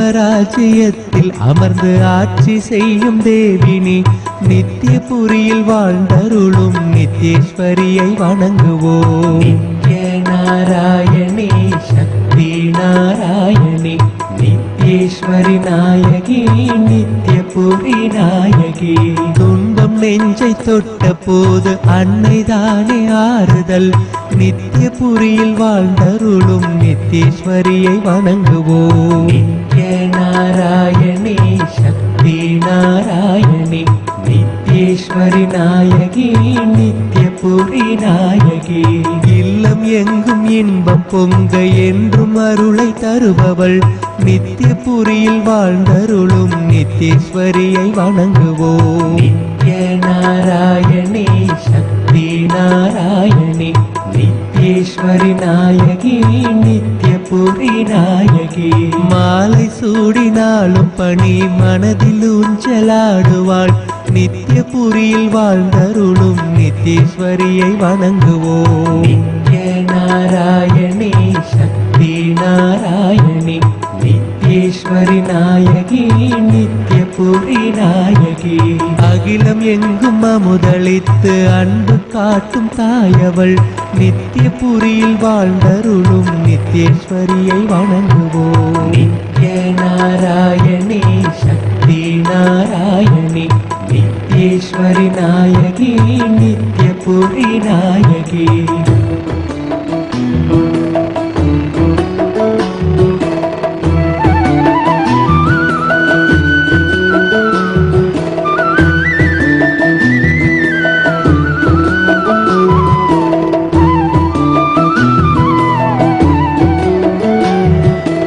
அபயம் என்று வந்த போதபாயம் போக்கி மகிழ்பவள்.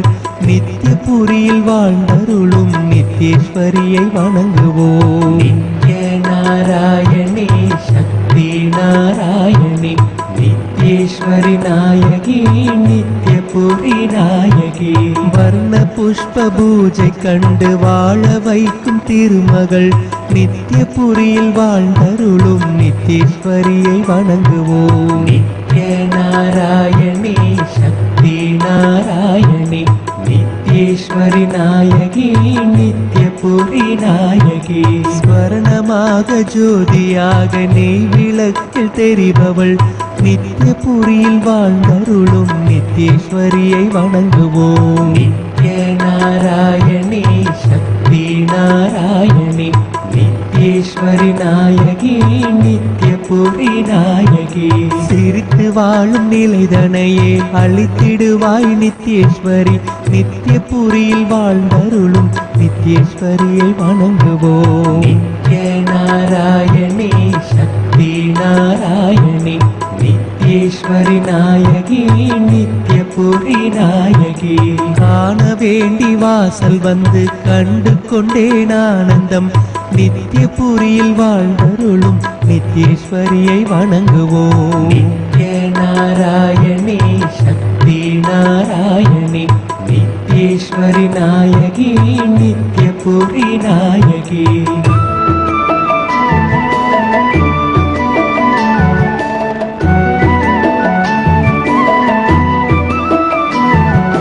தியானம் செய்யும் பக்தனுக்கு ஞான பாலை ஊற்றிடும். நித்யபுரியில் வாழ்ந்தருளும் நித்யேஸ்வரியை வணங்குவோம். நித்ய நாராயணி சக்தி நாராயணி நித்யேஸ்வரி நாயகி நித்யபுரி நாயகி.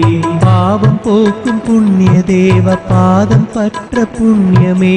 நித்யபுரியில் வாழ்ந்தருளும் நித்யேஸ்வரியை வணங்குவோம். நித்ய நாராயணி சக்தி நாராயணி நித்யேஸ்வரி நாயகி நித்யபுரி நாயகி. சக்தி அருள முக்தி அருள நித்யேஸ்வரி காரணம். நித்யபுரியில் வாழ்ந்தருளும் நித்யேஸ்வரியை வணங்குவோம். நித்ய நாராயணி சக்தி நாராயணி நித்யேஸ்வரி நாயகி நித்யபுரி நாயகி. தியான சக்தி கையில் தவழ 3 லோகம் ஆள்பவள். நித்யபுரியில் வாழ்ந்தருளும் நித்யேஸ்வரியை வணங்குவோம். நித்ய நாராயணி சக்தி நாராயணி நித்யேஸ்வரி நாயகி நித்யபுரி நாயகி. ஜாதி பேதம் நீக்கி மண்ணில் தியானத்தை தருபவள். நித்யபுரியில் வாழ்ந்தருளும் நித்யேஸ்வரியை வணங்குவோம். நித்ய நாராயணி சக்தி நாராயணி நித்யேஸ்வரி நாயகி நித்யபுரி நாயகி.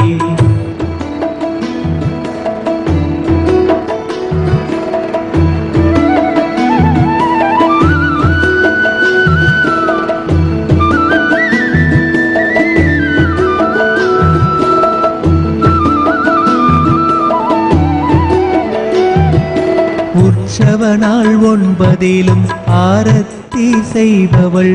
நித்யபுரியில் வாழ்ந்தருளும் நித்யேஸ்வரியை வணங்குவோம். நித்ய நாராயணி சக்தி நாராயணி நித்யேஸ்வரி நாயகி நித்யபுரி நாயகி. பக்தர் மனதில் வசிப்பவளே, பழவினை எல்லாம் தீர்ப்பவளே, நித்யபுரியில் வாழ்ந்தருளும் நித்யேஸ்வரியை வணங்குவோம். நித்ய நாராயணி சக்தி நாராயணி நித்யேஸ்வரி நாயகி நித்யபுரி நாயகி.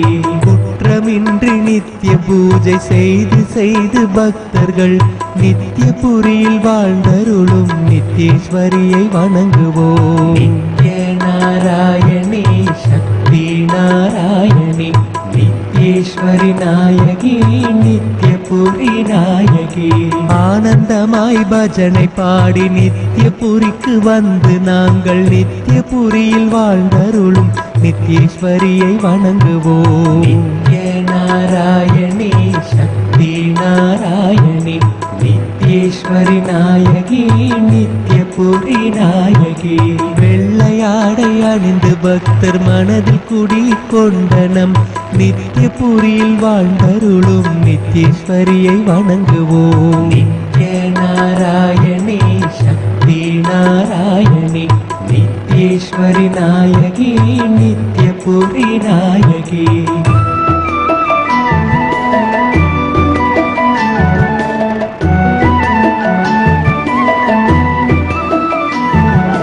ரஞ்சனி நந்தினி அமிர்த ஸ்வரூபிணி நித்யபுரியில் வாழ்ந்தருளும் நித்யேஸ்வரியை வணங்குவோம். நித்ய நாராயணி சக்தி நாராயணி நித்யேஸ்வரி நாயகி நித்யபுரி நாயகி. வேதாந்த நிவாசினியே நித்யேஸ்வரி தேவியே நித்யபுரியில் வாழ்ந்தருளும் நித்யேஸ்வரியை வணங்குவோம். நித்ய நாராயணி சக்தி நாராயணி நித்யேஸ்வரி நாயகி நித்யபுரி நாயகி. மண்ணில் ஜென்மம் 7 வேண்டும் நித்யேஸ்வரியை காணவே நித்யபுரியில் வாழ்ந்தருளும் நித்யேஸ்வரியை வணங்குவோம். நித்ய நாராயணி சக்தி நாராயணி நித்யேஸ்வரி நாயகி நித்யபுரி நாயகி. கங்கையோடு கங்கையாய் நீராடி இங்கு வருபவள் நித்யபுரியில் வாழ்ந்தருளும் நித்யேஸ்வரியை வணங்குவோம். நித்ய நாராயணி சக்தி நாராயணி நித்யேஸ்வரி நாயகி நித்யபுரி நாயகி. நெய்விளக்கு ஒளியில் மின்னி நேர்ந்த குழை கலைபவள் நித்யபுரியில் வாழ்ந்தருளும் நித்யேஸ்வரியை வணங்குவோம். நித்ய நாராயணி சக்தி நாராயணி நித்யேஸ்வரி நாயகி நித்யபுரி நாயகி.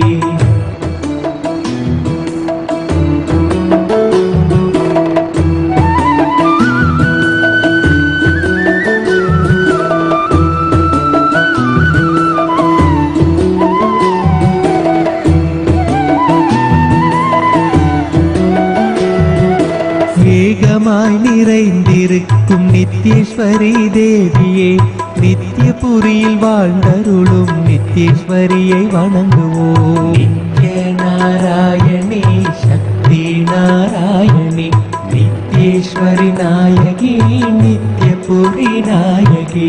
நெற்றியிலே குங்குமம் பொட்டும் வெற்றி பாதையை காட்டும் நித்யபுரியில் வாழ்ந்தருளும் நித்யேஸ்வரியை வணங்குவோம். நித்ய நாராயணி சக்தி நாராயணி நித்யேஸ்வரி நாயகி நித்யபுரி நாயகி.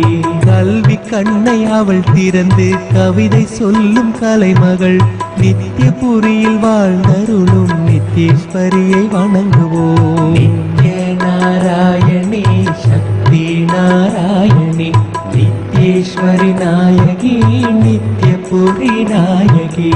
ஆதி அந்தமான சக்தி நித்யேஸ்வரி தேவியே நித்யபுரியில் வாழ்ந்தருளும் நித்யேஸ்வரியை வணங்குவோம். நித்ய நாராயணி சக்தி நாராயணி நித்யேஸ்வரி நாயகி நித்யபுரி நாயகி. नारायणे शक्ति नारायणे नित्येश्वरि नायके नित्यपुरी नायके नित्य नारायणे शक्ति नारायणे नित्येश्वरि नायके नित्यपुरी नायके नित्य नारायणे शक्ति नारायणे नित्येश्वरि नायके नित्यपुरी नायके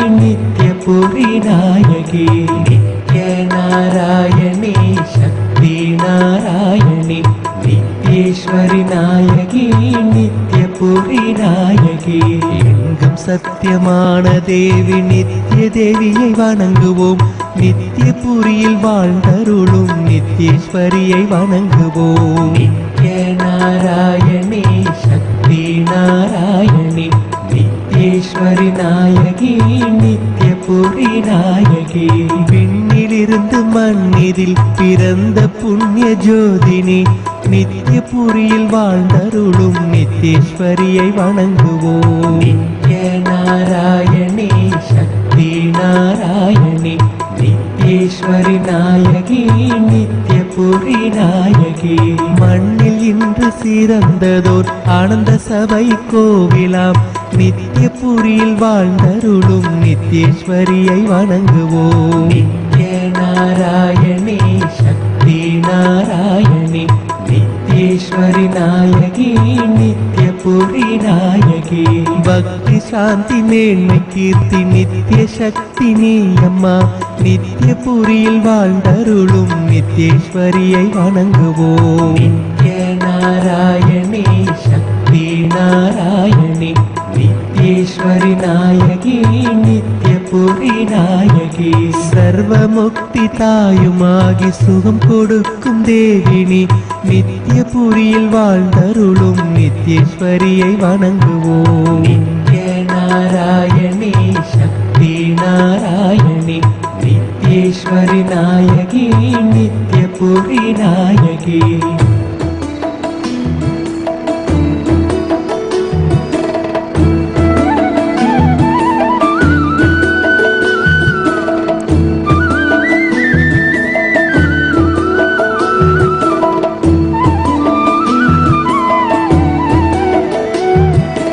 அகிலாண்ட நாயகியே ஜோதி ஸ்வரூபிணியே நித்யபுரியில் வாழ்ந்தருளும் நித்யேஸ்வரியை வணங்குவோம் நித்ய நாராயணே சக்தி நாராயணே நித்யேஸ்வரி நாயகி நித்யபுரி நாயகி ஓம் என்ற சொல்லில் வரும் ஓம்கார ரூபிணியே நித்யபுரியில் வாழ்ந்தருளும் நித்யேஸ்வரியை வணங்குவோம் நித்ய நாராயணே சக்தி நாராயணே நித்யேஸ்வரி நாயகி நித்யபுரி நாயகி தீபஜோதியாய் வருவாய் நித்யேஸ்வரி தாயே நித்யபுரியில் வாழ்ந்தருளும் நித்யேஸ்வரியை வணங்குவோம் நித்ய நாராயணே சக்தி நாராயணே நித்யேஸ்வரி நாயகி நித்யபுரி நாயகி அகில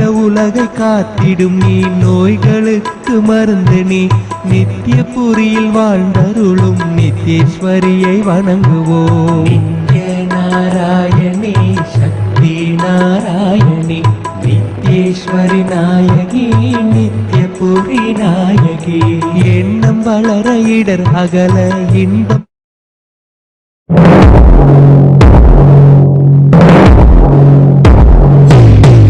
In one line, if I have to put it in a simple way, seeing always each other with a tremendous love that everyone is Paramashiva. There starts KAILASA.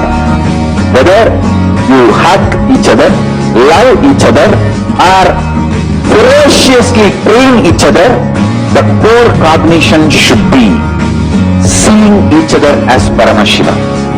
That is where the seed of KAILASA starts.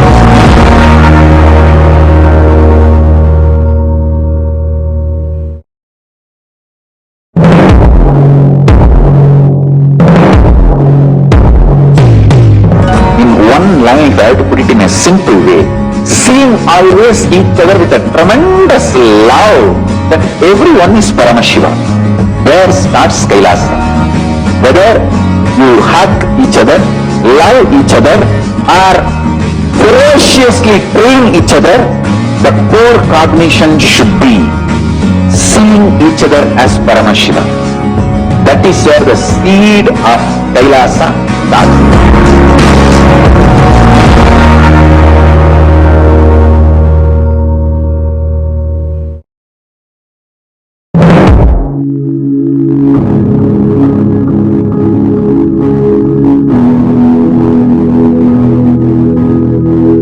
Kailasa is the enlightenment ecosystem. It may be mapped on a temple, monastery, adinam, a nation. It may be mapped on an earth, but Kailasa itself is an enlightenment ecosystem.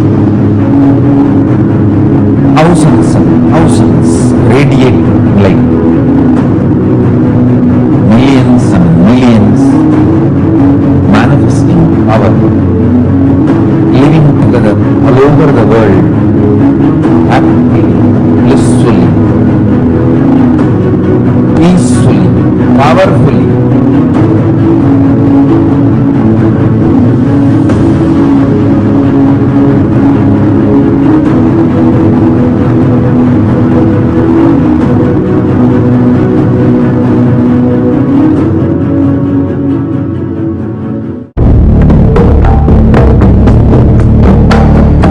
Kailasa is an effort, humble effort, and our humble offering at the feet of Paramashiva keep the grand narrative of Hinduism alive.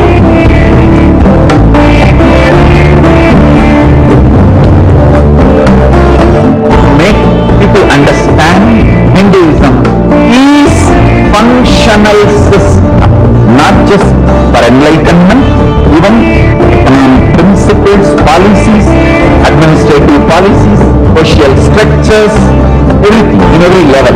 So the humble effort to keep that grand narrative alive is this Kailasa.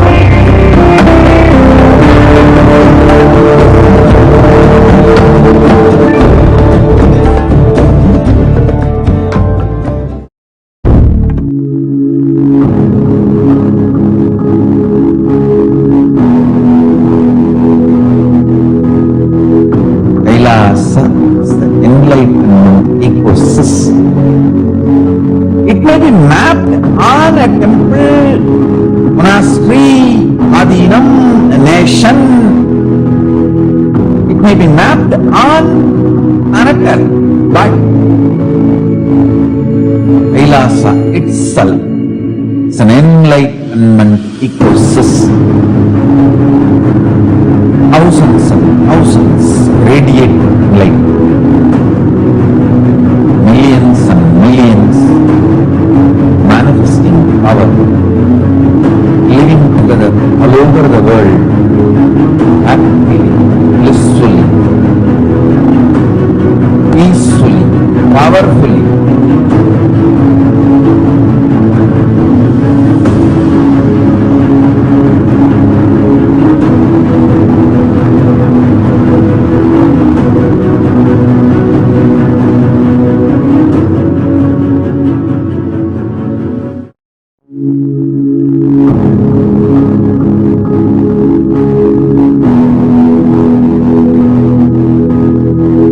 Kailasa is the enlightenment ecosystem.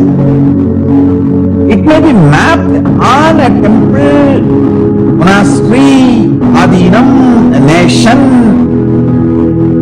It may be mapped on an earth, but Kailasa itself is an enlightenment ecosystem. Thousands and thousands radiating light. Millions and millions manifesting power, living together all over the world, happily, blissfully, peacefully, powerfully.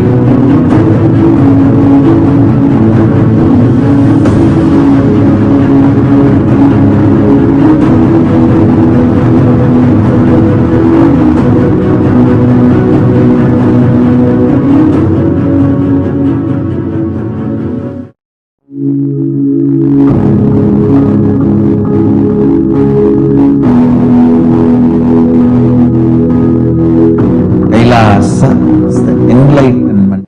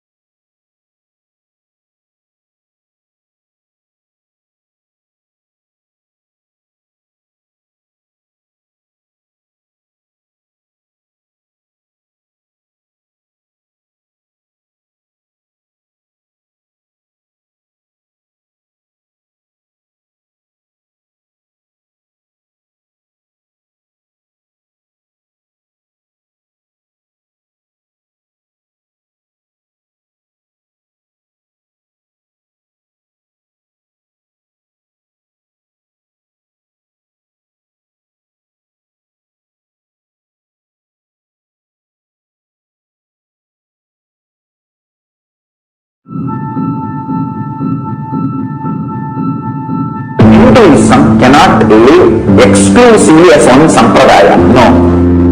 All sampradayas of Hinduism is an ecosystem.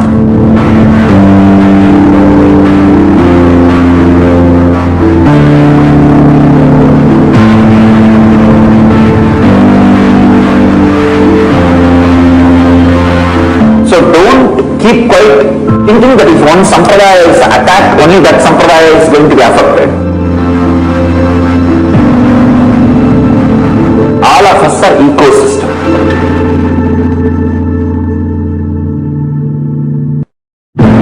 I invite all of you to get involved and enjoy Hinduism by the principle of Dharmo Rakshati Rakshitaha. When you protect Dharma, Dharma protects you.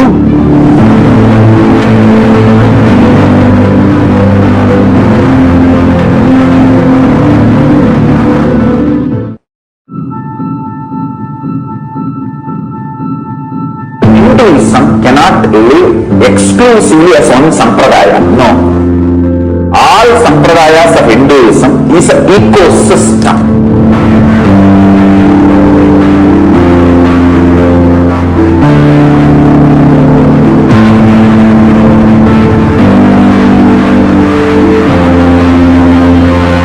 So don't keep quiet thinking that if one sampradaya is attacked, only that sampradaya is going to be affected.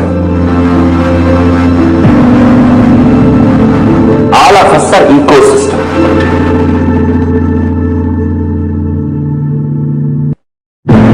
I invite all of you to get involved and enjoy Hinduism by the principle of Dharmo Rakshati Rakshitaha. When you protect Dharma, Dharma protects you.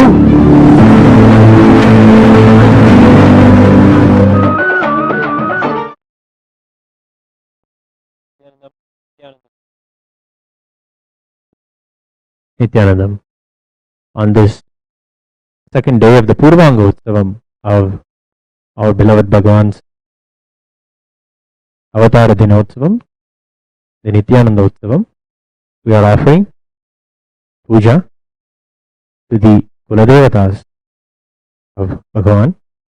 First, we will offer puja to Mariamman, followed by Pitari Amman, and followed by Durgayamman.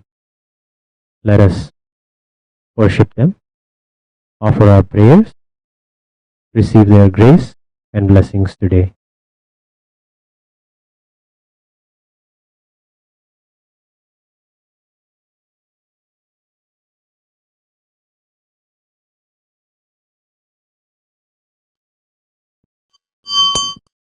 Om Durasi Durbantam Durvatanyo Osman Durvatikam Durvayam Vayam Durvamaswam Devanam Asyasidamam Bapradamam Yoshidamam Vannitamam Devahodamam Ahadamasiravirdanam Maswamakwa Mitra Satyasaktisha Prekshirma Bhirmasam Vikta Matvahikam Shisham Shri Mariam Mandevye Namaha Upamagrapayami.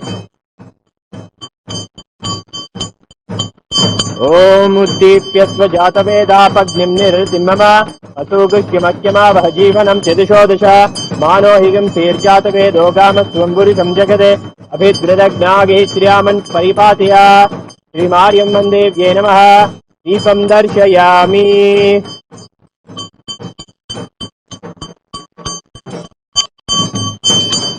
Om Vam Amrite Amritodbhave Amritavarshini Amritam Shravaya Shravaya Swaha Sri Mariam Mandevye Namaha Amritam Mahanevedyam Nivedayami.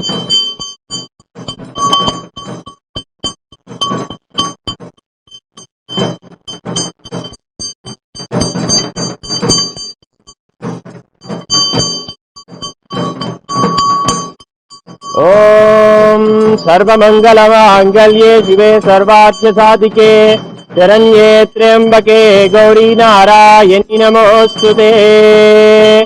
Om Rajadi Rajaya Prasanni Rahine Namo Vayamai Shravanaya Gurmahe समे कामानि कामकामाय मह्यं कामेश्वरो वै श्रवणो ददातु कुबेराय वै श्रवणाय महाराजाय नमः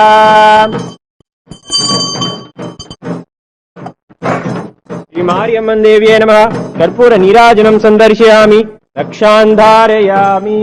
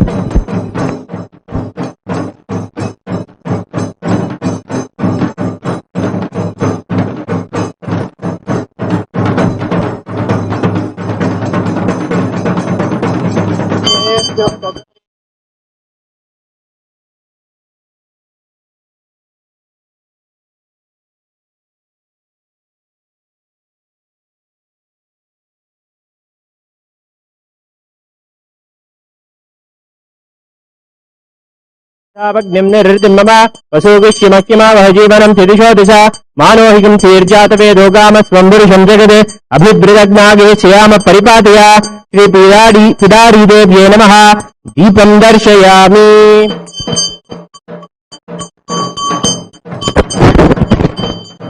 ओम वम अमृते अमृतोद्भवे अमृतवर्षिणी अमृतं श्रावे श्रावे स्वाहा श्रीपिडारी देव्ये नमः अमृतं महानैवेद्यं निवेदयामि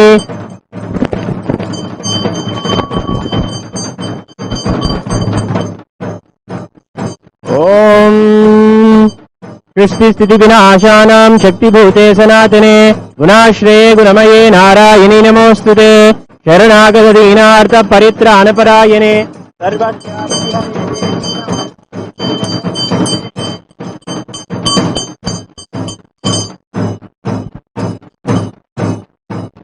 श्रीपिडारी देव्ये नमः कर्पूर नीराजनं सन्दर्शयामि रक्षां धारयामि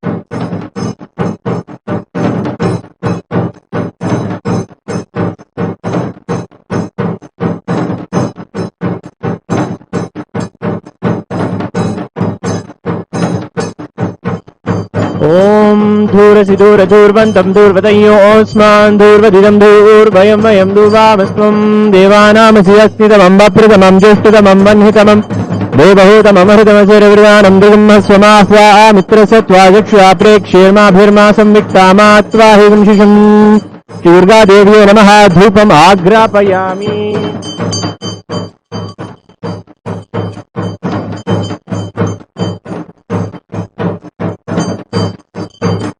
ॐ उद्दीप्य स्वजातवेदापग्निं निर्ऋतिं मम वसूगुष्यमक्षमा वह जीवनं च दिशो मानो हिगं सीर्जातवेदो कामस्वं पुरुषं जगते अभिद्रदग्नागहि श्राम परिपातया श्रीदुर्गादेव्यै नमः दीपं दर्शयामि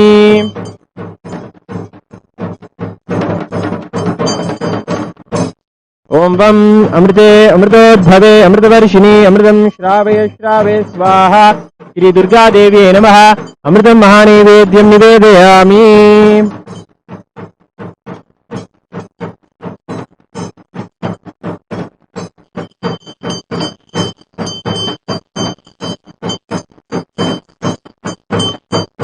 ॐ कात्यायनाय विद्महे कन्याकुमारी धीमहि तन्नो दुर्गे प्रचोदयात् ॐ कात्यायनाय विद्महे कन्याकुमारी धीमहि तन्नो दुर्गे प्रचोदयात् ॐ कात्यायनाय विद्महे कन्याकुमारी धीमहि तन्नो दुर्गे प्रचोदयात्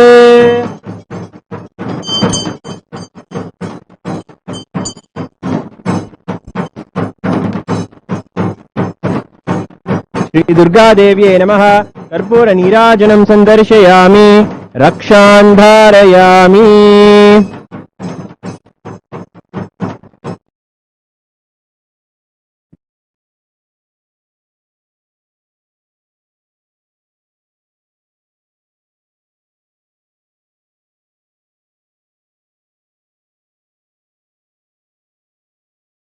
மாரியம்மா மாரியம்மா திரிசூலியம்மா நீலியம்மா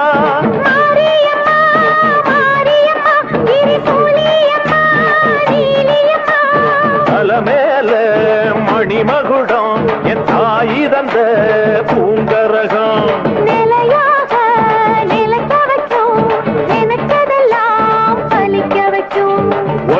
நினைச்சபடி புன்ன ஜெயிக்கும்படி வேண்டும் வரந்தா மாரியம்மா காவல் நீதான் Kaliyamma Mariamma Mariamma திரிசூலியம்மா Neeliyamma Kailasa is an effort, humble effort, and our humble offering at the feet of Paramashiva keep the grand narrative of Hinduism alive.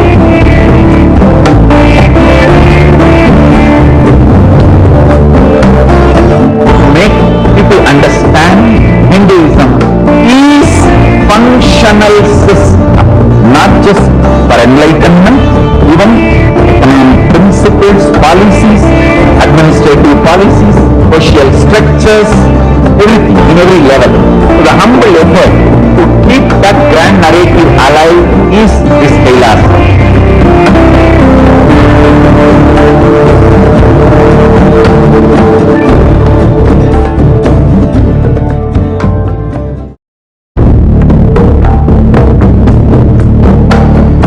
Kailasa is an effort, humble effort, and our humble offering at the feet of Paramashiva keep the grand narrative of Hinduism alive.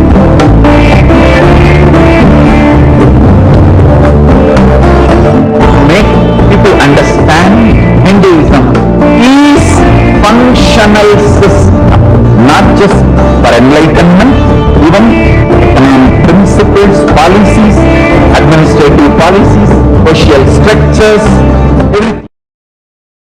Nithyanandeshwara Paramashiva Samarambam Nithyanandeshwari Parashakti Madhyamam Asmadacharya Paryantam Vande Guru Paramparam.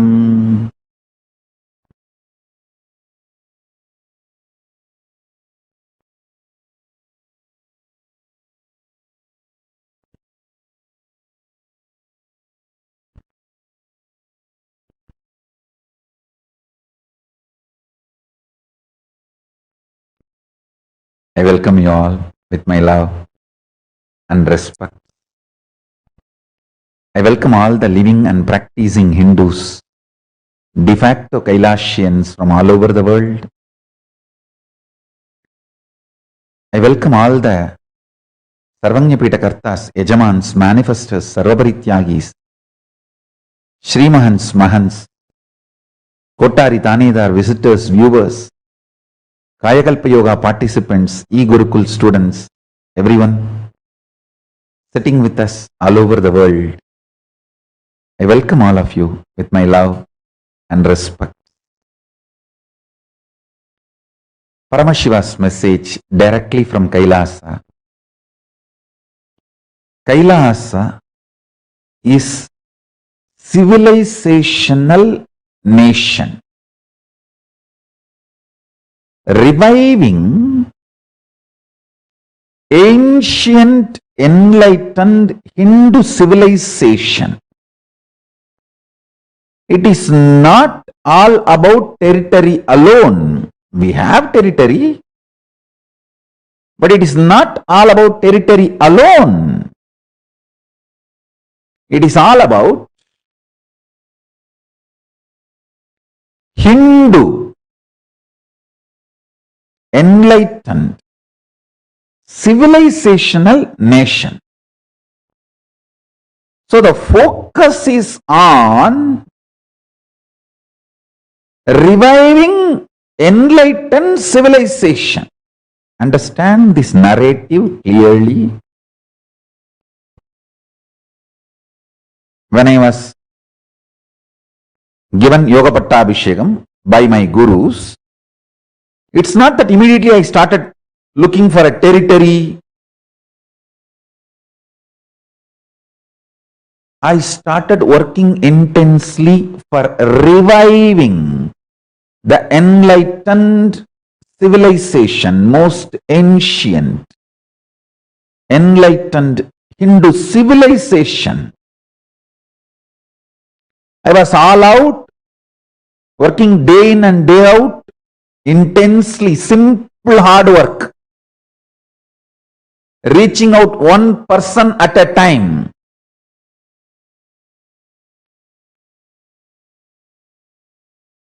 Sharpening myself.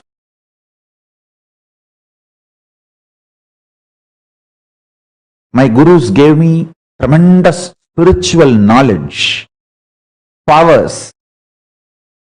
But I need to start working on understanding the society. So they gave me the guidance. Go and spend some time in Ramakrishna Mission, spend some time in Swaminarayan movement. They gave some certain guidance. Study all these organizations and then start the work you need to do. So side by side I was doing, educating myself and reaching out to people to revive the ancient, enlightened Hindu civilization. So please understand, our focus is all about reviving the enlightened Hindu civilization. And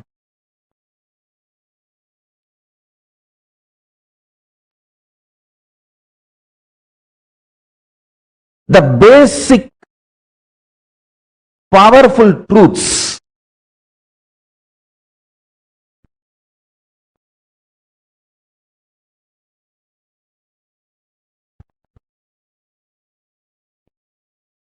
powerful cognitions and powers, both, of enlightened civilization need to be revived. Please understand.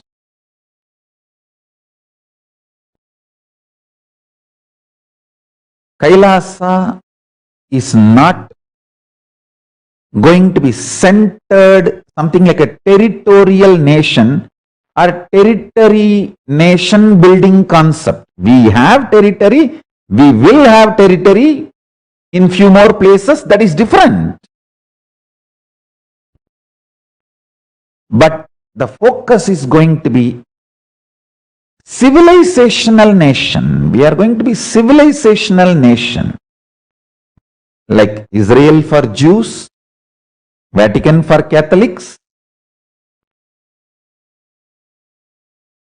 It's not just about territory, it's a civilizational nation. KAILASA is going to be civilizational nation for Hindus. So understand this major difference. I am going to keep the Hindu narrative alive and experiential. How? A child is given the superconscious education. In Hinduism, there is no baptism. You need to know that. There is no baptism. We give superconscious possibility to the kid. We open that. We open the third eye of the child and let the child play with the third eye energies, powers, kundalini. The child evolves.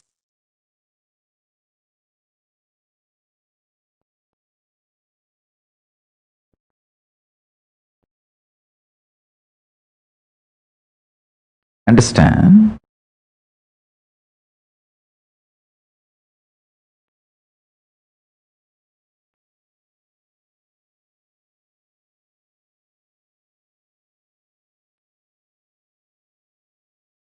Kailasians need to enrich themselves and others on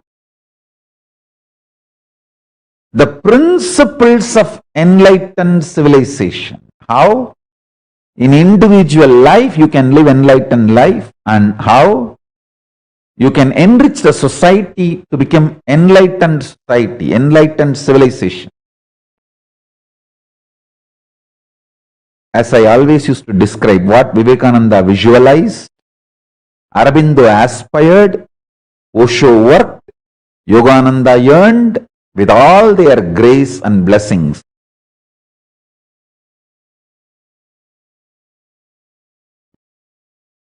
What Maharshi mandated, with all their blessings.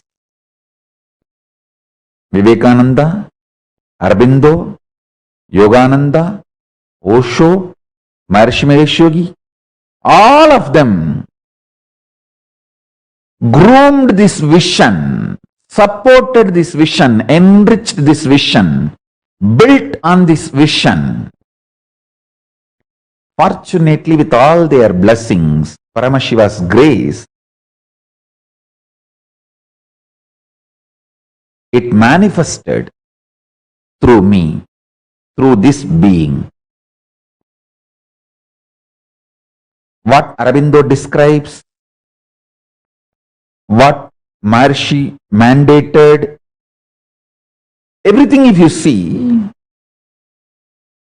a Hindu nation is not just restricted to territory. I tell you, if it is restricted to territory, it doesn't have a future. You need to know why you need a nation. KAILASA is the answer for why you need a Hindu nation. We are a civilizational nation. How? A modern day humanity can be benefited by the universal principles of Hindu civilization. Enlightened Hindu civilization is the real open society. Understand? Open society means where all human beings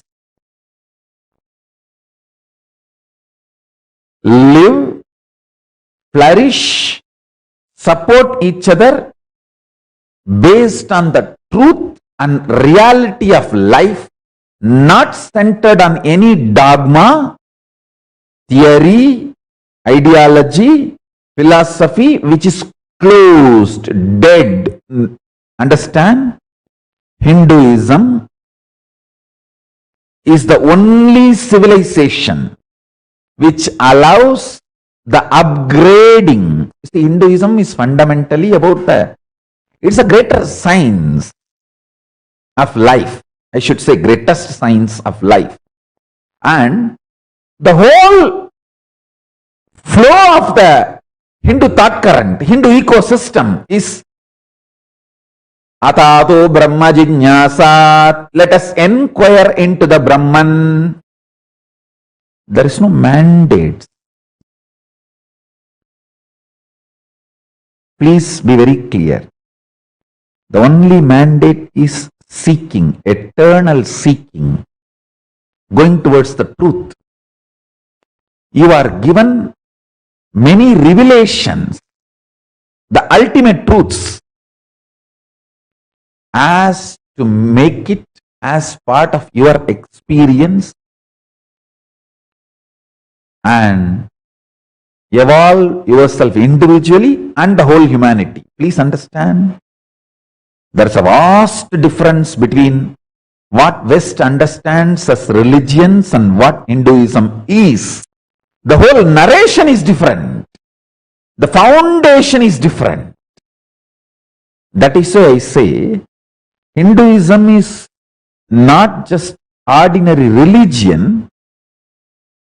It is more greater science of life. It's a more enlightened civilization in practice. In theory, it's the greatest science of life, of everything exists. In practice, it is an enlightened civilization. In theory, it's the greatest science of life, universe, cosmos, consciousness. In practice, enlightened civilization. We are here to revive that, not reform, revive. Hindu civilization, enlightened Hindu civilization, is the real open society. And I tell you, fortunately, the internet has brought the best atmosphere for the world to enjoy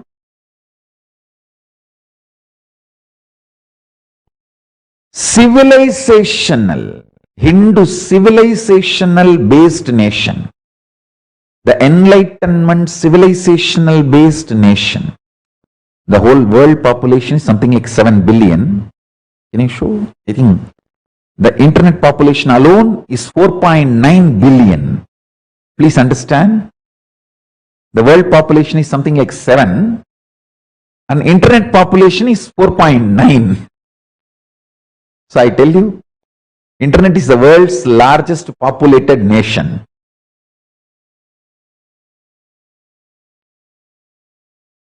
It is time the civilizational nation, KAILASA, is built on internet, the digital platform.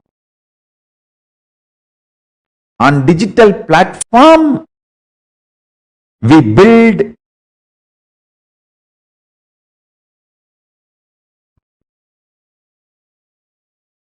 KAILASA.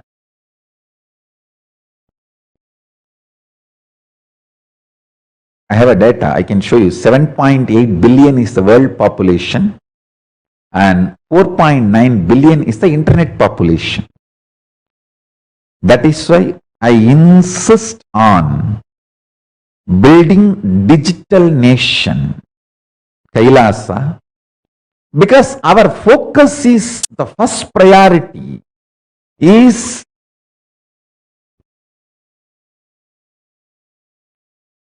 reviving enlightened civilizational nation.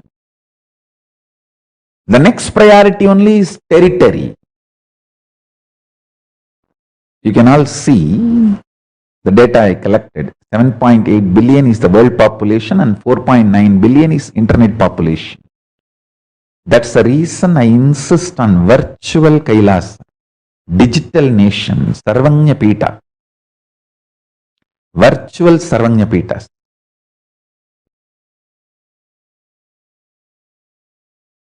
So let me give you the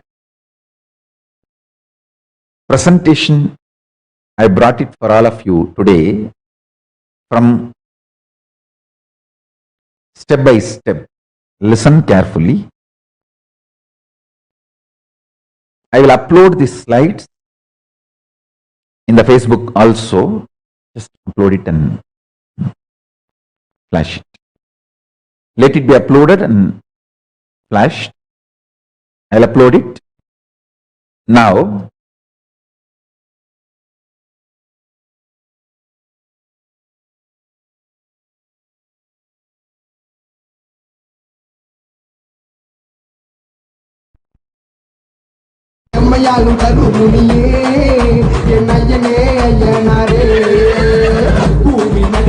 ஆவேசமாய் வந்திடையா மேகம் கிட்டுக்கிட்டுக அங்காரமாய் வந்திடையா வேட்ட கருப்பனோடு பொங்காரமாய் வந்திடையா செம்முனி நாட்டு நீங்க ஜட்டா முனி அப்பனே வாயா வாயா ஜட்டா முனியா என் வீர சூர வீர பத்ர ஜட்டா முனியா வாயா வாயா ஜட்டா முனியா என் வீர சூர வீர பத்ர ஜட்டா முனியா வெள்ள கூட்டுறையில என் ஜட்டா முனி வாராரையா பெட்டருபா கையில் என்று நீ ஆவேசமாய் வாருமையா வெள்ள வெள்ள கூட்டுறையில என் ஜட்டா முனி வாராரையா பெட்டருபா கையில் என்று நீ ஆவேசமாய் வாருமையா வாயா வாயா ஜட்டா முனியா என் வீர சூர வீர பத்ர ஜட்டா முனியா வாயா வாயா ஜட்டா முனியா என் வீர சூர வீர பத்ர ஜட்டா முனியா வாயா வாயா ஜட்டா முனியா என் வீர சூர வீர பத்ர ஜட்டா முனியா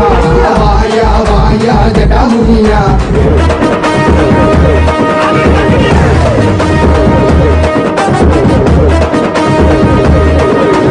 பாண்டி முனிய ஒட்டிடுவான் பிணிய பாண்டி முனிய ஒட்டிடுவான் பிணிய ரத்த காட்டு எருமை கண்ணிய சித்தனுக்கு வித்து முடிக்க குண்டுறா இவன் பாண்டி முனி எல்லாம் கோட்டை தாண்டுறா சிவமுகையில சிங்கத்தை இவன் சிண்டுறா இப்போ மாட்டிக்கிட்டு மண்டி போட்டு வெண்டுறா பாண்டி முனிய ஒட்டிடுவான் பிணிய ரத்த காட்டு எருமை கண்ணிய சித்தனுக்கு வித்து முடிக்க குண்டுறா இவன் பாண்டி முனி எல்லாம் கோட்டை தாண்டுறா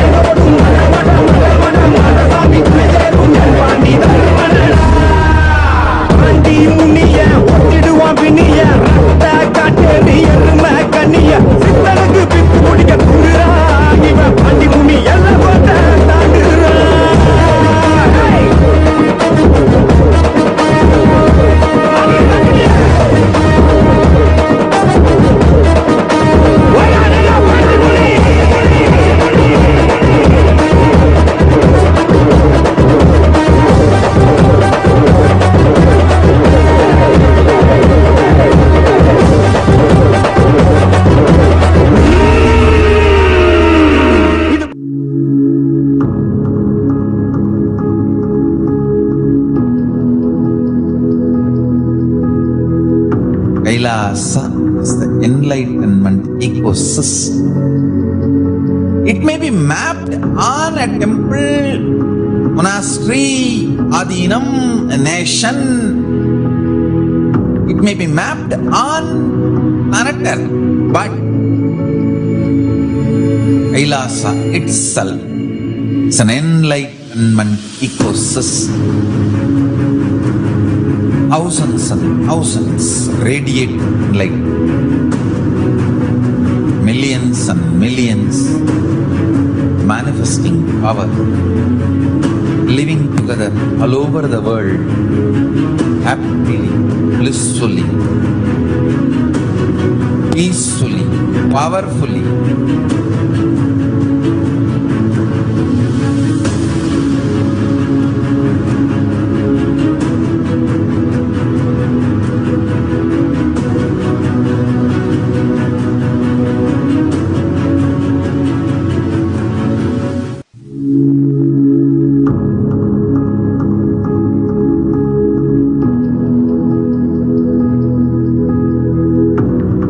Kailasa is the enlightenment ecosystem.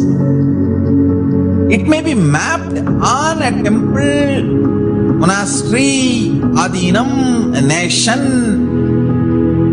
It may be mapped on planet Earth, but Kailasa itself is an enlightenment ecosystem. Thousands and thousands radiating light.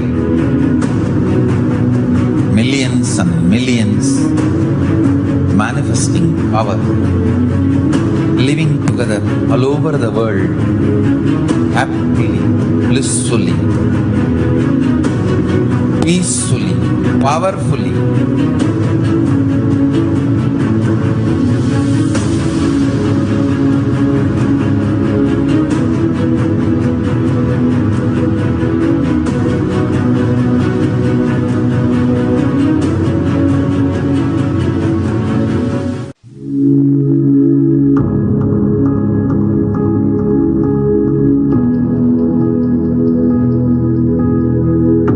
Kailasa is the enlightened civilizational manifesting power, living together all over the world, happily, blissfully, peacefully, powerfully.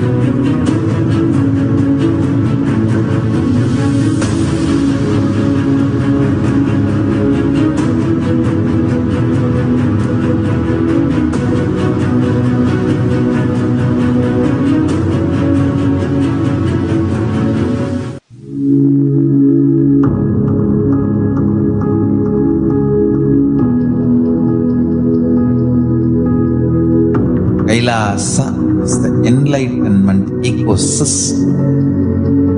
It may be mapped on a temple, monastery, adinam, a nation. It may be mapped on planet Earth, but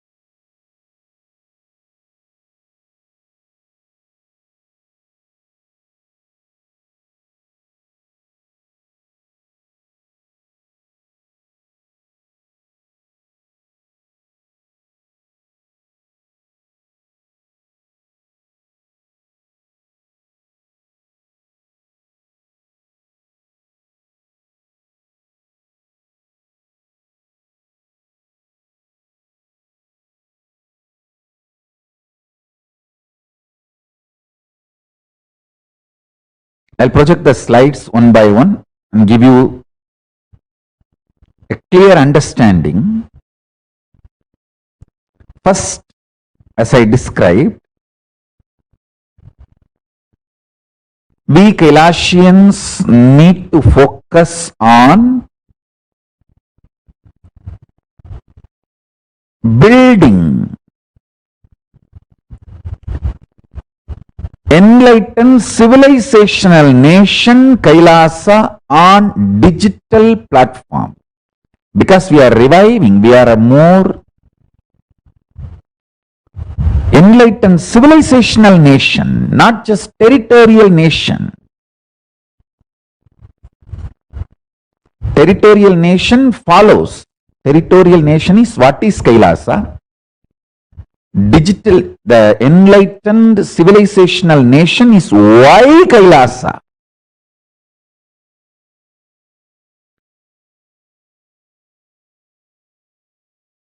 Let's all focus as on now to build the civilizational nation Kailasa. Enlightened Hindu civilizational nation Kailasa.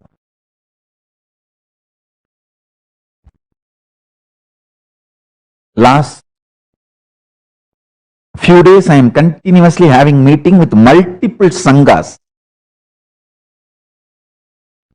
I had the Kailasa Chinese World Sangha meeting. More than 200 people applied to come and be the resident of Kailasa from the Ohio Sangha 29, Ohio, New York. From Chinese World 200. As on now, 229 people applied for green card, means permanent residency. Thousands have applied for visa to come and go. 229 is permanent residency, the green card application, and of course, still it's growing and expanding. But I want all of you to first focus on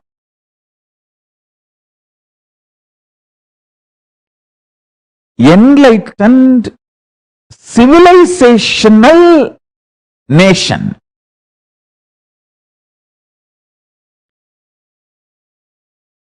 Let us tell the world why we need Kailasa first. Experientially, not just verbally, philosophically, theoretically. Let us offer what Kailasa should offer to the world. Let's make people enjoy. Let people get benefited by Kailasa. We can start doing that by building digital nation. So the world's greatest Hindu nation's e-governance, e-Sarvagnapitam, is what I am presenting it to all of you now. The e-Sarvangnapitams are like people who reside in various parts of the world, spreading, reviving the ancient civilizational nation Kailasa in their region. E-embassies will be working for Mahakailasa, means the territorial nation Kailasa directly, but located in various countries, various nations. So this is the difference between E-Sarvagnapitam and E-embassy. E-Sarvagnapitam will be located in your own nations, wherever it starts. It is started. For example, we may have a temple in Canada, in USA, in Malaysia, in Singapore. All that will be ESJPs, means it will revive Hindu civilizational, enlightened civilizational nation in your localities, within the legal frame of the country you are based. You are grounded, you are rooted. Within the constitution of those countries, that is E-Sarvangnapita. E-embassy will be working directly for Mahakailasa, the territorial Hindu nation Kailasa. It will act as an embassy for those countries where the embassy is, with those governments, building diplomatic relationships, working with those nation decision makers, people, everyone. So the E-Sarvagnapitam and E-embassy, these two are completely different, created for different purposes and different responsibilities. Next. Kailasa is a macrocosmic, ancient, enlightened Hindu civilizational nation.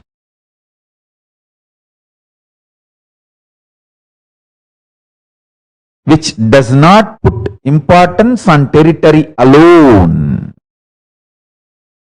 Kailasa is a macrocosmic, ancient, Hindu, enlightened civilizational nation, which does not put importance on territory alone. Kailasa is revived by the 1008th living incarnation of Paramashiva, the Supreme Pontiff of Hinduism, Jagatguru Mahasannidhanam, His Divine Holiness, Bhagavan Nithyananda Paramashivam. These are the basic introduction.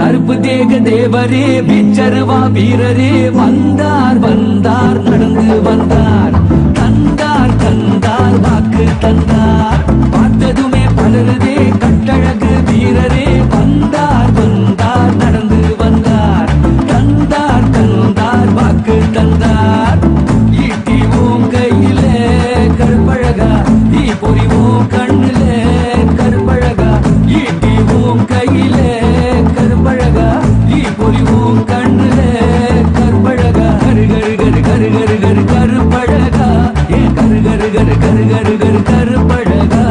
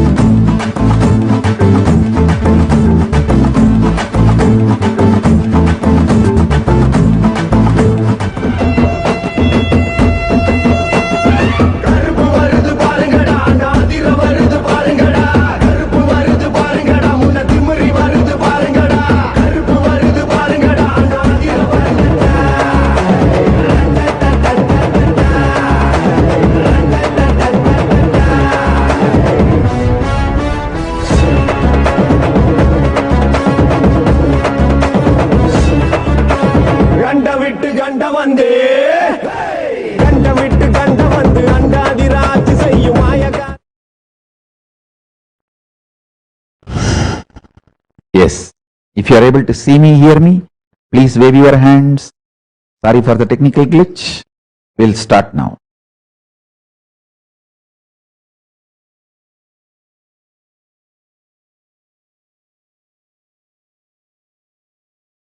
If you are in a nation where factually Hindus are a minority, or you are in a nation where factually Hindus may not be minority, but actually Hindus are minority, like Nepal and India.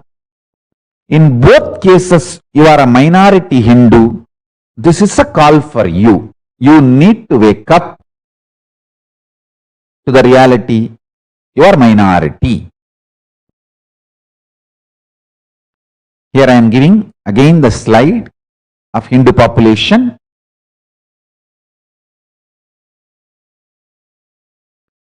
Now, all these slides are already available on the page HDH Nithyananda Paramashivam.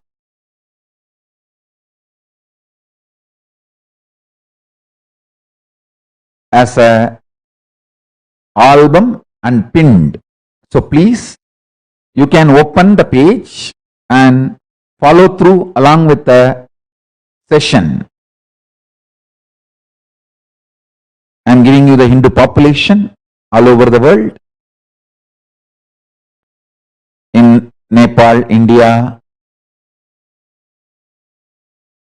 and how the various countries' constitutions are secular only to Hindus.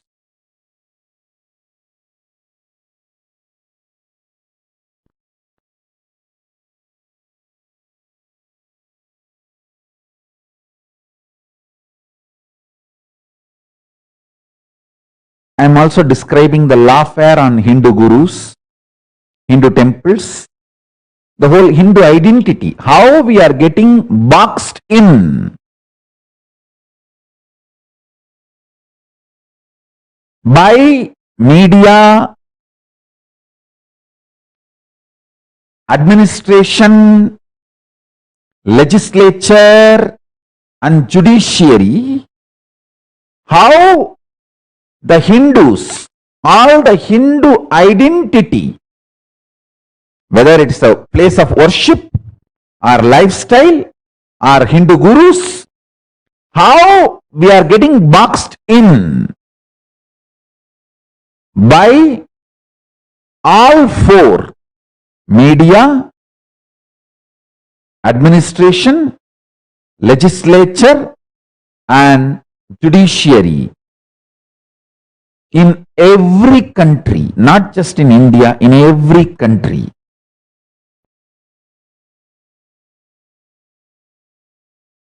I'll be giving you lot more details on this narrative, how Hindus get boxed in by all four: media, administration, legislature and judiciary, by all four. Next. How the government missionaries do the Hindu Holocaust. How the ethnocide is happening, not just genocide. Understand? Still, Hindu genocide is continuing. Apart from genocide, ethnocide done on Hinduism is not even told to the world. I tell you, if you don't tell the problems you are facing to the world, you will be branded as problem and eliminated just like that in next few decades. Oh Hindus of the world, wake up. If you don't tell the problems you are facing to the world, you will be branded as problem and you will be eliminated within next few decades. I don't want that. That's the reason I want all of you to wake up Let us tell the problems we are facing to the world. No one is going to do it for us. No one is going to do it for us. We have to do it on our own. If we want our children, grandchildren to enjoy the benefits of Hindu civilization, enlightened Hindu civilization, we need to tell the world how the genocide and ethnocide is happening on Hinduism. It was so powerful. It is so powerful now. Even the Hindus are convinced they are worthy of getting eliminated in the name of Reformation. Reformation is the mask used for ethnocide of Hinduism. Even the modern day educated Hindus are convinced that they need to be reformed. An ethnocide of the Hinduism is okay. That is the worst thing done to Hindus. The apologetic Hindus are the byproduct of the intense poisoning and ethnocide. See, attack on the Supreme Pontiff of KAILASA and KAILASA is not just a persecution, it's an ethnocide and civilizational conflict. It is persecution, ethnocide and civilizational conflict. All three.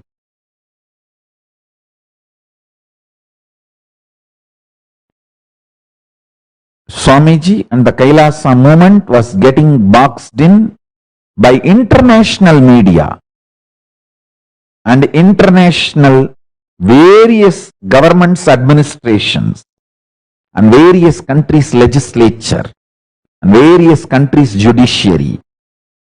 Even though the civil society, civilians stood by me, absolutely supporting me, the common man knows I am his voice.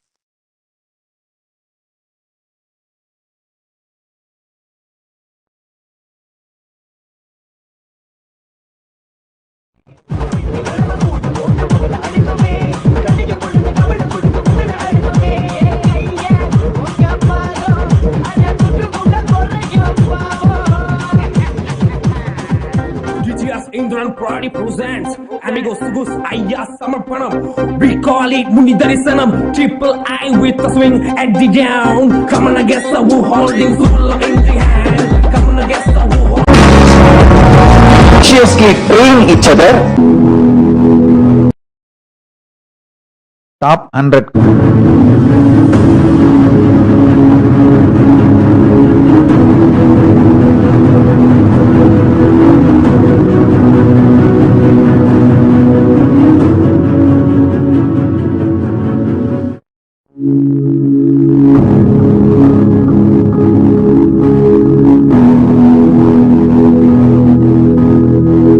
KAILASA is the enlightenment ecosystem. It may be mapped. Yes, listen.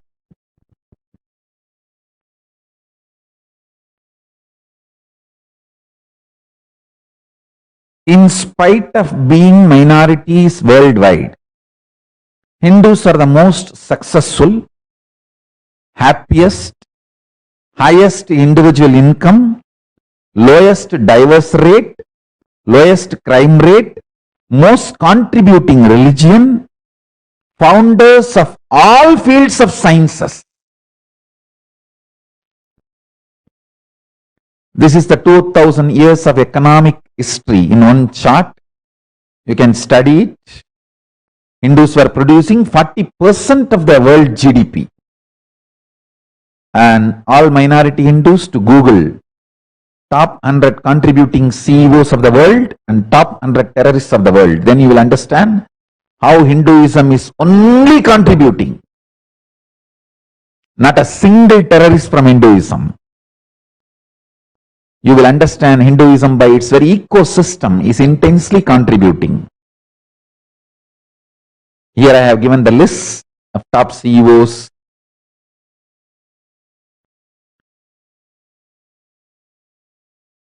The Hindus in America, most migrated, and the details, lowest divorce rate, highly educated, all these details I have given. Please study. The highest individual income, the most contributing.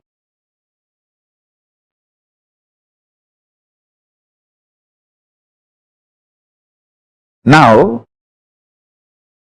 I wanted all of you to know, Hinduism is neither capitalism, nor communism, or socialism. It is dharmikism. It is centered on responsibility. I should say responsibilism. The Hinduism is dharmikism.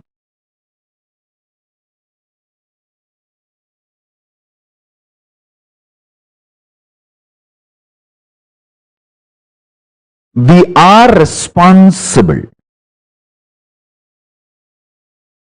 We are responsible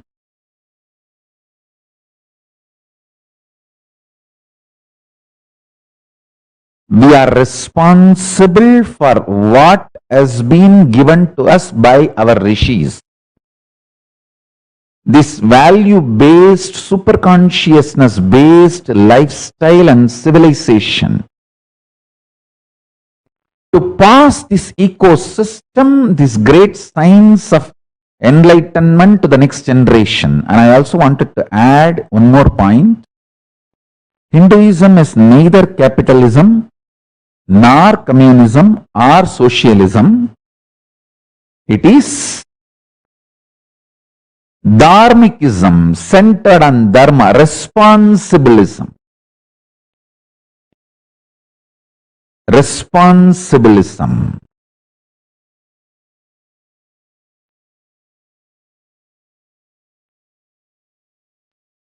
And we are responsible for transmitting this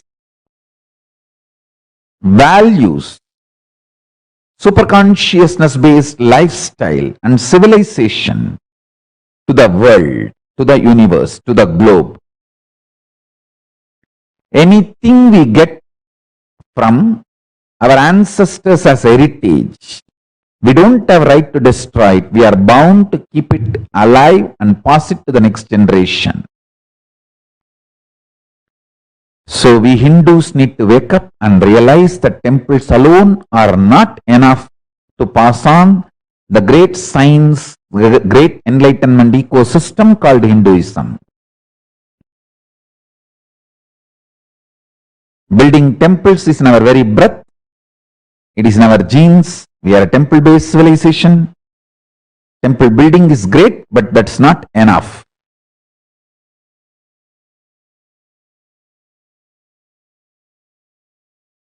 This is the statistics about how the Hindus do not participate.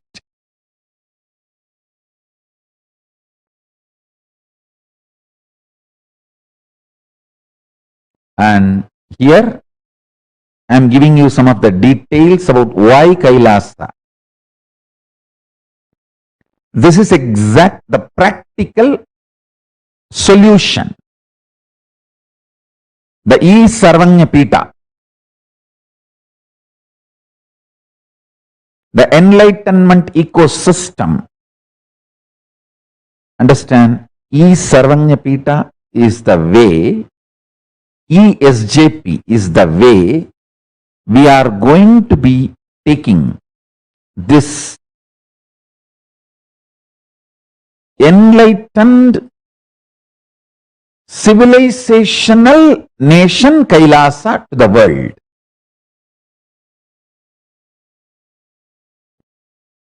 As I said, 7.8 billion is world population, 4.9 billion is internet population. So the right way is to build the virtual Sarvanyapita is the best way to take the enlightened civilizational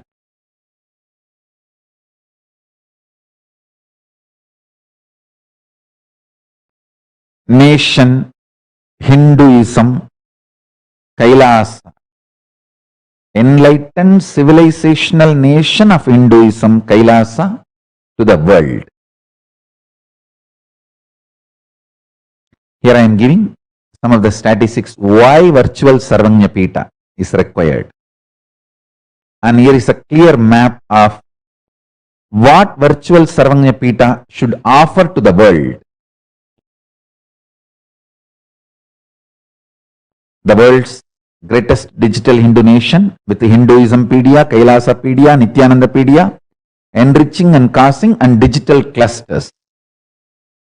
These are the ways, and this is the work we already did. Over 1 billion lives we enriched through 17,000 digital IDs and 135 e-Sarvanyapitas worldwide and 85 in over 85 countries in across 100 languages. This is the work we already achieved. Yes, now the e-Sarvanyapita spread across 85 countries as on now, today.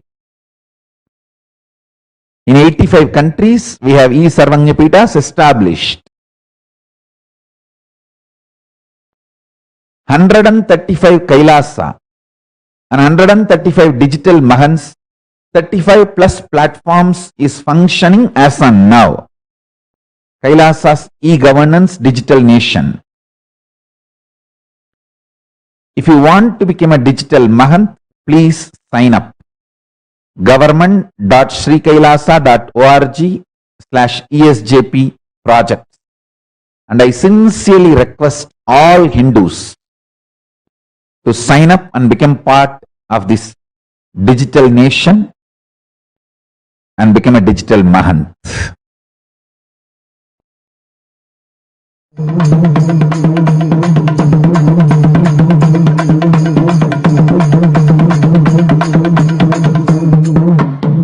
அத்தங்கர ஓரமாய் கோயில் கொண்ட ஐயனே மருத்துவ சித்தனே பாம்பாட்டி அப்பனே அத்தங்கர ஓரமாய் கோயில் கொண்ட ஐயனே மருத்துவ சித்தனே பாம்பாட்டி அப்பனே உடுக்கை ஒலி கேட்டு ஓடி வந்ததேனையா ஏழை சான்றோர்க்கு வாக்கு சொல்ல தானையா உடுக்கை ஒலி கேட்டு ஓடி வந்ததேனையா ஏழை சான்றோர்க்கு வாக்கு சொல்ல தானையா மீசக்கார முனியா யா ரோசக்கார முனியா நீ சுல தோட்டு காட்சி தரும் எங்க குல முனியா மீசக்கார முனியா யா ரோசக்கார முனியா நீ சுல தோட்டு காட்சி தரும் எங்க குல முனியா கோட்டக்கார முனியா நீ வருகிற நேரம் எங்க உருக்குள்ள வத வதச்ச பயிரெல்லாம் வளையும் கோட்டக்கார முனியா நீ வருகிற நேரம் எங்க உருக்குள்ள வத வதச்ச பயிரெல்லாம் வளையும் கண்ணு ரெண்டு உருட்டியே வருகிற முனியனே வலெடுத்து வீசி வரும் பஞ்சபூதநாதனே கண்ணு ரெண்டு உருட்டியே வருகிற முனியனே வலெடுத்து வீசி வரும் பஞ்சபூதநாதனே வறுமையா மயஜல முனியனையா இரு கரங்கள் தூக்கி பார்த்துக்கின்ற தெய்வமையா வறுமையா மயஜல முனியனையா இரு கரங்கள் தூக்கி பார்த்துக்கின்ற தெய்வமையா கொடகர முனியா நீ வருகிற நேரம் எங்க உருக்குள்ள வத வதச்ச பயிரெல்லாம் வளையும் கொடகர முனியா நீ வருகிற நேரம் எங்க உருக்குள்ள வத வதச்ச பயிரெல்லாம் வளையும் கண்ணு ரெண்டு உருட்டியே வருகிற முனியனே வலெடுத்து வீசி வரும் பஞ்சபூதநாதனே கண்ணு ரெண்டு உருட்டியே வருகிற முனியனே வலெடுத்து வீசி வரும்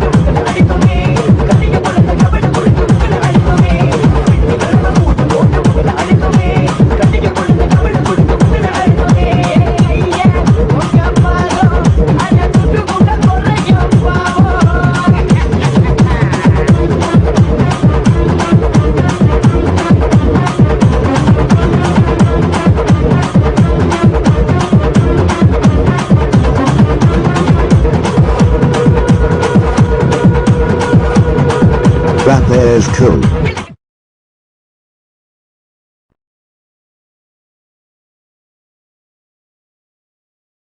Listen. The next I am presenting the E-Embassy, Kailasa's E-Embassy. How E-Embassy can become part of this revival of Hindu civilizational nation and territorial nation, both.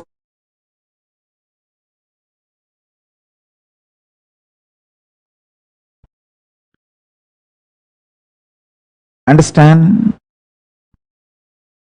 Living intensely, workaholic lifestyle is basically Hindu lifestyle. Laziness is not part of Hinduism. Active workaholic lifestyle is part of our very culture. That is why these huge stone temples. Contributing culture.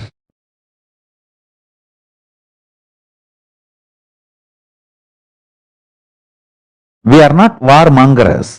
Please understand. If you have been told wrongly we are warmongers, you are brainwashed. You should know.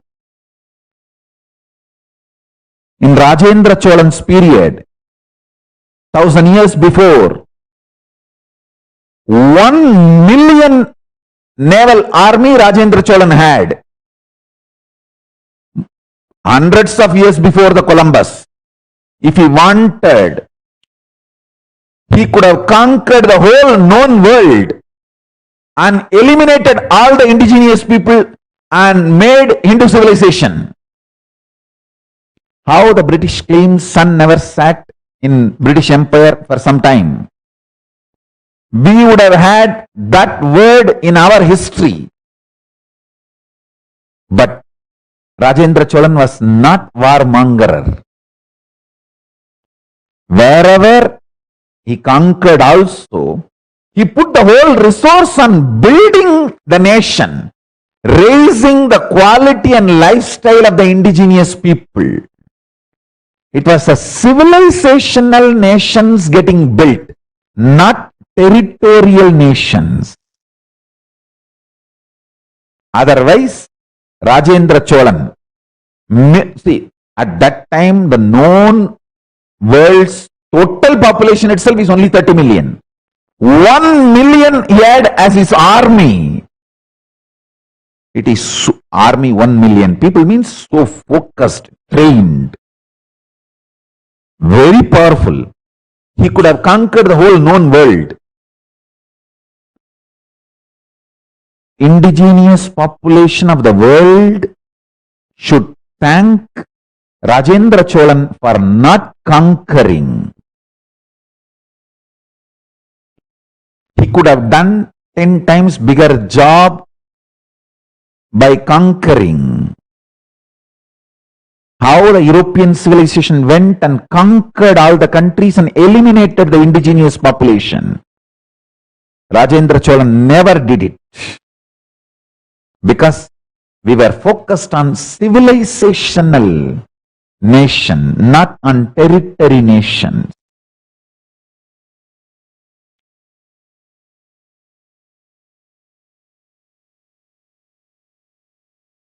Living the workaholic lifestyle, contributing lifestyle, is the lifestyle of Hindus. So let us revive that lifestyle of contributing by building Kailasa digitally with intensity, integrity and enthusiasm as described by Paramashiva on the world's most populated nation, the internet, will ensure your visa and green card to Mahakailasa. Understand? Anyone who is workaholic, active, contributing through ESJP or E-Embassy will get your Kailasa visa and KAILASA green card. Usually SJP will be for the people who want to stay in their own country and become the part of the civilizational nation. E-embassy is for the people who want to come to territorial nation and settle down in territorial nation. This is the way we are going to be working now. Understand this important truth. I wanted to tell you all. See, Hindu kings focused on building huge stone temples. Sometimes their whole life they built. And 3-4 generations they will build the same temple. But they went on building because we were contributing civilization. See, we know we are going to have multiple births. We are like in the timeless space. So we know always we are going to come back. So let us build. I myself will come back as my 4th generation, 5th generation and enjoy this temple. So build. That's a timeless mentality, lifestyle, the enlightened civilizational principle. But the religions which teaches you have only one birth, you naturally become restless and start grabbing everything available. There are only 2 civilizations on the planet Earth. Timeless civilization, less time civilization. If you are taught multiple births is the truth, the greatest science of the world, greatest science of birth and death, you enjoy the timeless civilization. If you are taught there is only one birth, you are going to be suffering the less time civilization. All the less time civilization always try to grab what others built. All the timeless civilizations built, contributed, never went and grabbed. Show me a single Hindu temple built on grabbed infrastructure. Some other religious structure was grabbed and converted into Hindu temple. Show me a single infrastructure. Single temple, you can't show. Because by Agama bans grabbing any property and converting it into a temple. It has to be from the scratch, built. Contributing religion. I can show you millions of other religious worship places all over the world by built on demolishing the Hindu temples, Hindu infrastructures. Even now, standing. You need to know we are timeless civilization, so we go on contributing.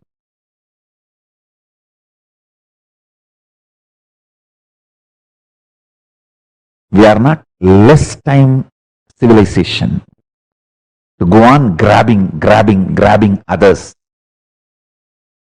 what others have created. Every indigenous community in the world today should thank Rajendra Cholan for not invading, even though he had the largest army hundreds of years before Columbus and the knowledge about the ocean. Everything. Because he went to many countries and built a Hindu civilization. With that knowledge, he could have just traveled and conquered the whole known world, which he did not do, because we are contributing type, not warmongers.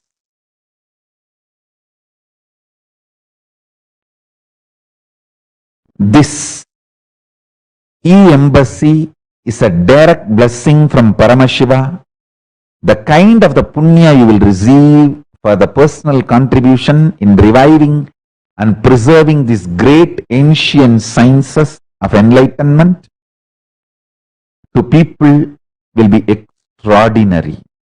It's a one-stop spiritual repository for the whole humanity, all the enlightenment sciences. So here are the flagship projects: Nithyanandapedia, KAILASApedia,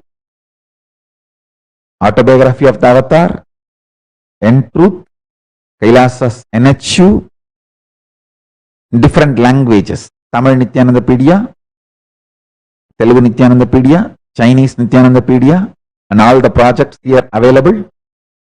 Flagship project, the archives, the autobiography project. My tapas is not an inspiration for you to do tapas. It is initiation. I have not done it for myself. I have done it for you. When you just listen to my tapas, it is not inspiration. It is an initiation. It is equivalent to you doing tapas.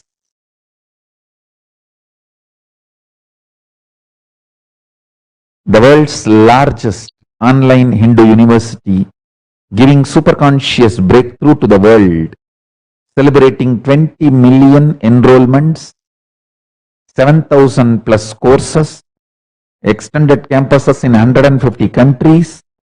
The Nithyananda Hindu University is the lineage of the millennia of old Vedic education system, as per known records, that was first started in Kailasa by Paramashiva himself as transformational science and then established in various sacred places such as Naimisharanya, Varanasi, Kanchi, Mathura, in all the mokshapuris in the world.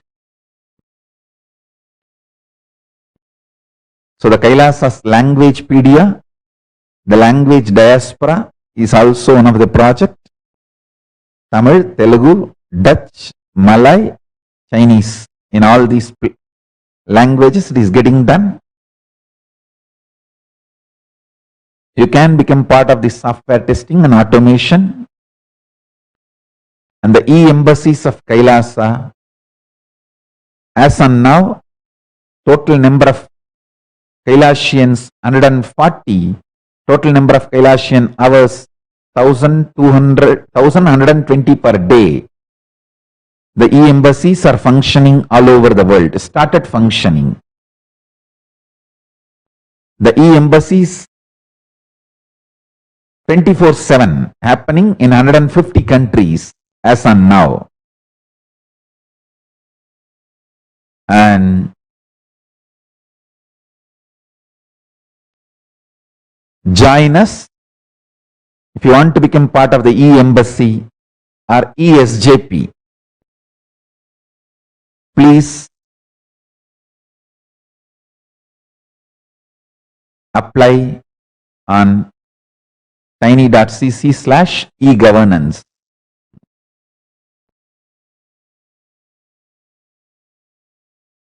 I am giving you a few minutes for applying.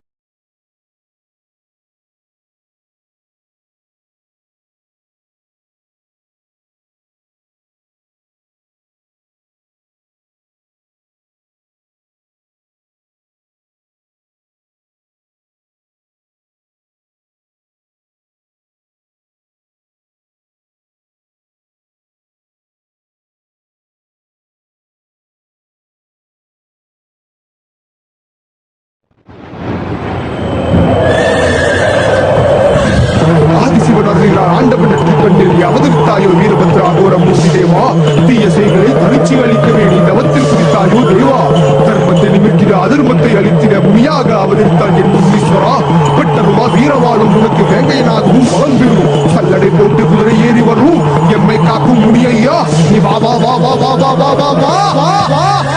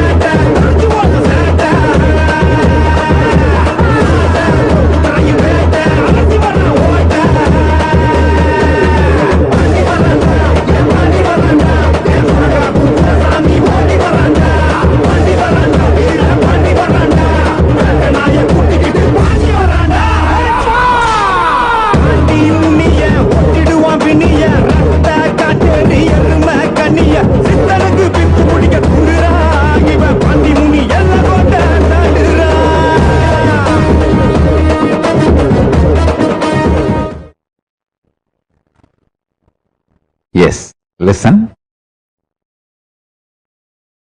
Almost I have presented whatever I wanted to present it to all of you. I just have only few updates to give you. The Annalaya project, the food bank of KAILASA, Annalaya, is serving all over the world. See, giving food is a lifestyle of Hindus. Before every meal, we ensure everyone around us had their food. It is just such a lifestyle of us. The world's greatest Hindu nations, charitable and humanitarian services, food bank project, Annalaya. It's not just Annadan, Annalaya project. So here I am giving you some of the updates of the Annalaya project.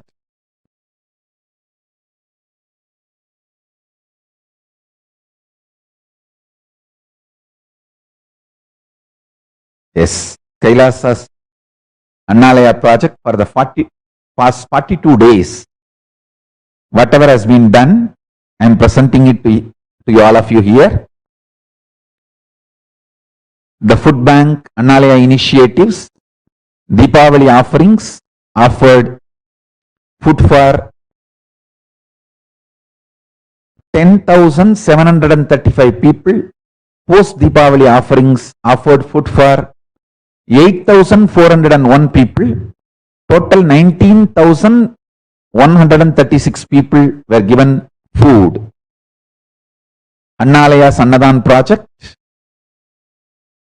and participated by KAILASA in Canada and Singapore. This is the photographs of participation in Singapore. This is the photographs of participation in Canada. And Deepavali offerings participated in by KAILASA in Belgium, KAILASA Canada, KAILASA England, KAILASA Germany, KAILASA Italy, KAILASA Netherlands, KAILASA New Zealand, KAILASA France, KAILASA Slovenia, KAILASA Sweden, KAILASA United Kingdom, KAILASA United States. All of them participated. And this is by KAILASA Los Angeles. And this is by KAILASA San Jose in US. This is by KAILASA in Atlanta, USA. This is by KAILASA in London. And this is all by KAILASA in London. This is all KAILASA in Italy. KAILASA in Belgium. KAILASA in Germany. KAILASA in Sweden. KAILASA in Slovenia. KAILASA in Netherlands. KAILASA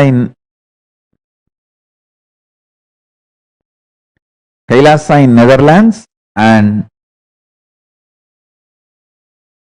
these are the photographs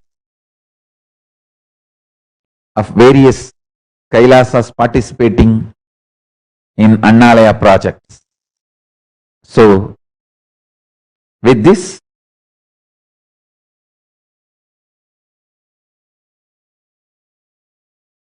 today I have Los Angeles Sangha meeting. So all the Los Angeles Sangha, welcome to join the Sangha meeting, KAILASA in Los Angeles. So with this, I bless you all. Let's all radiate with integrity, authenticity, responsibility, enriching, causing, living Shuddhatvaita Saivam, the state, space, powers, being, superconsciousness, and KAILASA of Paramashiva, Paramashivoham, Om Nithyananda Paramashivoham, the eternal bliss, Nithyananda. Thank you. Be blissful.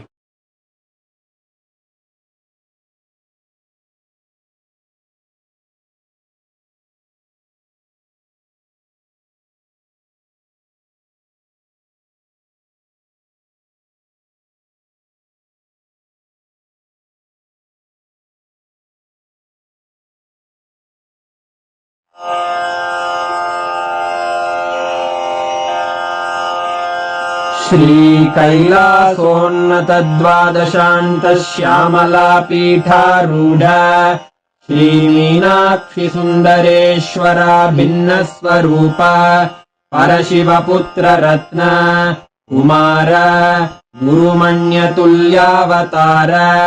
Shri Parvati स्तन्यपानलब्ध दिव्यज्ञान विश्रुत सकल निगमागमसारभूत द्राविड वेद प्रवक्त्रे श्रीमत्परमशिव करुणा समधिगत मुक्तामय चतुरश्रयान् गीयमान छत्र चामर श्रीचिह्न काहलादि समस्त बिरदावल्यलङ्कृत ज्ञान विज्ञान चक्रवर्ती सर्वज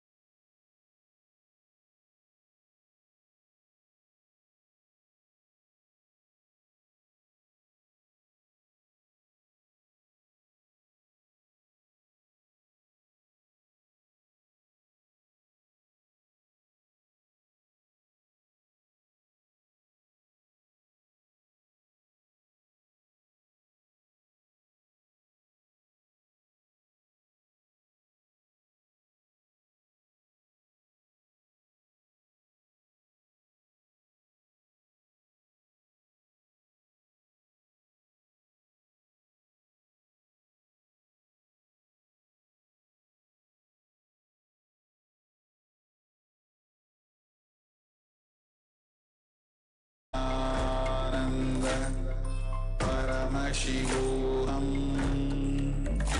Om Nitya.